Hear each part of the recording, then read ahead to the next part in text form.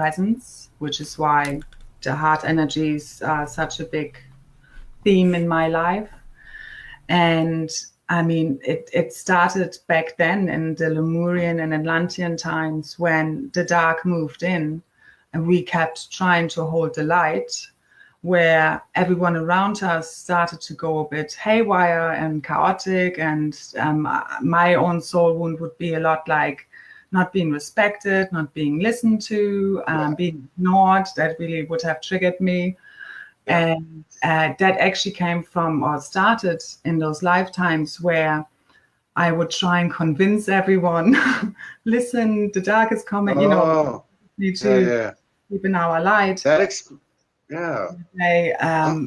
kind of all we lost control. But the important point actually is that I learned, so again, it's mirrored in this lifetime. Let's not try and convince everyone, because by trying to do this, we get ourselves exhausted, we get ourselves frustrated, we lower our vibration, we are being brought down by it. We are the guiding lights. We are here to hold that light steady for everyone else. As long as we stay steady, it doesn't actually matter what goes on around you. As long as you can stay in your center, everything will be fine. And I love that message here. So we don't have to fix them. We just have to look after our own vibration, not just. But once we reach a certain level of purification, of having healed our wounds, you want to go out and share what you have to say and your wisdom. And I also find the more we clear, the more wisdom will come in, or, it's not really out there. It feels like it sometimes, but it's really within. It's an activation within. So as we clear the distorted DNA, our galactic DNA or our multidimensional DNA can come online, and that's really that's where our wisdom is.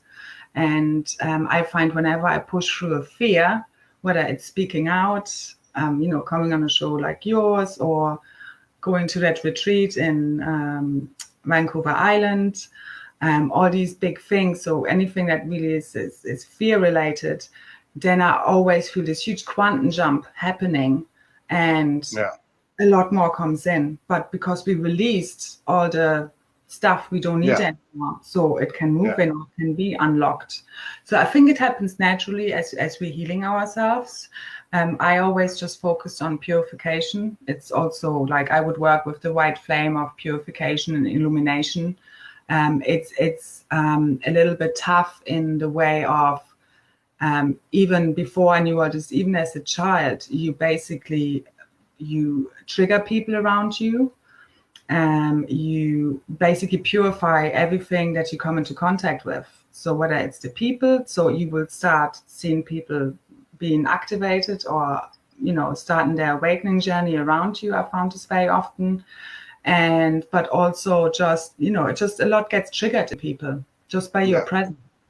And it sometimes feels like, it's not fun. I know. I traveled the country for 2 years, and everywhere I went, they got mad at me. And I just stayed in my room and broadcast most of it.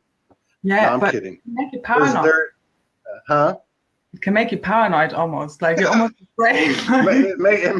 It makes you a little bit, like a turtle sticking his head in a shell.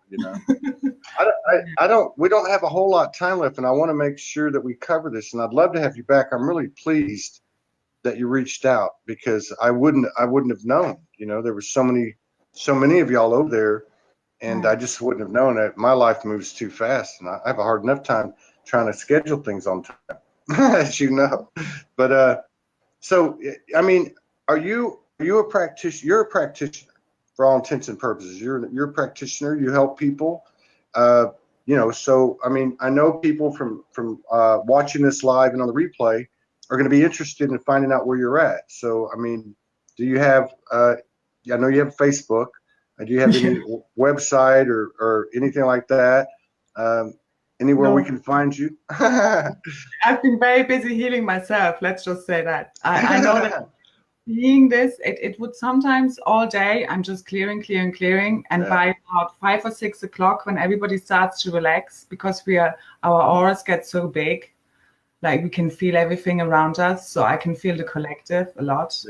I mean, we all do, but basically, I've been very busy clearing on being level. So I've been advertising on Facebook, really. Otherwise, over email. So I'm not at the level where I'm very organized or professional of having my website yet. I always have these intentions. I'm not either. Don't feel bad. Don't feel bad. I'm still, mine's sitting with half a page done, so don't feel bad about that. But I want to say on behalf of everybody, because this is a very good point. And I'm sure that your work is extremely effective as a practitioner. But what I wanted to say is there are more and more. It's becoming more and more obvious that there are divine feminines out there just like you, who are doing this massive work, basically in solitude. Because like you said, when you're clearing for the collective, right? We need to take a lot of worth and pride from that, because for years I also had a small, like, my daughter's 5.5 years old. That's a whole other story. But I mean, throughout from when she was about 2.5 to 5 years old, I was mainly in bed. I was always saying, "Mommy is tired. Mommy is in pain." It was not fun. It wasn't so much a choice. I was just going through it, but it was very intense. But I felt very low on myself because I wasn't really the mother I knew I could be. And I wasn't out there providing any services. This was all in my head for all intents and purposes. And you don't find a lot of self-worth through that because you don't see, it's not tangible. So we all have to really find a lot of self-worth in just us looking after ourselves, filling up our own cup first. Because, I mean, I was once asking my high levels, okay, when is this cup finally full? I mean, how? And it's like, the answer was, it's a big cup.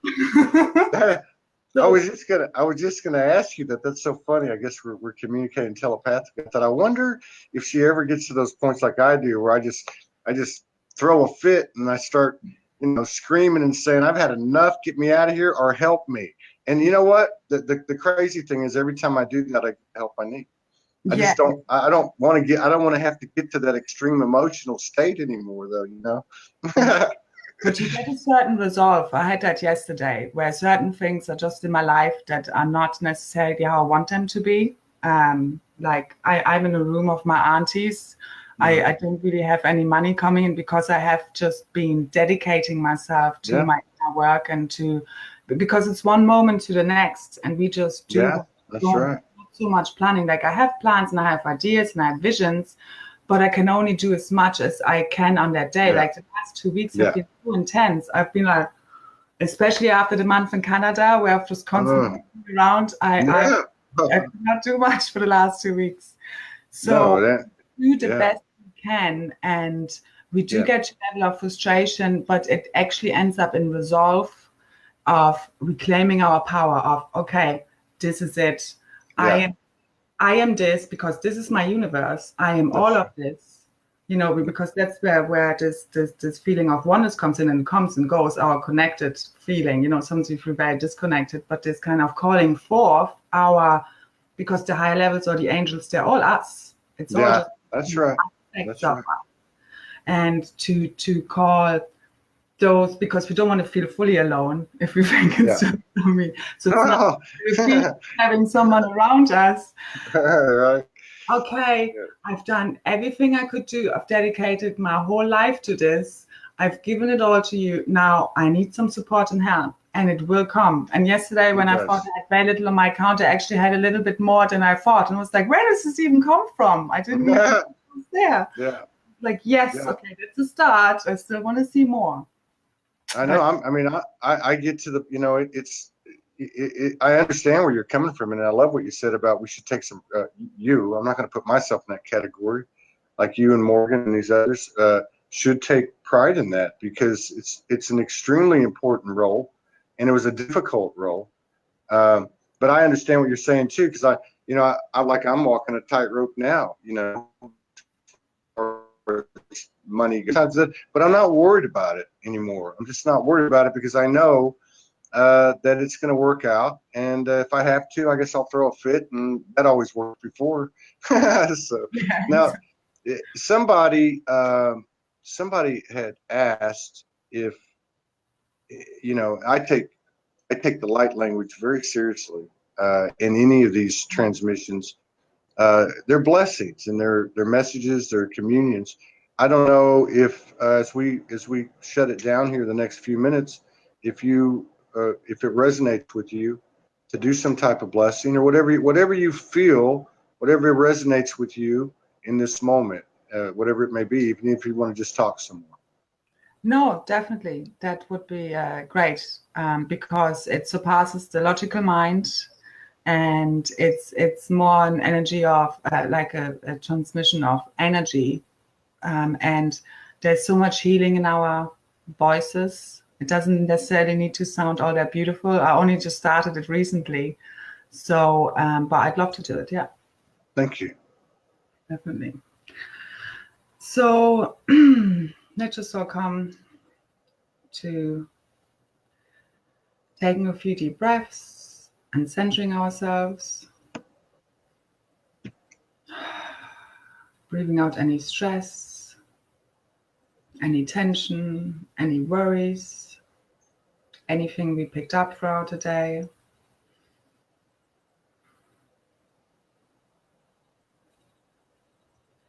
And we all connect to our higher selves and Christ itself, multidimensional selves, I am presences, pure source. Pulling this into our bodies, connecting to the human heart center of the collective, the heart grid.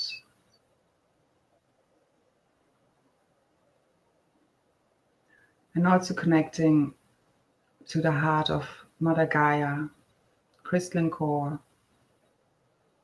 all through our heart centers. And we're clearing our physical, mental, emotional, and spiritual bodies, purifying, illuminating, activating the highest quality DNA in our physical vessels possible in this now, calling forth our highest light within.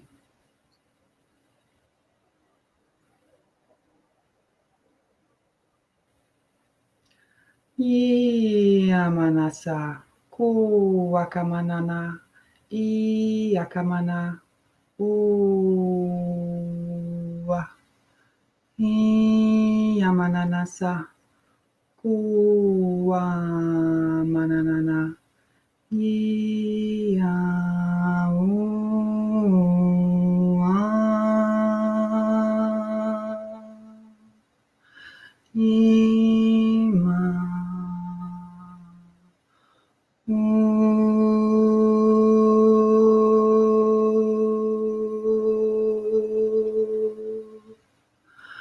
Yamananasa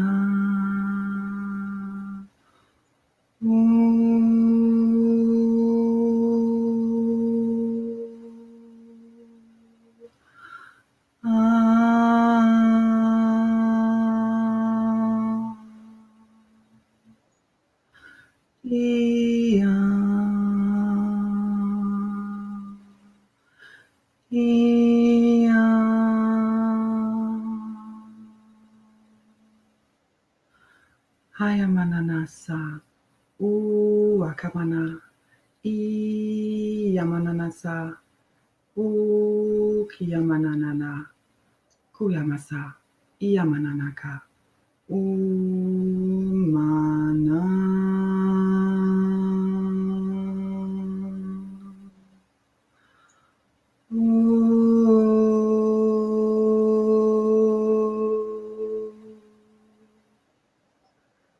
yamananaka kuyamananasa yamanana kakana uayamana yamana kuayamanana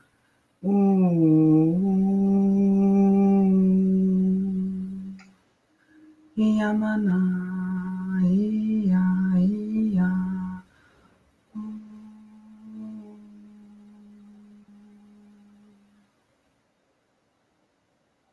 Mm. Thank you. You're very welcome. Thank you very much. Thank you. And yeah, that was amazing. I'd love to collaborate with you again. Yeah, I'd love to. I had There's a soul link there somewhere. That's my feeling. What's that? Soul family. There's some soul family. Yeah, link. well, yeah, I think so. Yeah, and I normally schedule stuff a couple hours apart, you know, because I never really set a scheduled time. But yeah, we could probably go an hour and a half or 2 hours. But I messed up the time, so we got to start another show with probably another one of your sisterhood. I can't. Carla Roberts. She's out of oh, I can't remember now. She's originally from Iceland, but anyway, it ought to be really interesting. I know who you mean. I can't get the name together either. Yeah, I know. I'm just afraid how I'm going to introduce her. But yeah, so yeah, but I'll reach out to you, and if you have anything you want to collaborate on or anything, yeah, you just reach out to me, and I'd love to help you get the word out. If you're trying to get, you know, if you're working, you know, to build a practitioner practice and spread your skills and abilities out there, then, you know, we'd love to help you. So if you put anything together and you want me to put it out through the network, I'll be glad to do that. Thank you. Yeah, let's definitely do that. And anyone can connect to my Facebook or also Ramona Lapin, one word, @hotmail.com. Okay. All right. And I'll be talking to you soon. Thank you, everybody, for joining us. We'll be back in about 2.5 minutes. Blessings. Bye-bye. Bye. I enjoyed it. Thank you so much. Thanks. Right, bye-bye. It really feels like we're there. We're here. It's just a matter of, I don't know what the word is, living that, being that. Definitely. And things come up to the surface and we clear it, we look at it, we love it. And then boom, another, you know, big awareness. A lady came on today and she said, and sometimes you have to get a jackhammer out or a sledgehammer. But it's true. It doesn't last. So are we on live? Yes, we're live. We've got 34 people in the house. We got a Haruko, Blue Star Child in the house, Mount Shasta. So, what are you feeling? Like, what are you feeling collectively and personally? Because it's moved so fast this month. Last weekend was a solar flash, and this weekend to me feels like it's the same, but bigger. Right. Well, that, you know, I feel like we are more and more trusted, more and more empowered, that, you know, it's just a mirror of how much capacity we, you know, gained. And so, you know, because universe and everything else works in harmony in a way, you know. So even though we feel like we got blasted with a solar flare and all that things, but it is, we are creating it, you know. Yeah. And to own that is really important, because we become more kind of like a victim, or, you know, get washed away with this after effect of what happened. And to keep reminding ourselves that we are creating this. Right. So how are we going to use this to clear ourselves more or empower ourselves more? So, you know, I feel that we are really doing it, you know, of course. And acceleration is really is our willingness. And I feel that there is a, you know, deep level of excitement, and also deeper level of dedication, that, you know, more and more people are owning, you know, our everyday life experience, and we are doing less and less of the projection to outside, and owning our own shit, you know. Yeah, and so yeah, we are yeah, doing this together, of course, and together means like solar flare, the sun, the planet, everything. We are part of the whole. So, more and more we empower ourselves and more discover who we really are. Then outside of us really shows us to really push through more and more how we can be more empowered and how we can be owning as a creator. Boom. Phew. Boom. Are you feeling anything from Mount Shasta? Yes, I've noticed, ever since I opened my gallery space here, 3 years ago. It was, 6 months before the COVID things, and so I've noticed that, I'm really working together with the portal here, and really anchoring in a physical level to the new Earth grid. And I think we share this. The last year was more like a war of, who's gonna be taking caring the portal here, the one without heart or the one with the heart for the humanity and for the earth and beyond. And of course, it settled with the one who are in the highest, intention, the being of the light. And so this year, after January, especially February too, it's more in the maintenance state. Yeah. So it's less work, but also, of course, you have to be always watchful. Yeah, of And course. Of yeah, course. and There's I've a lot of humble noticed that. pie still being served by the universe. But you're right. Right. You're right. There's like an aspect of finding it, like finding the lifestyle, basically, I guess, to put it in human terms. And then you get to that point and it kind of embodies or anchors, and then it's more like, what can I do with this? Mm-hmm. Like, what can we actually do with this? Because it is limitless. And the fact that we're in this dense, or what was a dense reality, everything's become more possible. So what can we do? Like, I'm Yeah. so interested in uh, rematerializing on another part of the earth, or in physical, or taking some part of my physical form or my consciousness.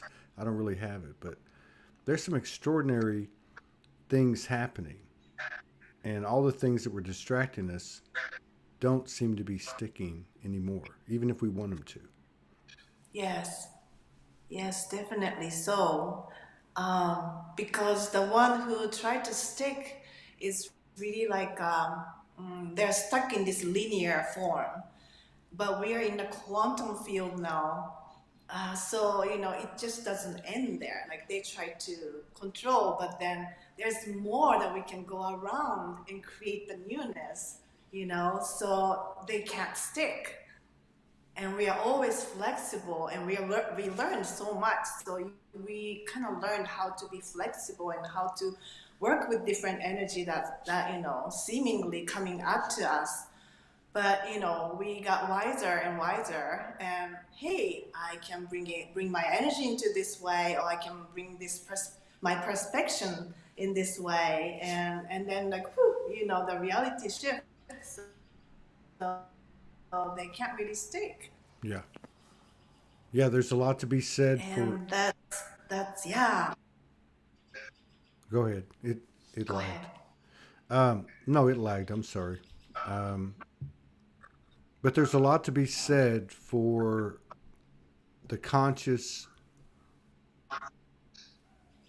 higher alignment or equilibrium that we bring into ourselves, and we when we don't leave the arena, when we don't leave the situation, and we actually stay there instead of putting up a boundary. And we can, and we have, but we're going to come back to all of it. All of it will have to be one. And so this is really Right. cool because I think we've gotten to a point where people are starting to forgive themselves and forgive each other because it's a simultaneous chemical cosmic reaction, right? And Mm-hmm. um, and it's a beautiful thing.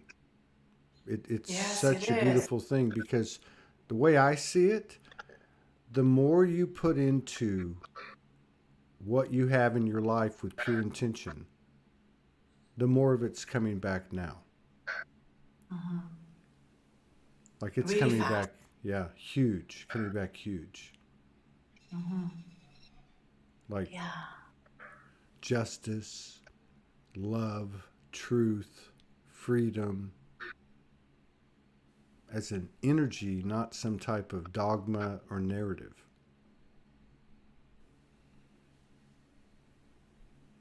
It is just the universal love, the I don't know what heart. it is. I don't know what it is, but I think we got the newest and best version going.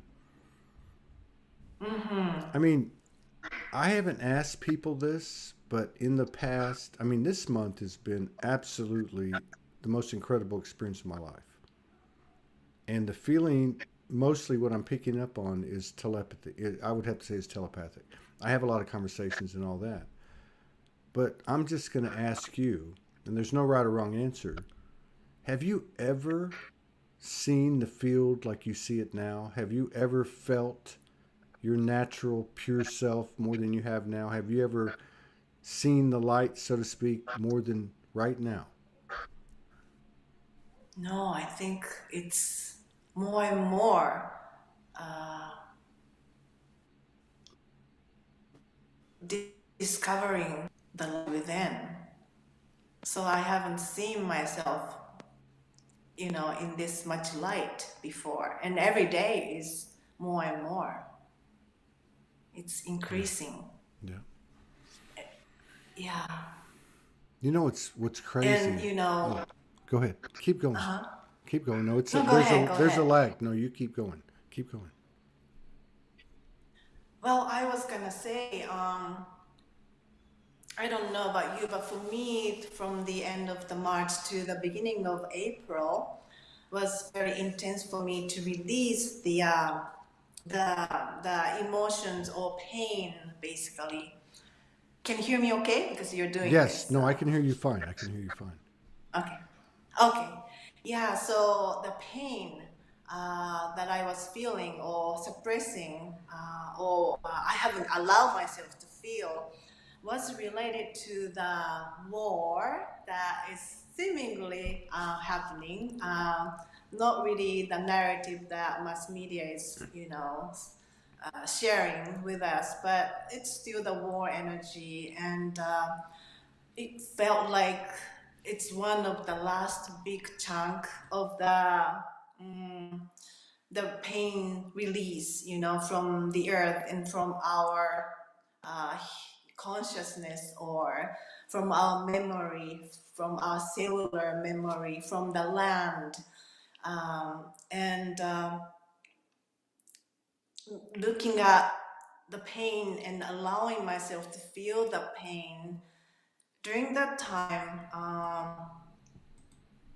Usually I don't really focus on wars, but it really came to me that maybe I needed to really look at, not maybe, I really needed to look at, and also from the heritage that I was born in Japan, where the nuclear bomb was dropped, and so I was really guided to go into that field of pain, and it was just so, how do you say, nauseating. I felt it, and it was just like really so sick.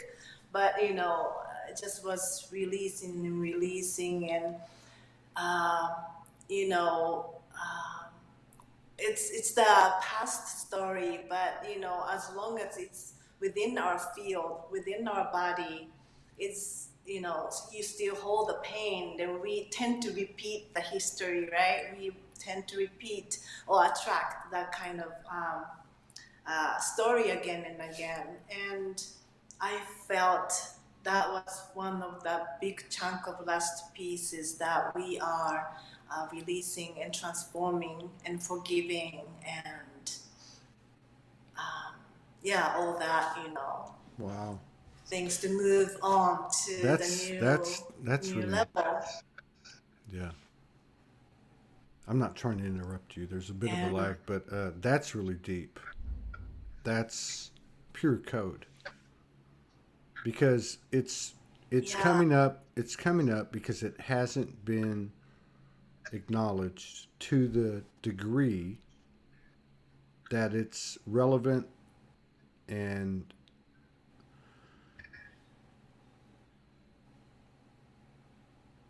it's part of us, right? I mean, it's it part of is. us, and until and the thing that's I think that's happening. I've been talking. Morgan and I obviously talk every day, but like there's things in the past that once they're brought into your awareness and you really are present with it, they no longer have any context.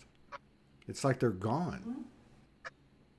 Like you can remember it, but it doesn't have any type of charge with it. It's just like reading a book or something, like a story. Mhm. Right. And if there is a charge, then you can look at it too. There's the anger or tremendous fear. Um, it's just I can't even imagine how to be in that field where the bomb is, blasted. And when I was young, it was just so cruel, but it was educational film that we all had to watch or something. Wow. That I was You traumatized, had to watch and I the don't think it was even shown in America. you had to Yeah, when I watch was, the in bomb. the, They had film of the bomb going off on Nagasaki.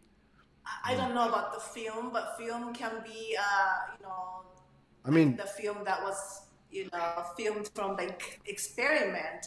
But the scene after the bomb, okay. and it's like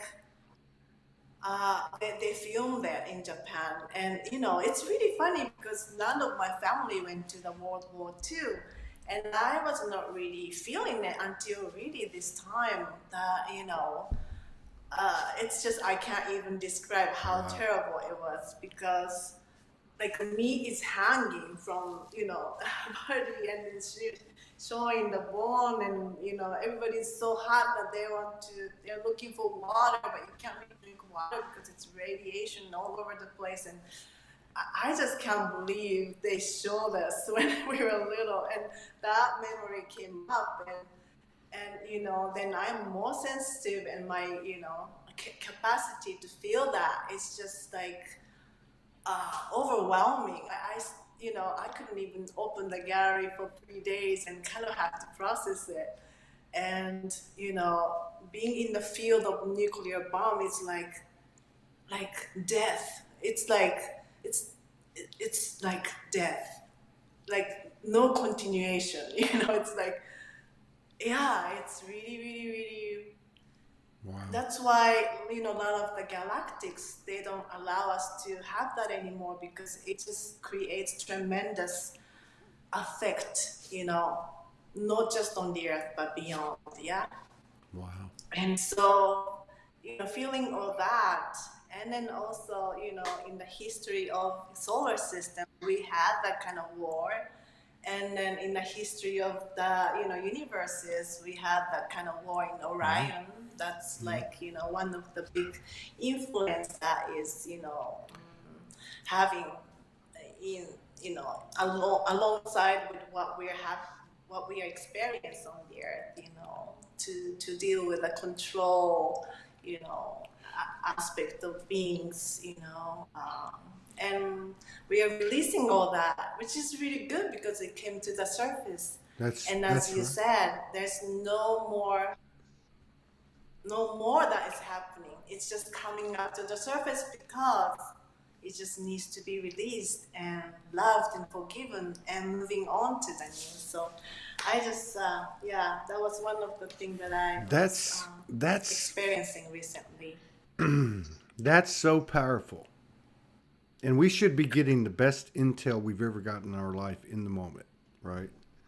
Like, that's so powerful. To, you know, to think that, because, you know, your wisdom, your most sacred wisdom, my most sacred wisdom, any of us, is in the balanced, transparent sharing of our story. So I can't even imagine, you know, 6, 8, 10, 12, 14 years old, whatever you were, seeing those videos and pictures and that dogma and that trauma. And it comes up today. I agree with you. It's a lot like our lives, like you said about wars. Like if you look at the war today, the supposed war, whatever it is, it's not sticking. It doesn't have worldwide attention. People aren't paying attention. But just like our lives, these things came back, they came back, they came back. And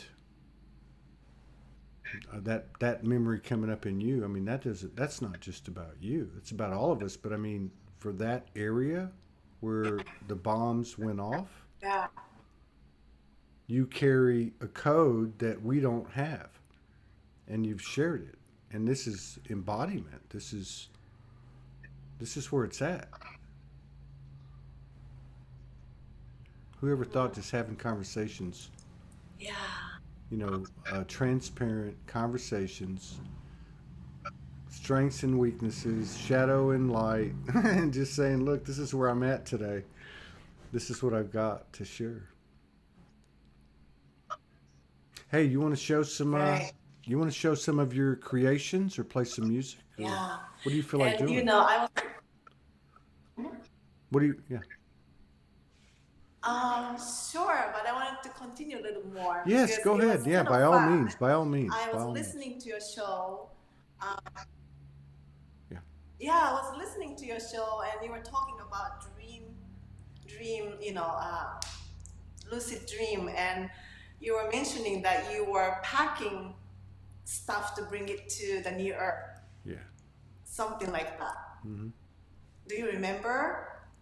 I think you were packing things to bring it to the new earth. And I was, around the time, I was packing the stuff that we don't need from the earth, you know, the new earth anymore. You know, we don't need to bring to the new earth anymore. So you were packing the one that you need, and I was packing the one we don't need.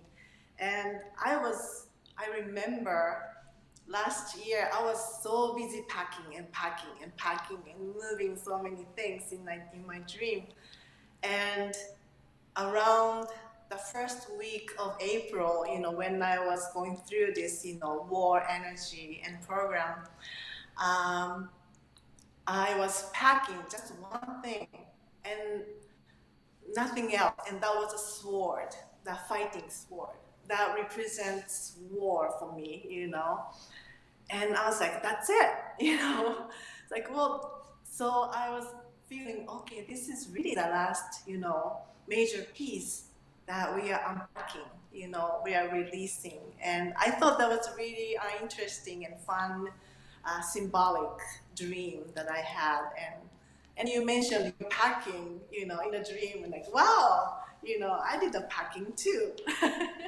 I saw the packing because it was a whole series. They're like coming together more and more as a whole. But there was a period of like 7 days. There was a whole series, and it started out like landing there. It actually started out one of Morgan's groups in like this group visit to the new grid. And when I went in, I saw everything was white. So in the lucid dreams that followed the next few days, everything was white. And even in the one where we were packing, everything was white. So everything we were taking with us was white. So I don't know. I know there's, you know, like what you had to share. I've talked to a couple of other people, in the last week. Kirsty Lee and a couple I can't remember right now. And they had something from way back come up. But they explained it like you did, with so much clarity. and understanding, and it very shareable. You know, just this is what it felt like. This is what it felt like today. This is what I know about it. I don't know. It's there's something going on with the sharing of our frequencies in the most transparent way we can be. And so much of our code, really all of our code is that's new is from coming into alignment with our experience and seeing it and not pushing or resisting or ignoring or distracting ourselves. Right. Well, with the best of our abilities. That's it. And like you said, we've made a lot of progress, but you got to stay on your toes. But it is like I look at things because it's such a realm where the polarities are so loud, and of course it all comes down to the last two, which is like masculine and feminine. Such a complicated thing, such a journey it's been in the last 10 years, and I look at that. So I look at and I look at the fact that we're actually creating what's inside of us. So I look at my relationship with Morgan, right? And I go, I mean, like, we can take this as far as we want to. I mean, oneness, getting to oneness with one person, whether it's a romantic relationship or not, is huge for this collective. And I think there's a lot of couples or places where 2 or 3 or 4 or more gather. They're starting to come together. You could say like little circles or little groups or whatever that are really anchoring whatever it is that we're experiencing and actually staying with. I think you used a good word a while ago. It's like a maintenance. And I know that's not a great word for it. I mean, I can't think of a better one, but I understood what you meant by that because, like I said, it was like we had to find it, gain confidence in it, embody it, and be it. And that's, I think, what we're doing. We're actually doing it, and we're going, you know what? We can do this.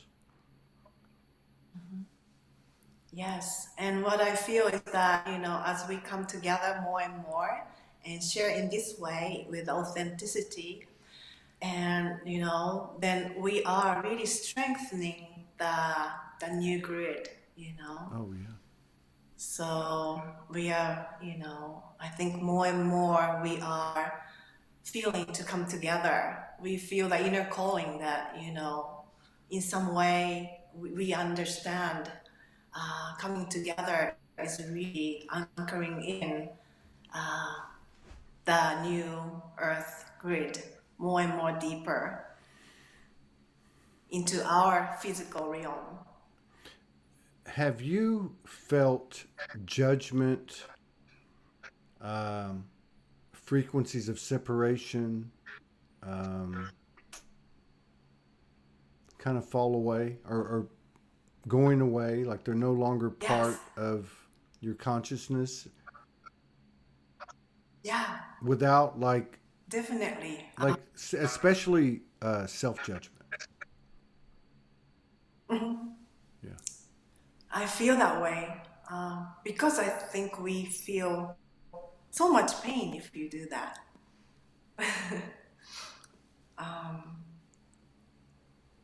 It's self-judgment program is falling. Yeah. It's almost like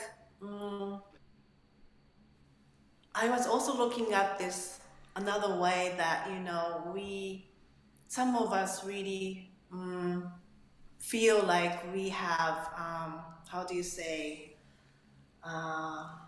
what is word implant in a way, the program implanted in our system, and that implant, whatever we want to call it, it's energy, it's the program that we kind of implanted within ourselves from outside source, or you allow that to happen. but that implant is not really functioning anymore. You know, it doesn't have much power because we are really digging into our own, you know, unconscious program. And so no longer they hold the power unless you give that power. Yeah.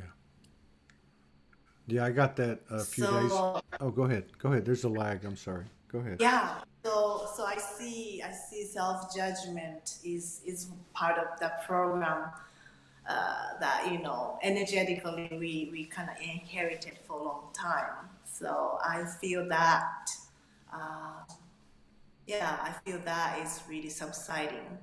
Like we gained more power to as a creator, as owning this body, every level of the body, you know. Then the the energy that doesn't serve for the highest good doesn't work anymore. So I feel that it's really gradually, actually, you know, fast in a fast way, it's really happening. Yeah. That's how I can share my Do you? perspective. Yes. Thank you. Do you? I know it gets difficult sometimes because we've talked about it so much. We have the physical genders, but we do have a masculine and a feminine energy. And many people can attest to it, but only through their own experience. And I get all that. But, and there's no right or wrong, but like, what are your thoughts on the presence of the Mother Goddess energy, the divine feminine energy? And I know there's a masculine there. And I'm very, you know, we're all very in touch with that. But like, do you feel like that this is what we're seeing or what's coming into our lives, into our reality? That the Mother Goddess energy that's been suppressed is actually becoming a palpable part of our consciousness that's permeating, you know, into all of our bodies, physical body, etheric bodies, and so on. Yes, I totally feel that way. For a long time, I feel that Earth itself had this like controlling grid, you know, and not really allowing uh, the life force to come directly to the Earth. And now that grid, you know, we co-created, has been dismantled. So the life force is now coming directly more so to the earth. And for me, the life is mother. Yeah. The life, you know, divine mothers, you know, they call it, or cosmic mothers. Um, for me, it's life itself. Like, we couldn't live our life fully before because we had to, you know, be under the control, you know, limitation, the belief system of limitation, and we were not really fully alive, you know. And now we are really having the desire to live fully from our heart. Yeah. And that's the mother, the divine mother. You know, we are allowing it to come into our life, our every level of our body, and, you know, allowing to live, you know, allowing to express. And that is really coming in. And also to, you know, for me was to, you know, forgiving the aspect of wars. On certain point, I couldn't even bear feeling the pain, and only way to really feel and feel the safety and you know, encouragement and the capacity to transform was to calling in the divine mother essence, the energy, Yeah. the love. Without her, her means plural, but without that energy, I couldn't transform, honestly. And I feel like, many people nowadays, losing mothers, for example, and, awakening into this, love of mother, really appreciating, really feeling the love of mother. And by feeling that we awaken that, that level of love. And so I think our heart sometimes feel lots of pain because we are really, cracking open to feel another level of love. And I feel like that's another thing that, some of us choosing to allow, Yeah. So, Or yeah. And more we release this, pain and suffering pattern, we have more space to receive that life force. And there's one time I felt that 2 years or 3 years ago when I was doing a walkabout in Australia. I was like in a camper van, traveling in the middle of the desert. And there's one time, it was like last day of that, journey. And I was on some sacred place. Um, and my heart was just so heavy, and that moment, and I released so much of that, pain. I was just crying and all, and boom, all of a sudden I received this life, and it was just amazing that I felt like I have never lived before. It's like, what was the life before?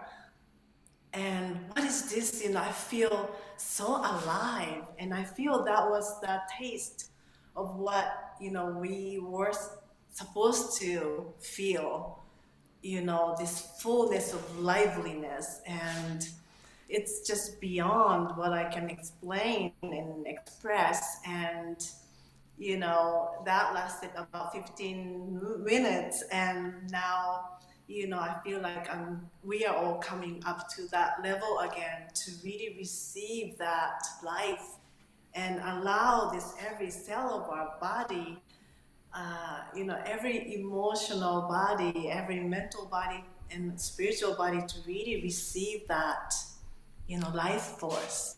yeah. Yeah, sorry. That's really, that's a divine mother, Well, really anchoring in so like, for me. yeah, no, I totally, and thank you for sharing that. Sorry about the lag. I don't know well, I think it's on my end. But like in, if it, I believe what you're saying is true. And I believe that we're embodying everything. Everything that is the concept, everything we do is the conception of what we experience or what we create. So if the mother goddess energy is coming through and being embodied, I think a big part of our journey is being conscious from a human level of what's actually happening. And I think we're starting to see that. Like with your story and a couple of other stories I've heard, like through your story, like I can imagine the war genes frequency, however you want to put it, the patriarchal frequency, the impression it must have made upon you as a feminine, as a female, as a woman. Like, especially being an empath, if you're like so sensitive already, I would imagine that was a very loud frequency that I guess scared you, could have made you mad, could have, you know, the whole idea of the symbology of the bombs being dropped on Hiroshima and Nagasaki. And like, I guess what I'm asking you is like, as a woman who's come face to face, as all of you have, with this war gene, do you feel like that some kind of higher alignment or peace or equilibrium may have come into our potential or even been achieved or being achieved? Yeah. Yes, definitely so. And we are all doing this too, and not only the wars, but we also have the inner war, inner conflict. Yeah. And as we, do the inner work, we are contributing to bring the peace and harmony. And peace and harmony is the divine mothers, it's the life, the nature. In the nature, if you look, everything is in harmony. Yeah. And we kind of forgot how to be in the harmony within ourselves and how to be in the harmony with the cycle of that season, cycle of the planet, and cycle of that, whole universes. And as Mother Earth is going through the next level of cycle, we are awakening into our own, natural way to go with her, and true awakening is really to be natural, and Yeah. how simple it is and how difficult it is for us sometimes. Do you what And on a sorry, on a personal level, just you from your eyes, on a very personal level, as deep as you want to go or not, where are you at right now? Because I look at you, I don't I don't check, I just come across your energy, I guess, when I'm supposed to. And I've seen different expressions of you since the last time we talked and even before. And it's almost like your multidimensionality, each aspect is coming out and showing itself. Like you're not one thing. Like the picture you sent for this post, for this show. Like a couple of expressions I've seen you do on video in the last 6 weeks. It's like different parts of you are showing up. Does that make sense? Do you feel anything like that, or am I just crazy? yeah, definitely. I think that's the natural being, that we have so many aspects. And so don't get caught in the one identity and just play with it. One day you're playful like a child, and one day you feel like a goddess or, angel. And one day you feel like an asshole. Yeah, just bitching, person who's complaining a lot, or Sorry. stays like a little weeping child, and just be, free with it. It's like looking at animals in the nature. They go wherever they want to go. Especially look at the little bird. They go to trees and they sing. If they don't feel like singing, they don't. And they migrate wherever they want to go, but they're in the harmony of the nature, though, even though they are doing their own thing. But singing is like singing with a Mother Earth. There is no disharmony if you look at the animals. And so I feel like being multidimensional, that we are, as we awaken more and more, and as we allow ourselves more and more to express, that's how we discover our gift and the true power, true inspiration. And we are all channel of different dimensions, expression of different dimensions.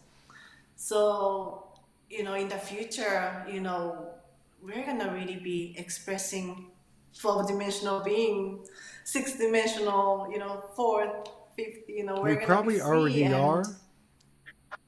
For Yeah. God. How do you find your voice if you don't seek your voice? You know what I mean? Like metaphorically, like your soul's voice. which is made up of all these voices, without finding those voices, and not just finding those voices, but anything we've ever done, any expression we've ever had, anything we ever,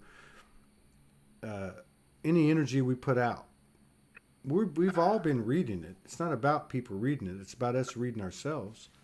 But I think it's conceivable that we've got to hear some of these voices on our way to finding our singular voice. Like it's got something to do with the same pattern of finding oneness with each other.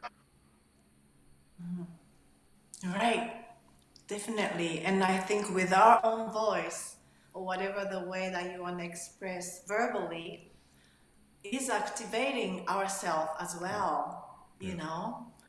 So, like, I have been drawing this, whole, multi-dimensional blueprint, for the new earth. I have been doing it because I am activating myself. I have been activating myself. And now, the sound aspect of it is getting more and more, important in a way.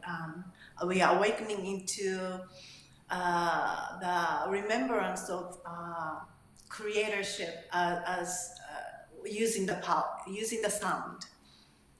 And so as we allow ourselves more and more, to voice out, to express, we are awakening ourselves. And therefore, we are contributing to awaken others because we are one. Yeah. That's right. So It's contagious. It's a real virus. Right. It's a real virus. Mm-hmm. It's true. Like that story you told, that story that you told us. I mean, I know I'm one, but how many people gained a perspective of a soul's journey or a human's journey or a feminine's journey or of somebody who was the victim of war gene? I mean, how many people something turned on and activated within themselves just hearing the mirror of them, which is them, tell the story? Like there's I don't know what could be more grounding and more activating, more awareness coming in than being transparent and telling our stories or expressing ourselves without being embarrassed or without second guessing ourselves, knowing that we can trust those that are holding space as much as we can trust ourselves, not to judge ourselves, but just to let us run free, right? Right. Yeah. Mm-hmm. And, we're allowing to experience and feel more and more. And, more and more we do that, we are playing every part on this, earth drama on the earth and beyond, and there's no pointing finger anymore. That person is me, and that, alien is me too. We all we are all experiencing as a fractal of the source energy, and really bringing them together in our heart to create this unified field and co-creating with Mother Earth to, make this planet as the planet of the heart. So, feel like, I've been drawing this whole, blueprint or whatever, the story of the earth. I thought I was drawing about the future. And now that, when I draw, it's no more future. It's now that I am drawing, which is just amazing to me. It is now. Like you said, we are now here, Yeah. It's it's every part of where we came from or where we're coming from that we got to come to terms with. It's like you're accepting it, releasing it, aligning with it all at the same time. But there seems to be some really big things that have happened recently, which is around judgment, separation, like the story you told, the impact of your experience came through, but it didn't leave me with the charge. And you obviously weren't carrying the charge. You were talking about something that would have to be along the lines of child sexual abuse, trafficking. I mean, something that's really like you go, whoa, how could somebody do that? And probably many others have reached a place in proportion to their experience, their life experience, where we've neutralized some really major things. So what's going to happen now, because they're no longer here? Like, you don't carry any resentment, you don't carry any hatred, you don't carry the war gene, you don't, you know what I mean? So it's like we tried to find it, we found it, we get used to it, and then you're going, whoa, we really did do a lot of work. Look at the change that's come to our atmosphere that we live in. I mean, you see it more and more Yes, and and it's more all, every day. Yeah. Go ahead. and it's really all up to us, and that's what I felt, especially this morning, really more deeply, humans, it's really up to you now. And that message that I felt today was like re-empowering, you know. Yeah. Yeah, and this is the scene, this is the world that we're creating. So what is I this? painted it. Is that a painting, or did you This actually? is, Is yeah, that? this one is painting. It looks like it's a blanket. Yeah. It has a lot of depth to it. I was. Hey, I'm gonna turn you on the Blanket. screen. I'm gonna put you on the entire screen, and Okay, I'm going let me to. do this. Yeah, I'm gonna turn my mic off for a second, and I'm gonna run to the little boy's room. Oh, I think I got it. Okay. So this one is called Greeting from the New Earth. And the title doesn't match up anymore because we are living on the earth now. And, this was just a depiction of the feeling that I felt about the new earth, that, the solar energy, the life force is now fully anchored on the earth. And I think that represents as a sun. And you can see all these animals and angels and all the beings are happy together. And I felt this one in my heart. And when I felt that, I just cried for about 2 hours and created the design. And from my feeling, this is what I am creating, for the future earth. It's the joy, abundance, happiness, harmony, self-sustained. It's just coming together in oneness. And the innocence of the creation is back on the earth. That's what I felt and painted.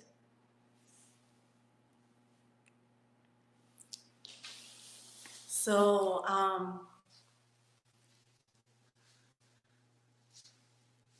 this one is the Stargate of Golden Age, and I drew this one in 2010, and now we are here, really went into the gate,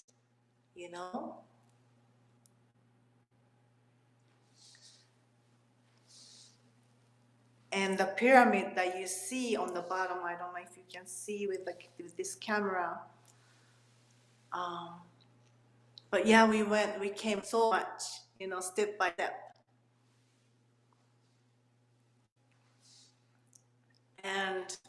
I'm explaining about Stargate of Golden Age. Can you hear? Yes, I can hear. I'm with you. Okay, great.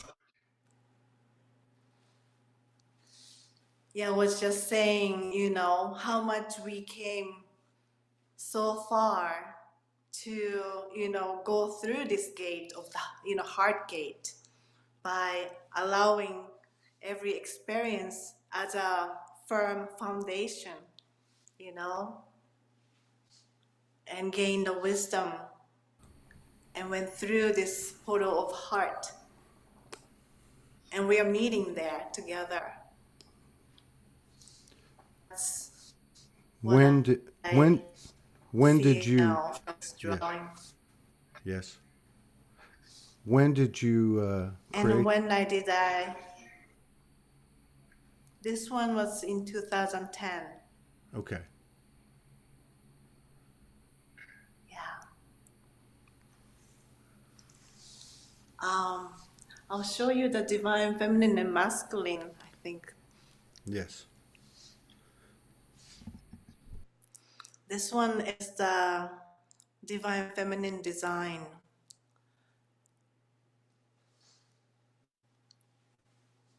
And I showed this one before, but I'll just share this one again.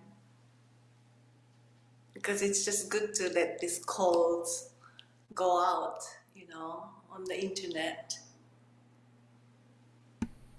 Yes.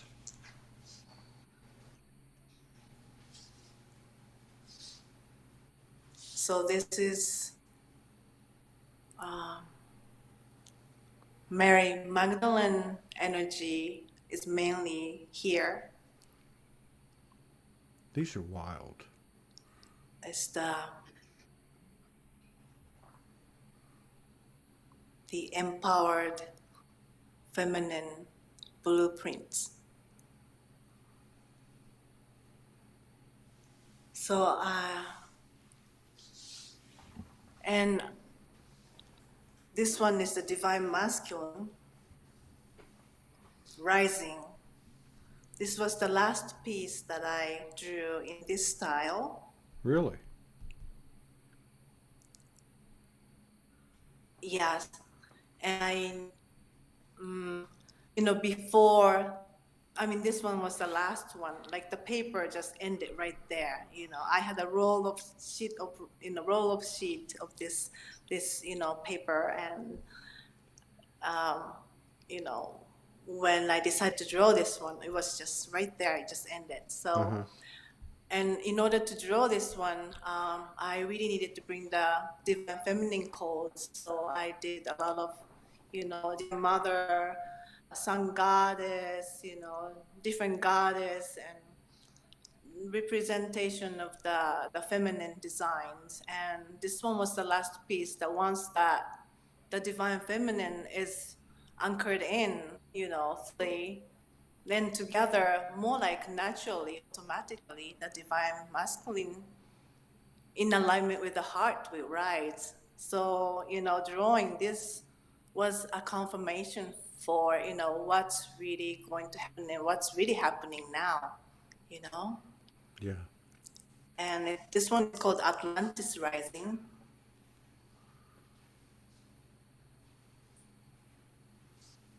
And you do these all by hand? Yes.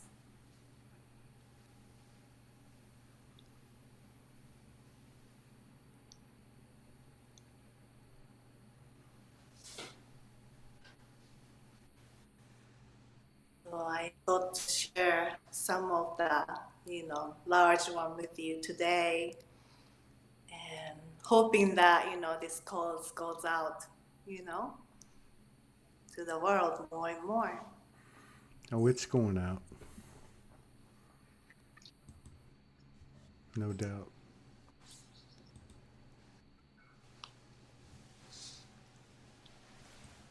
Wow.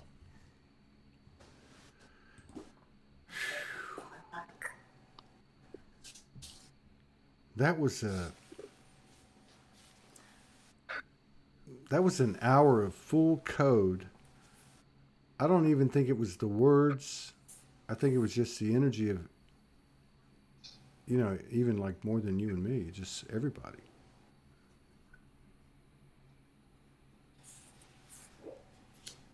Yeah.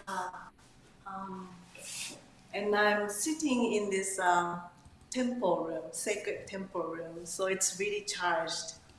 And I was hoping that, this energy goes out as well for the highest good of all. And yeah, let's see. There's one more piece. It's in the other room, so I'm just gonna show it on the poster. Okay. In the poster, this one is called Peace on Earth. How did I say it this way? I remember this one. Yeah, and it's really happening too. The divine feminine is here expressing, freely now, and masculine is supporting as a foundation instead of, oppressing from the top. Yes. From the top, I guess, and that is flipped, and in that way we can create this infinite, eternal life, and the sword. There's a sword on both sides. I don't know if you can see it. Yes. Turned into sword, for the fighting. Turned into the lotus flower, and that's really exactly what's really happening energetically for me, And so, yeah, I'm just in awe, how. That large rectangle, long rectangle at the bottom, with all those figures in it, looks like a foundation. Yes. Mm-hmm. And those are aspects of us, the Like galactic aspects of us holding the foundation for, it's more like holding the space for us, for the earth to manifest this. So, yeah, and that's really happening too. It's amazing how, this drawing taught me, and now I can share. So thank you so much for giving the space to share. So. Well, thank you. Thank everybody for showing up. Things are getting interesting. I've been getting drowsy like the last 15 minutes. You know how the energy comes in and just takes you down for 30 minutes, an hour, 2 hours, 3 hours. Just got to go with it. Yeah, we're flowing. Yeah. We're flowing. Well, at least we know we can. And if we feel uncomfortable, it's okay. No judgment. Go into it. Do what you got to do. Most of us can find private time very easy. We've all been put in these situations where we seem to have solitude accessible to us. So, I think it's pretty obvious that the universe is working with us. And we're not at the party yet, but I think we're at the pre-party. Yeah, definitely. We can feel it. We are really co-creating, and more we realize that we are the co-creator of our own reality and co-creator with the source and Mother Earth, the light beings. It's just amazing. And I don't even feel like I'm feeling that. It's gonna be like explosive if I really feel that, in my heart. Yeah. And yeah, right now I feel like I have emotion coming up. It's almost like I wanna cry. Well, whatever you want to do before we get out of here. Gratitude. Oh, okay. I can sing. Whatever. Yes. What? Whatever you want to do to take us out of here, to take us on home, just go ahead and share. And thank you for everything that you've shared. Thank you so much. And yeah, I really thank you for providing that opportunity for us to share and putting into the New Earth grid. And I feel that in Arkansas, it's really an important role. Even though you're doing it for with your joy and following the intuition, and also Morgan being in Australia. Australia has been keeping, especially the Aborigines, they have been holding the space of like dream time. And, you both together co-creating, it's just making more possible to bring the, the possibility of New Earth by coming together, working together, and putting it on to the new grid and meeting there. So I really want to thank you for giving me opportunity to co-create, and also you let me grow over 5-6 times we talked. And I really thank you, because I was scared to death in the beginning. I don't like public talk. And now I am more allowing myself to do things. And, you play a big part of, my growth. So before we end, I just wanted to give thanks to you. Thank you. Thank you. This is what I'm talking about. Transparency embodied. Yeah. Just, it's not perfect, but we're getting there. Well, you take care, and I'll see you again in 2022, maybe in person. I mean, who knows? Soulogy Fest, September 23rd, 24th, and 25th in Arkansas. Yes, So, I heard that. Maybe one of these days we'll meet in person again. I still have to hold my gallery space, but we'll see. I will listen to my heart and see the direction, feel the direction where I need to take.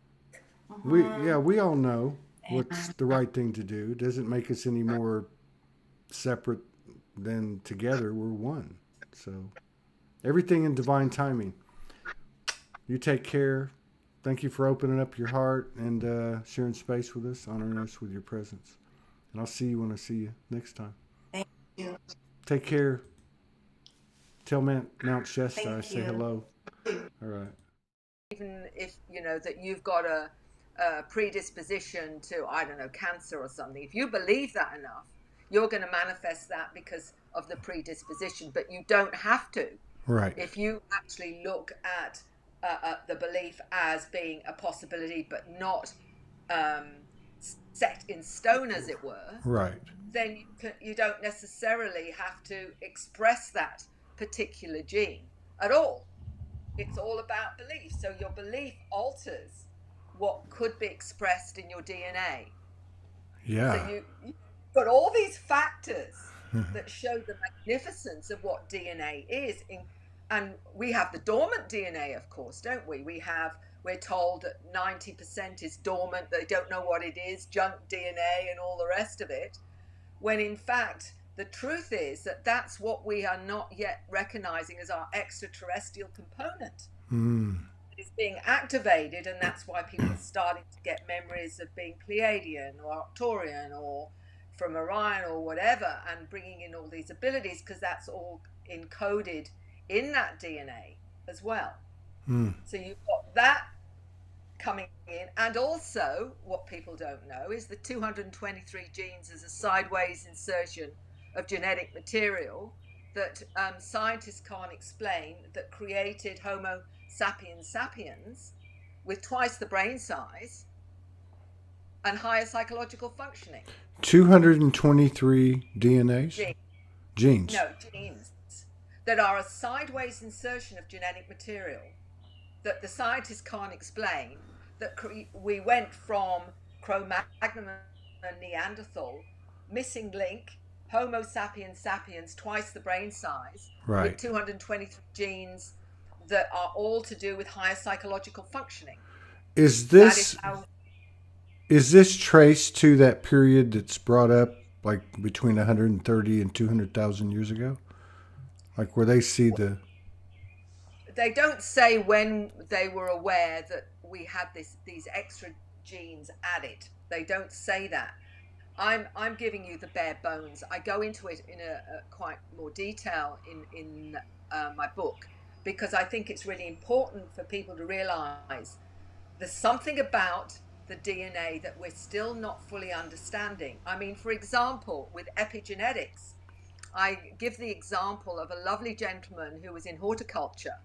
I haven't got his name to hand, but I've got it in one of my presentations, where he's got cactus, and he keeps saying to the cactus, you don't have to defend yourself against me, because I'm not going to harm you.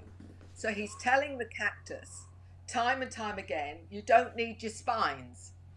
You don't need your spines because I'm not going to harm you. He ends up growing cactus without spines. Wow. See, and that's much bigger than, I guess what, directly influence our own body. It's out. Yes. It's yes. it's outside of us now. It's consciousness. Yes. All of these are clues to the potential that we have and are. All of it is showing us how our thoughts and our intent have a frequency and have an energy that is magnificent. Yeah. So, God, the DNA was a part of that presentation that I saw. It was very impressive. And I watched a couple other things too at the same time. I watched one on another podcast and they were talking about consciousness. Like, what exactly is consciousness? And it just all kind of merged with what you were talking about in regard to the DNA, because that's a physical quality, right? Yeah. And so I watched that. And one of the things that came up, there's a lady named Gigi Young, and she has a YouTube channel, and she's been active, Starseed active, for 10 years. And she's been very consistent. She uses her own research and her own guidance, and then she puts out what she puts out. One of the things she's been putting out lately is a series called the Mars Myth. And the basis of her presentation is that, now stay with me on this, because it's not like totally a human kind of a perspective. The basis is that there's an implanted storyline that we had been manipulated, or else, let me put it this way, we had been created totally 100%, that she feels is false. Not that literally some of this stuff didn't happen or that there wasn't alterations, but that the human species, I guess in a way, is kind of like all species, that it's self-determining, self-regulating, really the same qualities that you were talking about, having what you're kind of brought in with, but also having the ability to change things as you go through the process that you're talking about. And I don't think that she's throwing rocks at it. I mean, I think she's saying, hey, this is really about consciousness, and so this story is being presented so that ultimately you can be offered a one world religion.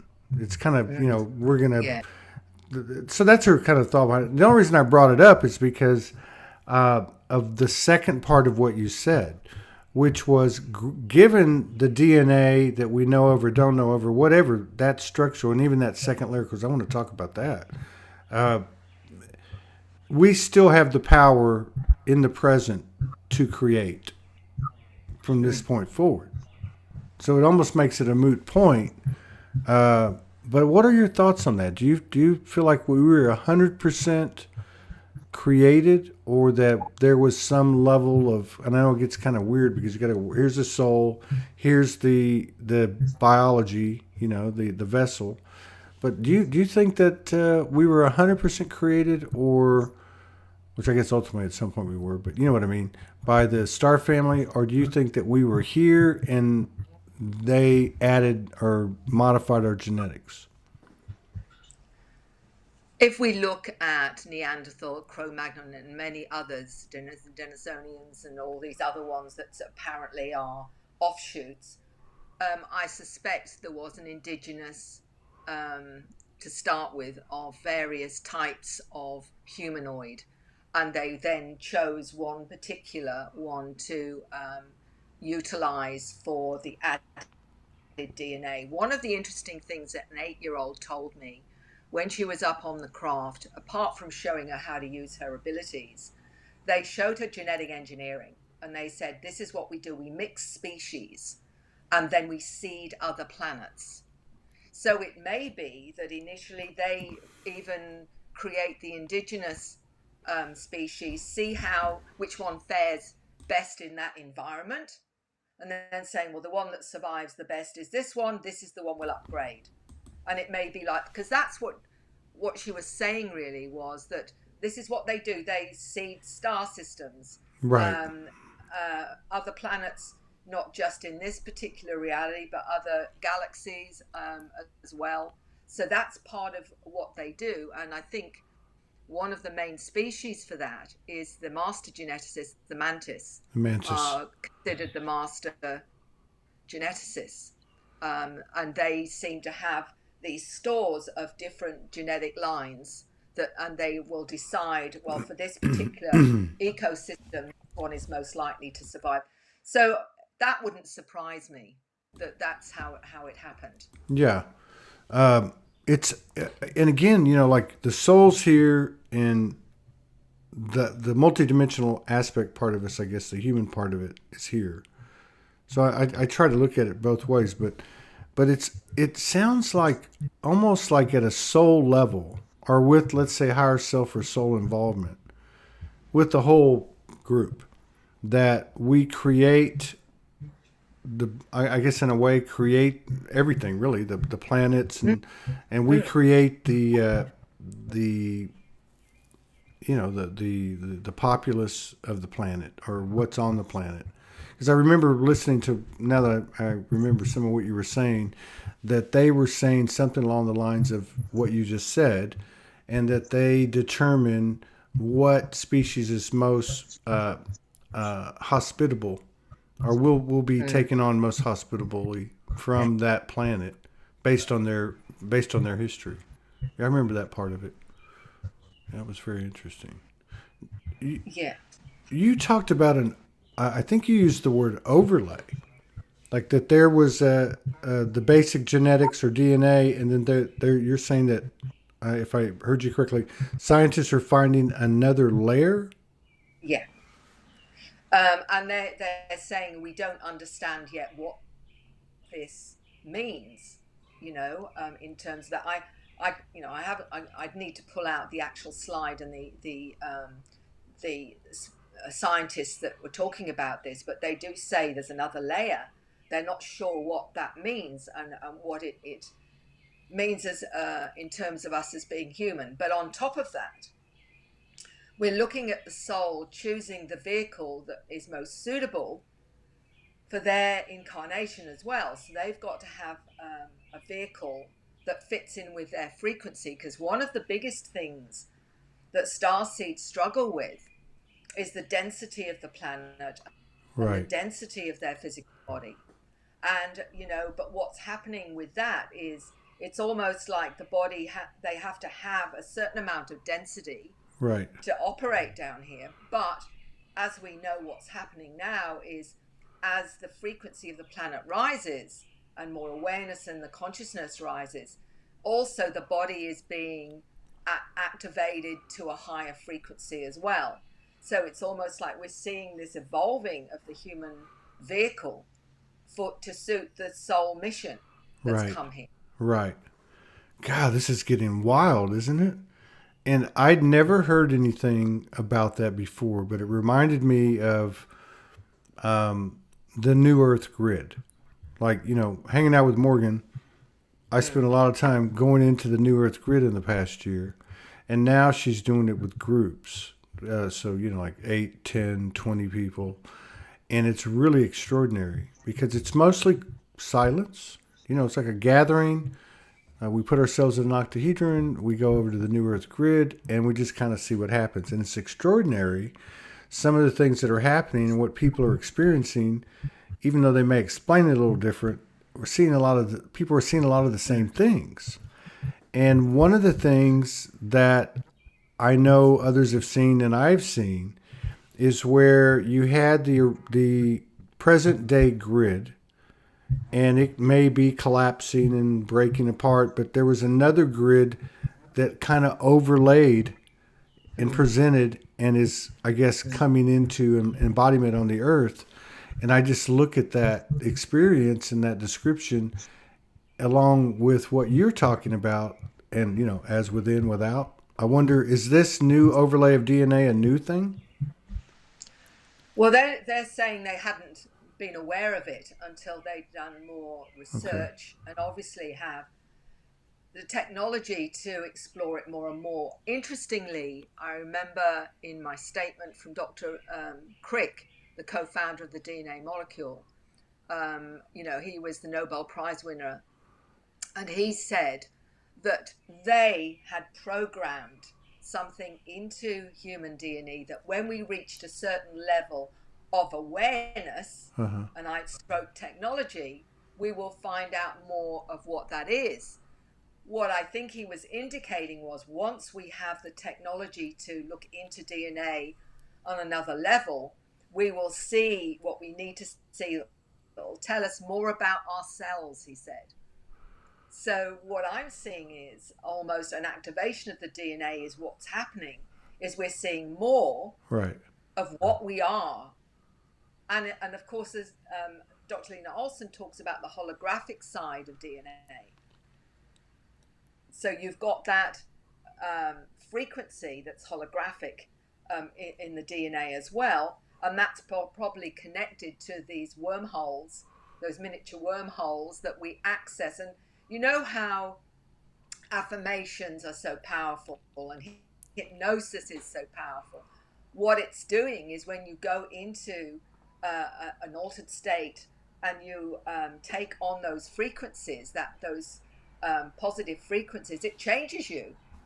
It changes you because it's literally altering the configuration of the DNA. And that's what the scientists in Russia were saying, is you don't have to slice out faulty genes. You just have to use the right human language because it's all tied into human language. Right. The frequencies that affect DNA it's human language that affects them. It's actually like a human language. That's crazy. That's crazy. Because, like I was getting in the last week, it was just collective coming in, but it was like, I'll explain it my way, but like, I understand that I'm the projector. It had to do with the holograph, and it had to do with, you guys have gotten to a point now where you can actually create, consciously create the projection.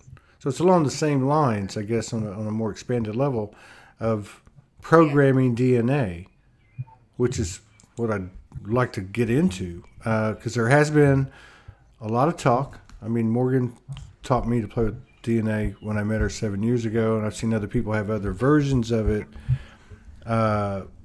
How simple or difficult is it to you to actually apply that and begin to reprogram ourselves?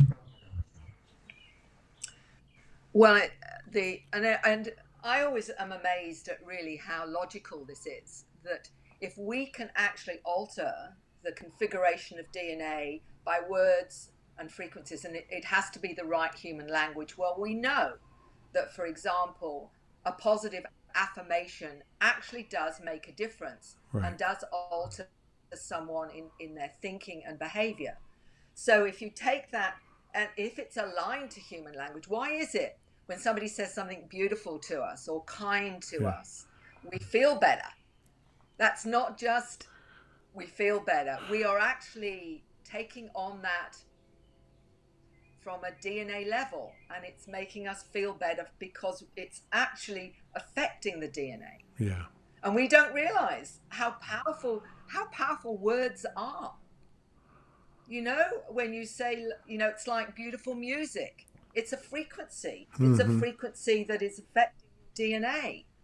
And it's and all of this, you know, positive frequencies, positive thinking, all of those are frequencies that are part of the human communication.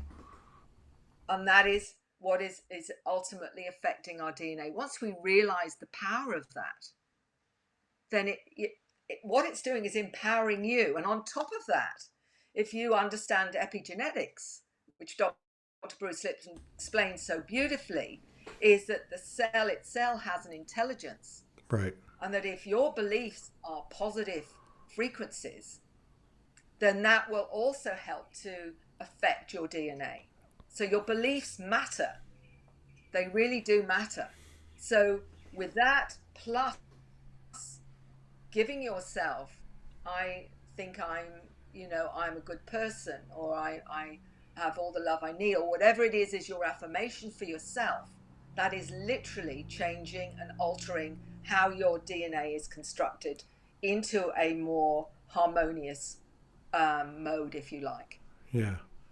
And then, of course, you have the cactus effect, which is like taking it to a whole different level. It's like you're going from elementary school to PhD level with the information, because now you're interacting with something external, which used to be something like, you know, I remember as a young, early 20s, wanting to, you know, make my way in business and having my first goal and going and making it happen after 15 or 20 no's, right? Or whatever.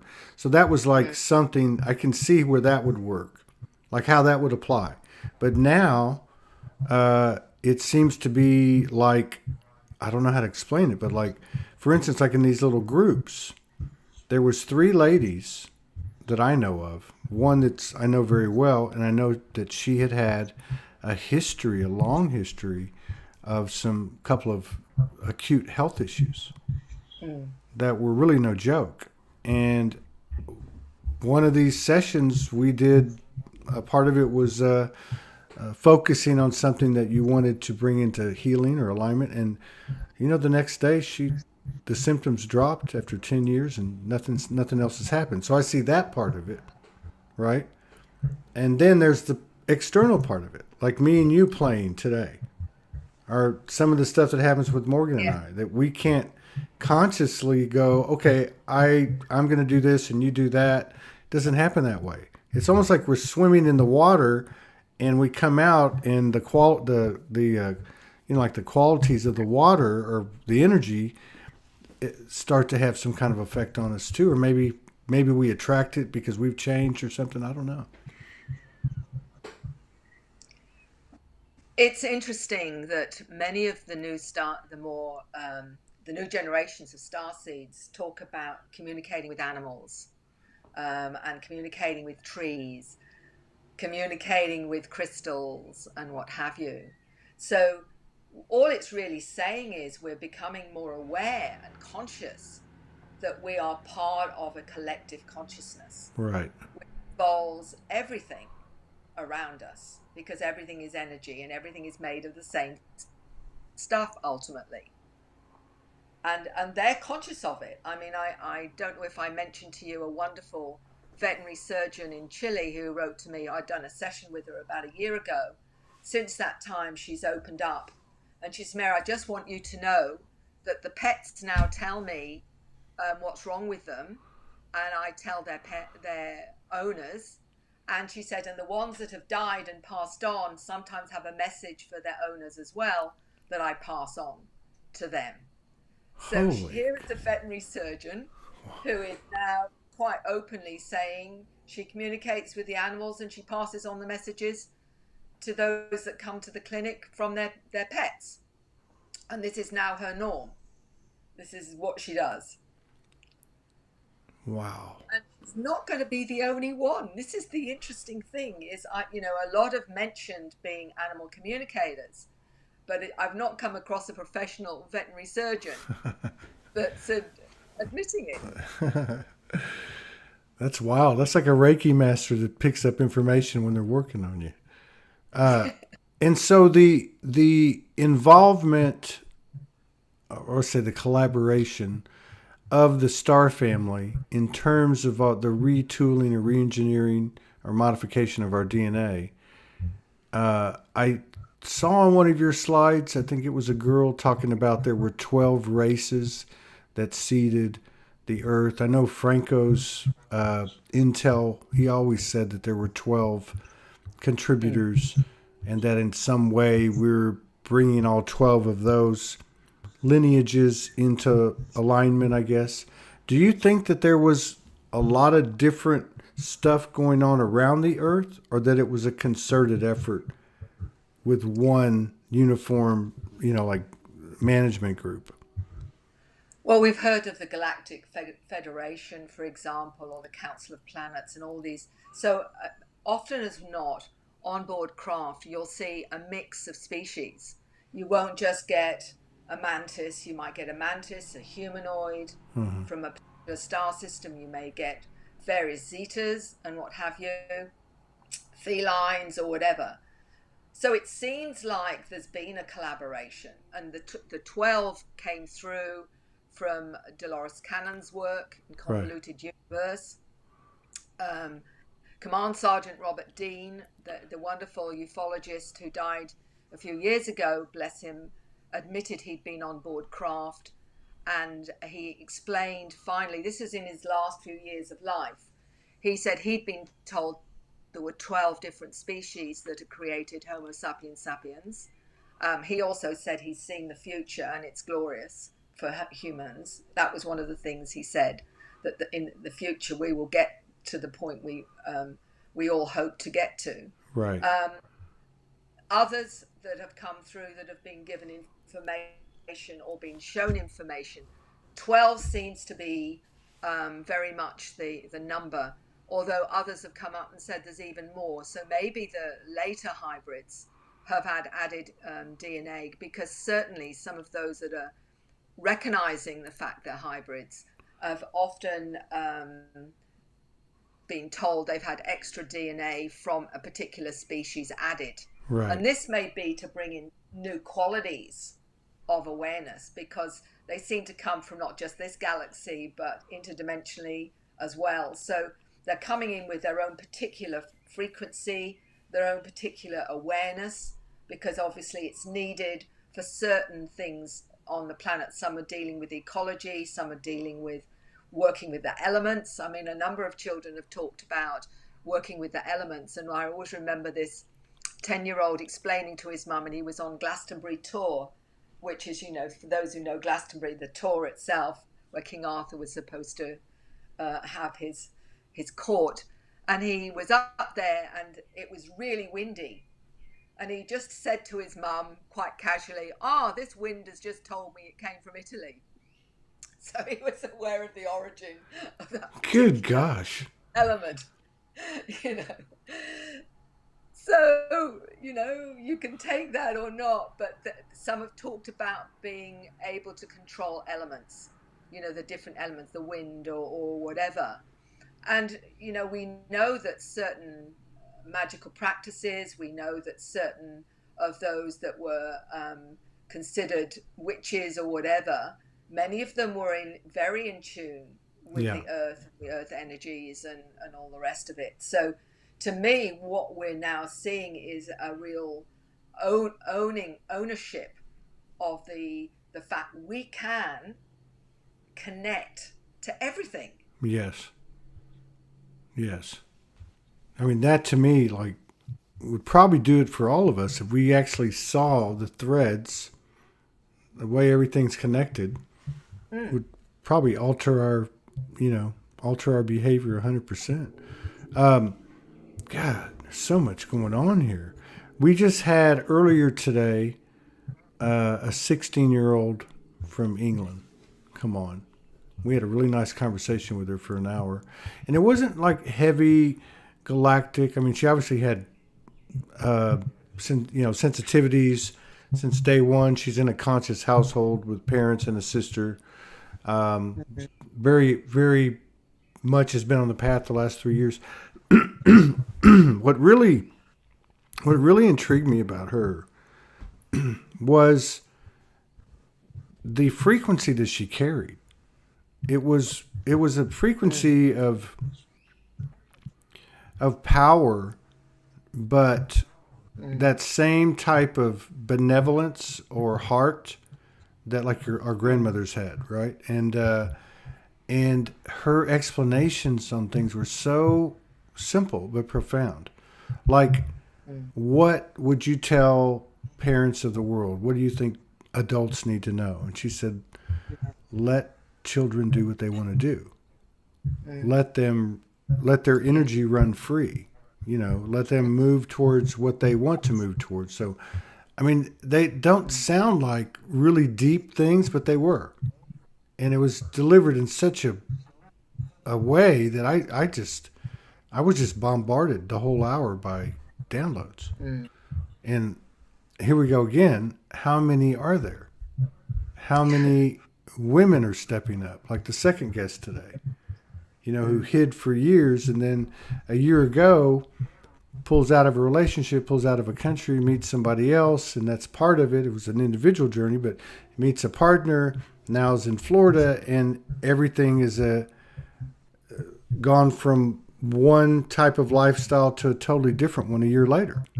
But this is going on everywhere. Really. I mean, there's been a lot of talk, Mary, in the last few weeks about the solar flash again. And I said it. I know another friend of mine I was talking to, he said it. We've never really bought into it, like in a literal basis. But I have to say, the way things have been going recently, I wouldn't put it out of the question. Some people are even calling for it in the next 2 or 3 days. Are you feeling this ramping up of energy these last few weeks? Oh, absolutely. Yeah, absolutely. And my indicator is the numbers of people contacting me, and a lot of the time it's like the lady you spoke about. They've kept quiet for years and years and years. And there's been something that's pushed them to say, I've just got to understand now. I've got to find out what this is all about. Because, I'm seeing things. Many of them talk about being almost followed by spacecraft, that every time they go outside, there's another craft there or whatever. And I come to the conclusion that often that happens. It's like the family saying, hi, we're here. When are you ready to wake up?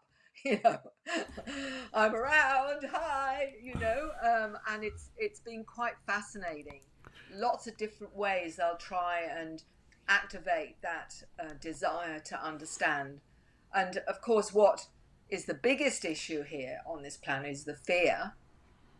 And that's bred into us, isn't it? This whole fear frequency of everything around us, and that's been ramping up, and that's often been a very big hurdle because of the fear of non-acceptance and judgment and being different. And with many of them, they've got professional lives, and there's a very deep concern that if they come out and start exploring this, that the whole world will change forever. And of course it's meant to. Right. The bottom line is it's meant to. Exactly. We can't keep going down the same road saying, oh, well, it's not really me. It's, you can do it. I'm not ready. And I'm just saying, but, we sometimes need our back against the wall before we actually do something. I bet you a lot of people would agree with that in their own right, in their own case with themselves. But, more than anything, I mean, there's a lot of interesting narratives. This solar energy or whatever's been coming down the last 6 weeks has just been crazy. I mean, every day the Schumann's doing something. And, but overall, to me, especially the last 3 or 4 days, it just feels like there's a major frequency change. And like the frequency itself is starting to be felt. What I mean by that is, and again, going back to what's easy to go back to, you could look at the elections you're having, or you could look at Joe Biden, or you could look at COVID, or not look at it anymore because it seems to be here one day, gone the next.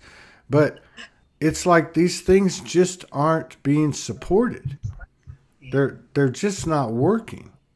And so like I see overall everything that the frequency itself is the dominant momentum, I guess I would say. And this whole thing is very intriguing, I think, and very important in this self-talk, the affirmations, Dr. Emoto's work, you're talking about Bruce Lipton, but this, not to underestimate the simple, because it's such a simple nature action to talk to yourself, and I know all of us do, but like we could actually do this as a lifestyle and really accelerate things, I would think, because it feels like we're accelerating things already, but I mean, this is really basic stuff when you think about it. Powerful, but very basic. I'm very happy to put a few slides together with the basics of how this works, because I can do that with you. I mean, I've got it more or less there, which I've put together for my own interest is all these different points. Right. The thing is that's important here, and why, for me it's important that I engage my scientific left brain side to understand the mechanics of something. Right. For me, that's always been extremely important. I've got to know the baseline here in terms of the tangibility of it, and that's been necessary for me. And I do know a lot of people need that baseline to work from, so they can see how it then leads you down the rabbit hole, if you like. And that's been what I've done with the DNA. So I can do that next time if you like. Yeah, that'd be awesome. Put that together. Yeah. Because if people understand how it works from a very 3D scientific point of view and the evidence for it, then it's a lot easier then with your belief to work with the belief then, because you've got that substance to work from that says, here you've got it. This is actually how it works. You can see it very tangibly. And then you can then start to say, well, now what are the implications of that? The implications are, this is how it all works. And for me, it sort of balances things out a little bit between my left and right brain. I can sort of say, right, I've got the evidence here that makes sense. Now I can see how that works. That's why affirmations are so powerful, for example. I was saying, they say, give the child to us till they're 7, and after that you can do anything you like, which was the Jesuits always saying that, because up to 7, you're uncritical of any kind of thing you're told. You absorb it, you take it on board, because up to that point, there's no left brain critique. So if you're told you're stupid at 3 or 4 or 5, you're going to believe that the rest of your life, unless you question it. When you get to 7, you start to edit, you start to question. So after that time, then, you can start working things out. So if you go back, and I've worked with a lot of people, highly intelligent, often professionals, that will say, but I just think I'm stupid, or whatever. And it's gone back to maybe when they were at school and somebody or the teacher said, you're a really stupid girl or whatever. So what you have to do, because that's a program that you've taken on uncritically because you were only 5 years old, you have to then erase that program. And the way you do it is through affirmation. So instead of that being part of your tape, you then, if you say that enough to yourself, the opposite to that, you then erase the tape and then you release it. And that's what you're doing, is doing that to your DNA. Right. The DNA is taking the frequency, you're stupid, you're stupid, you're stupid. And it arranges itself into that belief that you're stupid. But you can erase that and reconfigure it with the frequencies that say the opposite to that. So I would say to someone, right, what do you want to tell yourself about yourself that's true, that you know is really true? And they'll say, well, because I'm amazing, I can do anything I want to do. Right, that's on your fridge. Every day, every time you see that on your fridge, you say out loud, this is who I really am. Give it a few weeks and you will have done what you've needed to do to change that program. It's not rocket science. That's what I'm saying. It's introduced in a lot of modalities, and it can therefore seem like it's maybe a bit complex or something that's, comprehensive enough that it takes a while. But it works with plants. It works with animals. Yeah. It works. Exactly. It works with other people. Once we get past all the program, you know what? It also, a lot of times I'll say, and I hear other people say, this is bigger than all this. It's happening anyway. So, and now I'm going, wait a minute. That's kind of like taking that, at least I'm putting it over here on the side going, let me think about this for a second. Because is this being forced on us? Or are we regulating it ourselves? Which now I'm thinking, and I've always felt like it was somewhat mutual, but yeah, really, why would the universe do anything for us? That's pretty much how it works, isn't it? Nobody gets anything for free. You have to jump into the fray to have the experience. So that would make sense to me that, if a solar flash was going to come in 2-3 days, it's because everybody got to the point, or whatever the story is, right? It's regulated by us, I guess is what I'm saying. And also the other thing that to add to that is when you talk about Masaru Emoto and how you can program water by your prayers, music, or whatever. We're 70% water. Yeah. So there we have it. And when you have a 9-year-old telling you that she can heal water with her thoughts, and this is a little girl in Sweden that told me that she could, and her mother said when her daughter sent her energy to the water, it tasted different. It actually tasted different. So her daughter was doing something.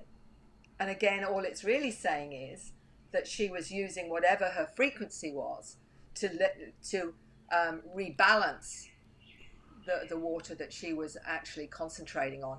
Well, Masaru Emoto's talked about that. He's talked about the fact that right music, affirmations, we're 70% water. Even if you look at that from just the water angle. Exactly. What do you need? It's sending it the frequency to heal yourself, to be in harmony and balance. We can do it for ourselves. Yeah, no doubt. No doubt at all. Have you heard anything else on the arcs? Only that the lady that I did the regression with is getting more information, and it's all to do around Bermuda. It's all to do around that area where she said she's been shown that the frequencies of activating it's like remotely, she's being shown that they can be activated by consciousness. And she said, and that's what's unfolding for her. So perhaps with all the arcs, it is responding to all those star seeds that have come back this time to activate these arcs for what the event? I don't know. I don't know. Here we go again. I can't. I remember on, what was it, March 31st. I remember that day, and I remember seeing something that said there were 7 solar storms that day or something. And then every day since then, there's just this constant barrage of CMEs and solar flares and Schumann resonance and God knows what else. It just feels like it's taking, I don't mean taking us over as in controlling us, but like taking over. Like, and maybe it's us. I don't know what it is, but like the whole thing is changing, which we've been saying all along. But the level of change in the last couple of months has just been absolutely off the chart. Well, I think on a consciousness level, we've orchestrated everything. Yeah. Yeah. You know, because I see us as the creators of our experience. Yes. So we will, you know, all the different things that we set up in our life to move us to another level of understanding, I believe, is already set up by the soul before it incarnates. So it's got the tools it needs to. That makes sense to me anyway. That, you know, we said, right, we're going to go on to this human journey for a while. We're going to, you know, rattle the cage. And rattle the cage. Get our cage rattled. Get our cage rattled. Yeah. So it's, I feel it's all set up. So this is really like, I didn't know about that overlay DNA coming into the picture. I mean, I'll send you the slide. Yeah. That particular slide that okay. has the sign behind it. I might have missed that one when I was watching it, but yeah, I mean, to me, it's like whatever's going on too. How is science going to be ignoring it much longer? I mean, how do you keep a cap on it? How do you keep a cap on what's happening to people all over the world? I mean, it's every practitioner I talk to, including today, is telling me more and more people are waking up. I'm getting more clients. I think you just said the same thing, actually. Yeah. I think that what we're doing with the Consciousness and Contact Research Institute with Ray Hernandez and what he's put together, all these what I call open-minded scientists that are looking into consciousness, the near-death experiences, the out-of-body experiences, the shamanic experiences, they're all putting it under the umbrella of human consciousness as the science now that is really what we have to explore to understand fully human experience, which has still had that caveat of, you know, modern psychology that still says that unless, you know, everything comes from a physical reality and that anything beyond that is imagination or, you know, or fantasy or whatever, we've still got this ridiculous way of trying to interpret human experience when people are going out of body, having lucid dreaming, visiting parallel realities, other dimensions. I'm hearing this all the time, and they'll say, I must be very strange and unusual for me to be telling you this, but this is my experience. And I'm thinking, no, mate, it's not, because I can tell you another half a dozen people. Half a dozen. I listened to Stephen read your part of your bio, and again I was a bit embarrassed because I thought, God, I didn't know all that, like about ACERN and your position in the ufology community and just some different things. I did this. I said this to you before, but I was sitting there looking at it. I was watching it. And it was all in perfect timing and everything. It was just perfect. And I'm thinking to myself, God, she must be like going in her backyard and just jumping up and down saying, finally, it's happening. I mean, I can't imagine. You would have been the odd one out in the 90s. You know what I mean? I was. The nuts and bolts of ufology always struggled with Mary, because Mary has always talked about the experience, okay? And she's gone into the woo-woo land of, you know, metaphysics and what have you. But I always saw the connection between metaphysics and ufology in the sense it was all about a wake-up call to humanity on various levels. We needed to have the nuts and bolts, you know, people seeing craft, being aware there's a cover-up, understanding that these intelligences are visiting and have been visiting for millennia. All of that was really important. But what was not being looked at by many UFO groups, some of it because they didn't have the expertise to look at the experiences. When experiences are you being visited in your bed by an energy being, for example, or being taken out the window, and taken up on a craft and educated, or taken to other planets, or shown Mars or the moon and beings underneath there, and feeling that you were part of this family or whatever. Nuts and bolts ufologists don't like that, Right. because it's not tangible. It's not, they can't qualify that. They say, well, we can't prove that, you know, and my way of proving that whatever they were experiencing was real, because of what they manifested and how they changed.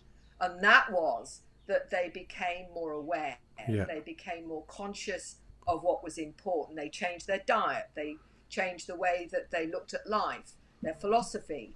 They were spiritually changed. They were becoming more multidimensionally aware. They were producing languages and scripts and artwork and music, all through this channel of openness that they had with their connection to whatever the intelligence was they were working with. But ufology didn't like that too much, because again, it stretches that 3D part of people who want to see just that piece of the craft, Yeah. if you like. Well, so I've yeah. been out there a lot in my life with this, but it's starting to come together now. I'll say so. Yeah, it makes me wonder, because I've noticed that about what you're saying. Obviously, there's got to be some, you know, some double agents in all the, you know, communities, but the ones that won't embrace the self-empowerment aspects of the story, you know, that I find that, you know, a bit questionable. Like they're pushing a narrative versus pushing real truth and real curiosity. Yeah. You know, which is, I think, at the base, at the root of science, really, is you don't find out, you just find out more. Yeah. But yeah, I had an interesting episode about 3 days ago in one of these groups that Morgan does, and she actually had the same thing to a degree. I don't want to get into like the specifics because it is all metaphoric, but one of the things that I noticed, I actually went back in and tapped in, because when I went on this craft, it was the first time that I'd ever had an aspect that I walked into an aspect. Yeah. Like before they'd merge or they will walk into me. And I went back in and I was like, why is this going on? And what I was picking up, these aspects on this ship far into our, you know, aspects of us far into the future, I guess, or something. It was along the lines of, where are we going to put the soul? What's going to house the soul? So when I was on the ship, I was basically, left my body. Yeah. And my soul or my energy or whatever concept went into this vessel. And I noticed that all the vessels looked alike, a lot like, they didn't look like them, stormtroopers, but they were all uniform in their appearance. So you had to look at them a different way to actually see who they were, because they all looked the same on the outside. Anyway, I was reflecting on that a couple of hours ago, and I was like, no, that's interesting too, because, you know, there's all this, you know, all this worry about AI and, you know, and all that stuff. And then going back to what you're saying about, where does the physical part connect with the non-physical part that you brought to the table with the ufology group or community that they don't want to take? I mean, there's got to be an intersection there. And it seems like it's on the galactic side in many cases for people. Yeah, and your experience of moving into another form, I've heard this numerous times.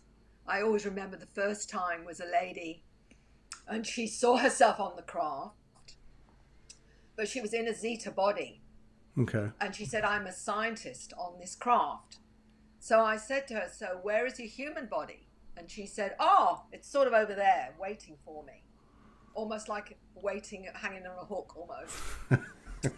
And I said, so how do you get from the Zeta vehicle body back to your human body?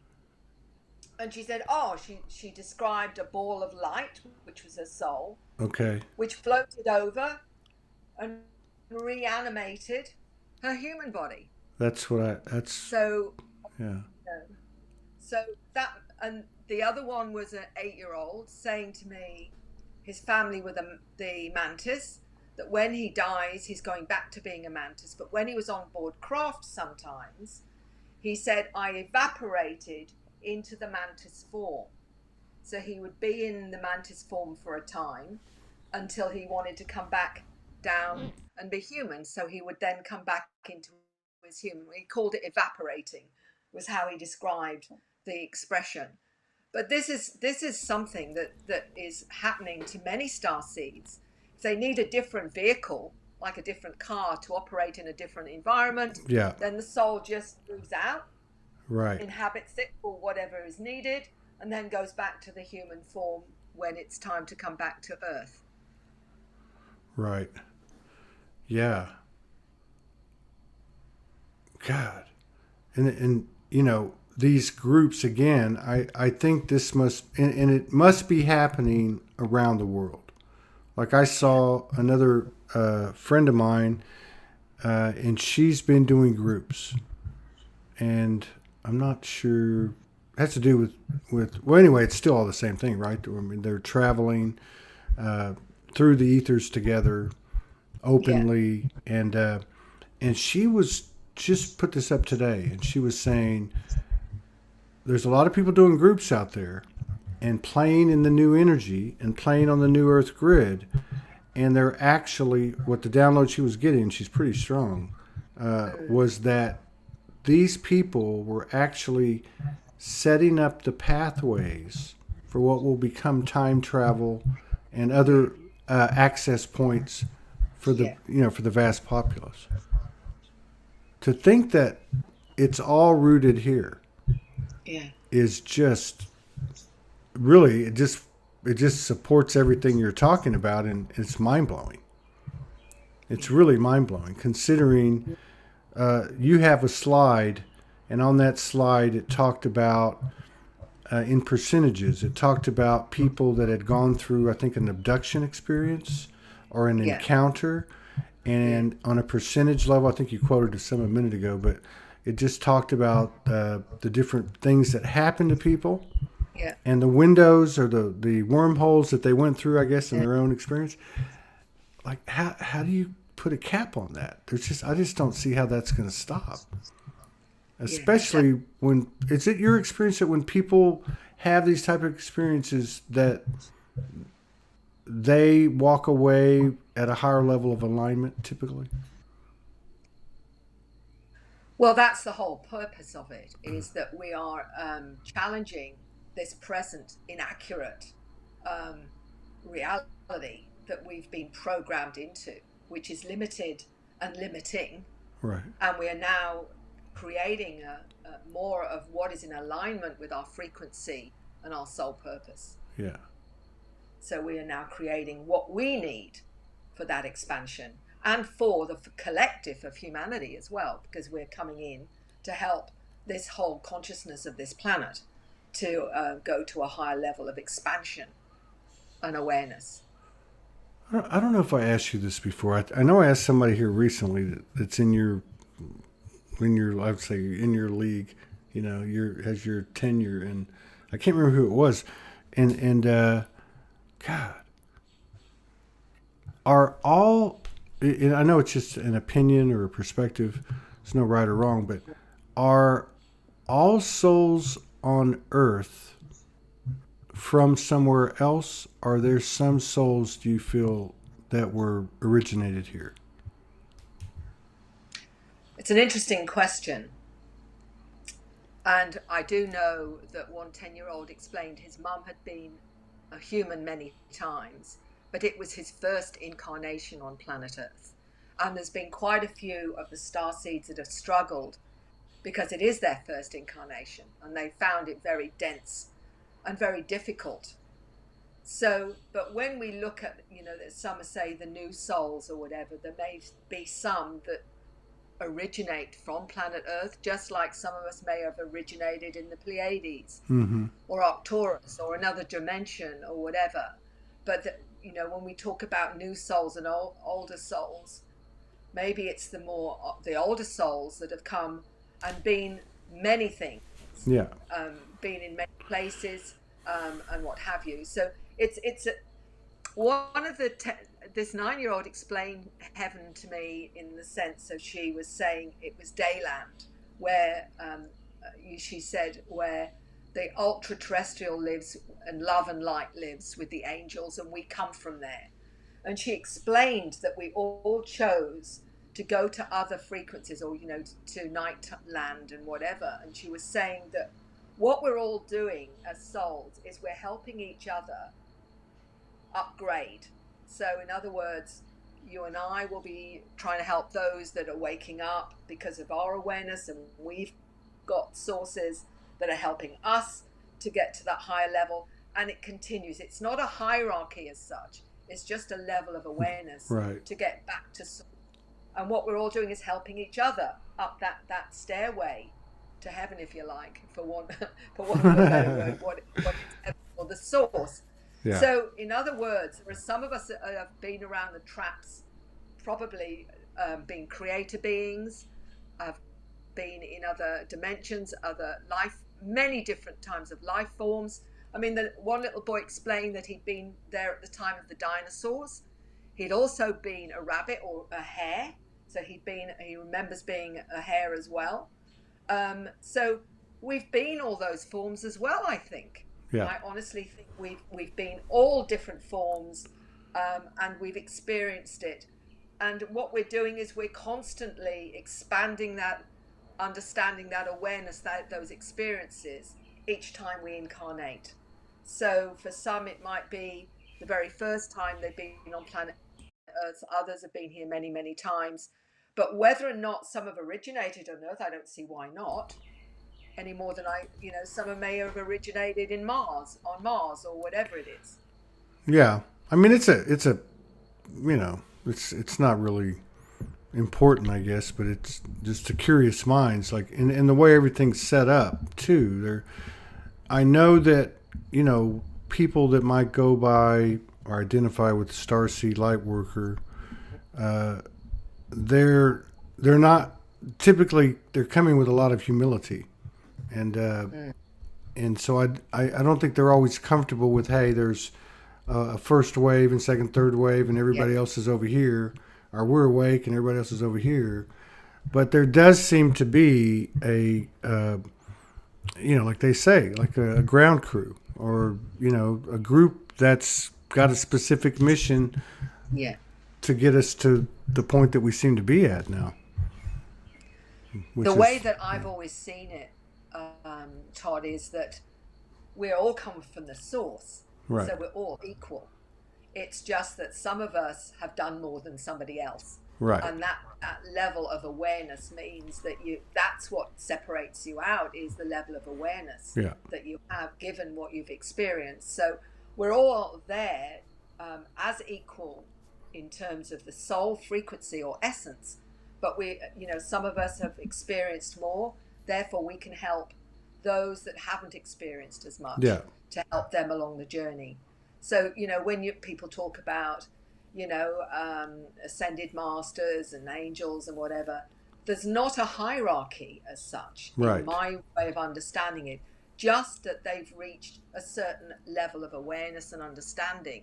And that's, all this business of venerating that is actually not what it's about. They're not seeking veneration. They're seeking you to acknowledge that they can help you and guide you, because that's been their role.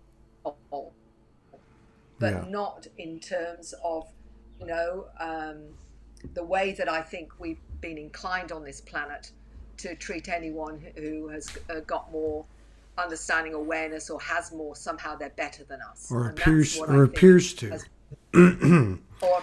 Because I've met plenty of lit people that are not in their body. Not taking anything away from anybody, but, you know, there's always another side to it. Sometimes being in touch with your human aspect is really the top priority, really. When you think about it, all that other stuff doesn't. Do you feel like something's imminent? Yes. Do you feel like that imminence is like in the next 2 or 3 months or this year? I would say this year, certainly. I feel something, because I'm Aries, so I want everything yesterday, and I've got to the point where I'm saying to the team, "Come on, guys, you're out. Start getting things moving. I'm done with this now. I'm done with this now. Let's start moving things along. I'm ready for you to move things along." So maybe that's just my wishful thinking, but there is a sense that we've reached, we're almost at a crossroads here where everything's going to shift. And we always knew it was going to be darkest before the dawn. And I think that, a lot of people are feeling that now. And I think that's going to tip the scales to everything. Yeah, I agree with you. Well, just the energy, like what you said to your team. I mean, we've all said that to our teams. And it's increased. But if you just take into consideration the energy of, a typical one of us, which is, I'm tired, let's, and that's got to have some power in it. Why would that be any different than anything else we impress upon the realm? So, yeah, I was just curious what you thought. Yeah, to me, it definitely feels like something's very imminent. I think it's going to be a very hot summer and a very interesting fall, depending on where you're at. Spring, if you're in the Southern Hemisphere. I appreciate you, Mary. We all do. Everyone at Soulogy does. They love you coming on. And, I would love to do the slideshow with you if you're open to it. I think people would get a lot out of it. I was very impressed, and I can't watch anything for more than 5 minutes. And I watched about 90% of it. The part where you were presenting, because you had a talking period and before and after. But I thought it was very concise. It was very comprehensive and broad in what it discussed, even though it was in regard to the Star Family and ETs and our interactions. But it covered a lot of stuff. And as you were talking earlier, the DNA was a big part of it. But also the stories of these young people. I mean, I'd heard some of them, but I hadn't heard all of them. I was like, holy crap. Like, this is, how many is there? Like, how long can you hide these people? You can't. Well, just send me the link so it reminds me, because I've got so many presentations. Yeah, I do. So I'll go back to that one, and at least I'll know what. So do you put those together to go on shows like this, or do you put them together like for... I do them for conferences if there's a certain focus, but I have done many presentations on interviews. Okay. If somebody says, I'd like an overview, I've got all sorts. Okay. Focusing on the DNA right through to, all sorts. I think that'd be a great idea. I thought it was a great presentation, and it gave me a bunch of ideas. I thought, well, I'll just start cutting pieces out of this and put something together, you know. But heck, if you're open to it, I'll send you a link, and I'll send you an email. We'll set something up, and thanks in advance for that. It's good seeing you. Good seeing you, and take care, and I'll see you in the ethers. Take care. Always lovely to talk with you, Todd. Lots of love. Thank you so much. Bye-bye. They came back usually through a series of traumas or a trauma, and they were reawoken on or about 2012, give or take 10 years. Some people just, come on. They say, I've been awake for 3 years. I'm like, wow, I mean, it's moving so fast. Some people, have been doing this we've had people on here from the 60s, woke up in the 60s. So what happened to you? I mean, because you're relatively young. I mean, these crowds are usually, 35 and up. So it's great to see young people. Yeah, well, I'm 40 last year. So, okay. Yeah, I guess I really had that first awakening experience, yeah, when I was about 19. Mm, And for me, it was always very much the earth calling, speaking, just remembering really? her, like a huge breakthrough experience to just the sense of earth as Wow. my whole reason for being here.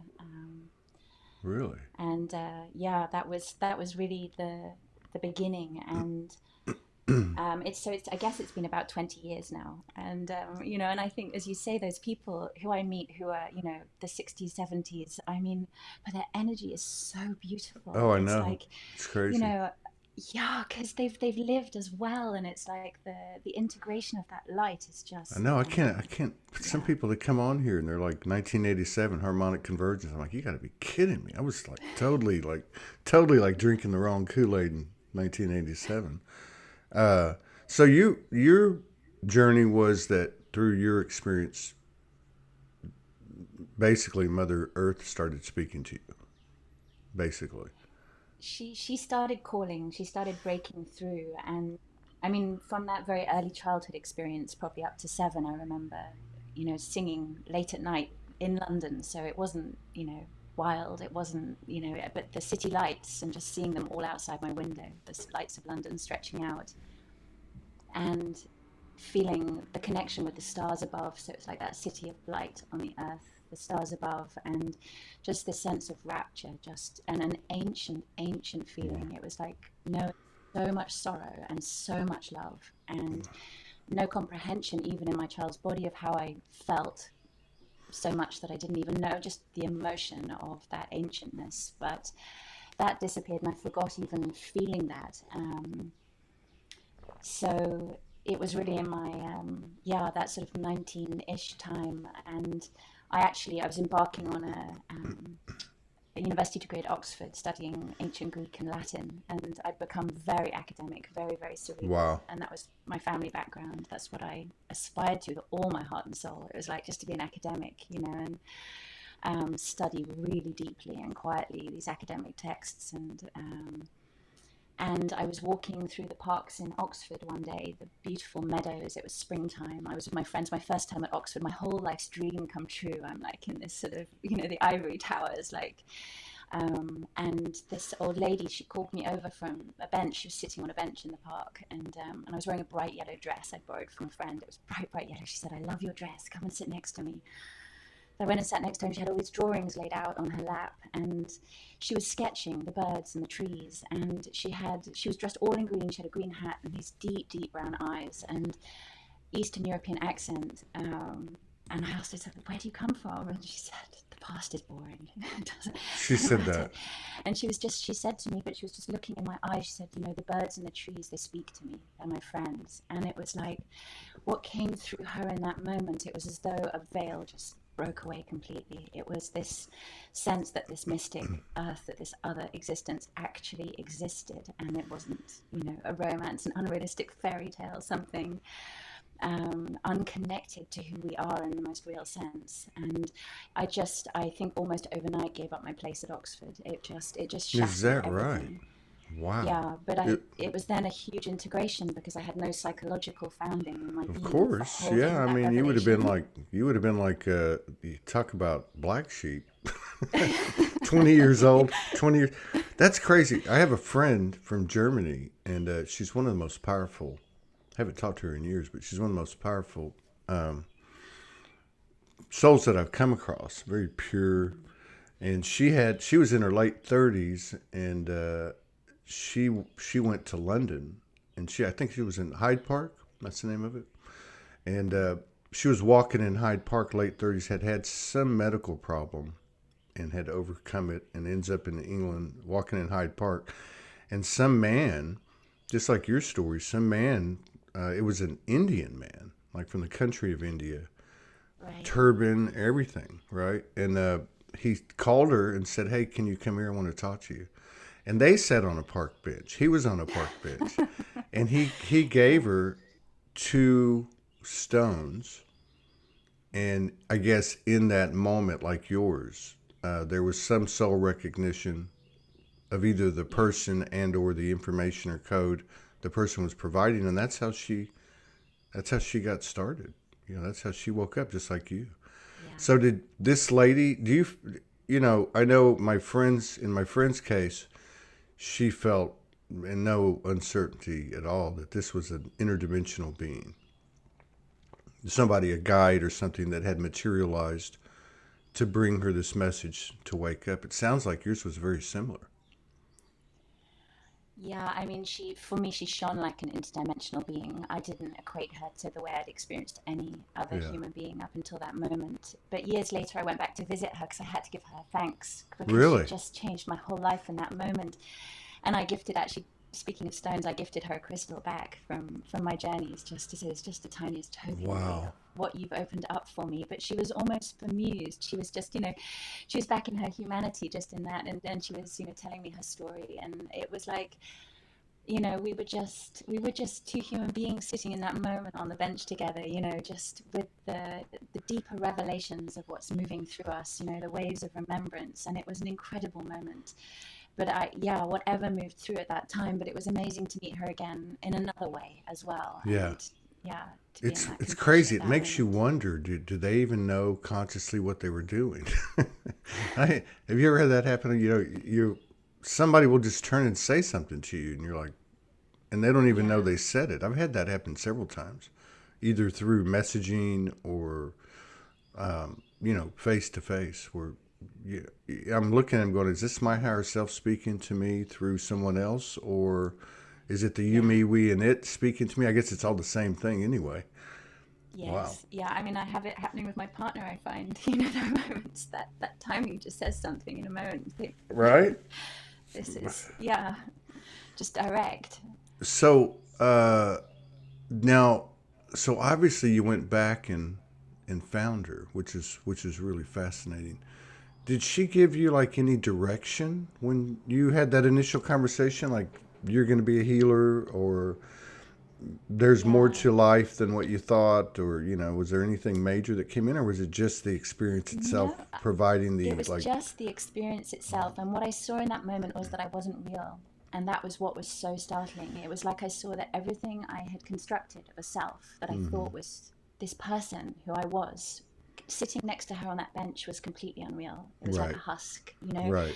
And then when I went back to my room, I remember I had a night of just lying awake and this sense of light just pouring in, and I saw my father and my grandfather's spirit move outside the window, and I just understood that I'd taken all of their dreams, the most beautiful things I could find in the world around me, and woven them as a sense of self. And I Wow. understood completely I'd followed their dreams, and that it didn't come from within my own source and essence and being. Wow. But I had no idea really how to begin that other than to start following. I'd never done that. I'd been in very rigorous boarding schools, and as with most of us, there's no training of how to do Exactly. that. Yeah. Yeah, doesn't that, I mean, this is a story. This is everybody's story right here. But Yeah, yeah, that whole feeling of, because I can totally relate to that moment where you're like, okay, this isn't even real. I spent my first 2 years awake on the streets by my own choice. And yeah, I can remember having those moments. And I just remember, like 2 o'clock in the morning in a park, laying on a bench going, and hearing, this is not even real. I remember hearing that, like this, and I'm like, this isn't real. Well, what am I? Well, you're real. Todd's real, but it's not just Todd. Todd's just, yeah, this player in a play. And then the other thing that came in was, because there was a bunch of traumas that happened to me, several of them, and then everything, broke open, and like a lot of us, I had programming running, and would and still do, but it said to me like, just understand that everything you've ever done and thought is going to be known by everybody. And I went, holy shit, are you serious? Because I led a pretty wild life, and I was like, and then I got it. I realized that what they were saying to me was that that's going to be the same for everybody. So like total telepathy, I guess would be another way to put it. And then when I realized everybody was going to be subjected to that. I was like, okay, I can live with that. But yeah, it's funny how when you get the marching orders, you know, you're going, okay, what do I do with this now? And they're like, okay, well, you'll figure it out. I don't know if that's how you got your directions. Mine was like, you'll figure it out. We'll give you the pieces. You put them together. I'm go, great. Yeah. Well, the next piece was being sent over into Wales. So I don't know if you've been over here, the UK, with England and Wales. They're so different from one another. It's like, you know, in the old stories, it's like the West. So Wales and Cornwall and parts of Scotland and Ireland. Certainly, that's where the, you know, the multidimensional energies of these islands, you know, are really, that's the strongholds, the places, the storage places of this vast timeline of remembrance, and all that's held here. It was really held in full dimensionality, you know, across those mountains. And I'd never experienced that, but I saw a sign for a university that it was over there, and I had a feeling. So following that, and went over the hills, and my feet landed there on the ground, and I just knew 100% that was the first moment of clear knowing after kind of spiraling around, you know, black sheep, lost, you know, rainbow sheep. Rainbow where's sheep. the real? And that was the beginning of the journey of receiving, you know, the Elven teachings. And so we get to get into that. Yeah, this is perfect timing. There are no coincidences whatsoever. Believe me, there's not. All the Elvens and Fays and the little forest behind me are all shouting and screaming now, and I mean that. So yeah, that's fascinating too. What you were looking to discover, because I'm sure you have some interest in that. I'm a huge history buff, and I love etymology. I have since I was you know, really started reading and understood what it was, and of course the Egyptian and Greek lineage has a lot of information for us, and then of course that whole area that we call Great Britain. I mean, that's just irrefutable. The legends, the everything. I have a friend of mine who sent me a book, and I can't remember what the guy is. I don't know if he's an astrophysicist or some type of scientist. And he was on Google Earth looking at the Earth, and he got a download at the same time and put together a little book. And it's basically saying that there wasn't one ark, as in Noah's Ark. There were several arks, and that the arks were actually areas of a high altitude that survived the flood. One of those spots is of course in UK, and I've often thought about that. You know, reading the history over the years, St. Patrick's role, you know, the Irish, the Druids, and just all the stuff that's happened. But how can a small little spot in the entirety of the world have been such and has been such a powerful force? You know, that's just, to me, mind blowing. You know, look at Japan's very similar, but yeah, there's just this, and of course, many of us that are creating the vortex of this community have a strong remembrance of what we call Avalon or Camelot, or, you know, that period, to include Merlin, dragons, and everything else that goes with it. Do you have a strong identity with those essences that we associate with that era? That was like the treasure hunt, like the beginnings of the treasure hunt. You know, those myths, those legends, those names. It was the sense of the presence of Earth herself, and also of the old stories. And the Mabinogion are the old Welsh tales with these same, you know, they mention Arthur, they mention Gwenwyvar, that's her, you know, her Welsh name, and Gwenwyvar. They spoke to me, but I could also feel that there was a frame in them that wouldn't let me through to the depth of the remembrance that I was experiencing at a pure energetic level.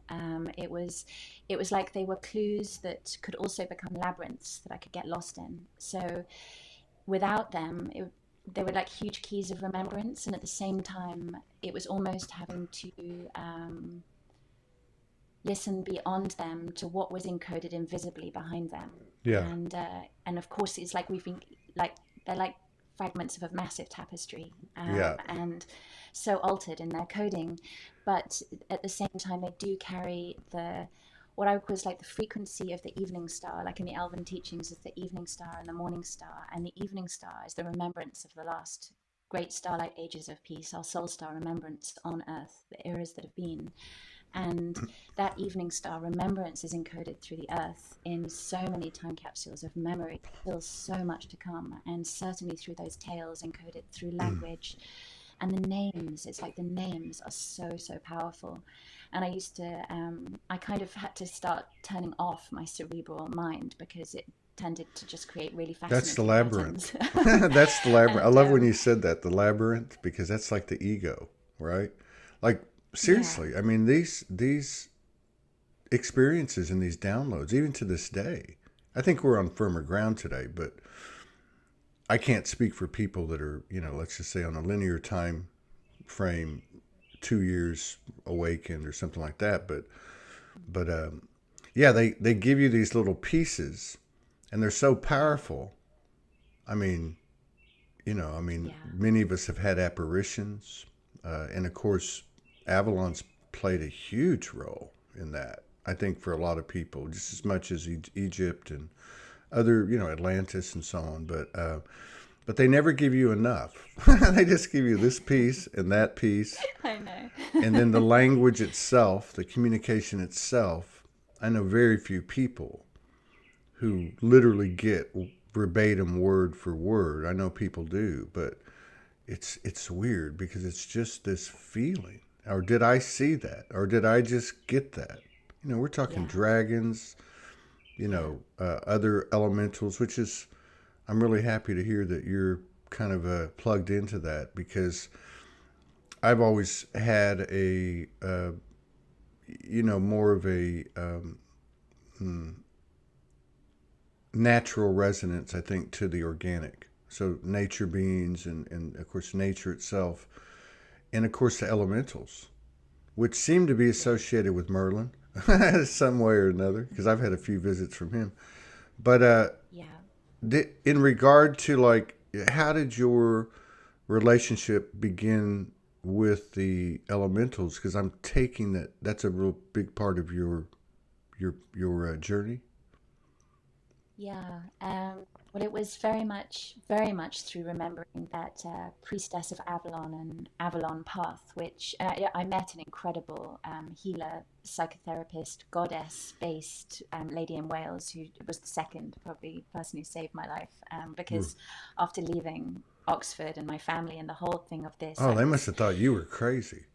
they did, and when people around you powerfully believe you're crazy, Yeah, yeah, we've all it been can there. it You're can not. start. Yeah, you're among friends here. Believe me. Yeah. Yeah, I know, and it's and it's a remarkable thing because this field of this consciousness is just building and building in coherence. So we're able to hold it in coherence psychologically, through our whole being, all of our bodies, which is incredible and such a blessing to experience.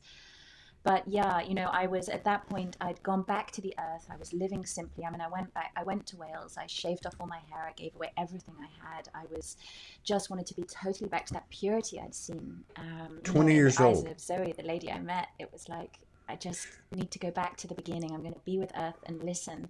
But I couldn't hear anything. All I had was anxiety, terrible anxiety and crushing despair, and interfused by periods of epiphanies. I always call them epiphanies. It's like I've had another epiphany. I'm back. So that sort of greater soul presence, that sort of angelic soul star being, kind of would beam in, but I couldn't hold a frequency, and I wasn't bringing it into my body or into my heart. I had no concept of that. So then I'd crash back into this abyss on the other side, Yeah. and so eventually, I was, really, really falling apart. I couldn't walk down a street without feeling intensely paranoid. It's like I had no skin, Yeah. And again, I know it's such a familiar experience for so many. And it was the splitting consciousness was so vast because everything I was conditioned to be was against what I was doing. And I hadn't yet found keys within my being, within Yeah. my core, that took me anywhere else.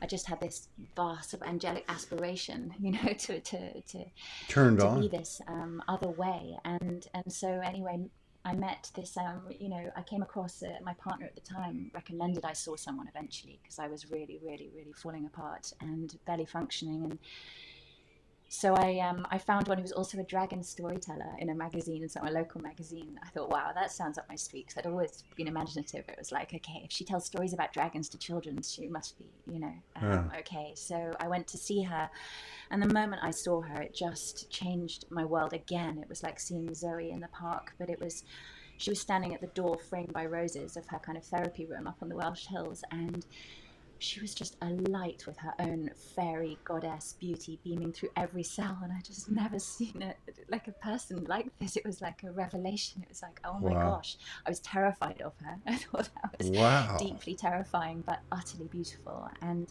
she had in her waiting room all these little flyers saying Priestess of Avalon training, and I thought immediately from my background, that is bonkers. There are really people who are in real time. I mean, I've read the novel, but Oh my people are God. doing it for real. And it was just an amazing process of starting to recover the memories of who I was, and that I had some core inside me with a longing and a remembrance, and remembering that one who'd sung to the stars as a child, coming back to her. And it took a good year and a half of healing to even begin to remember.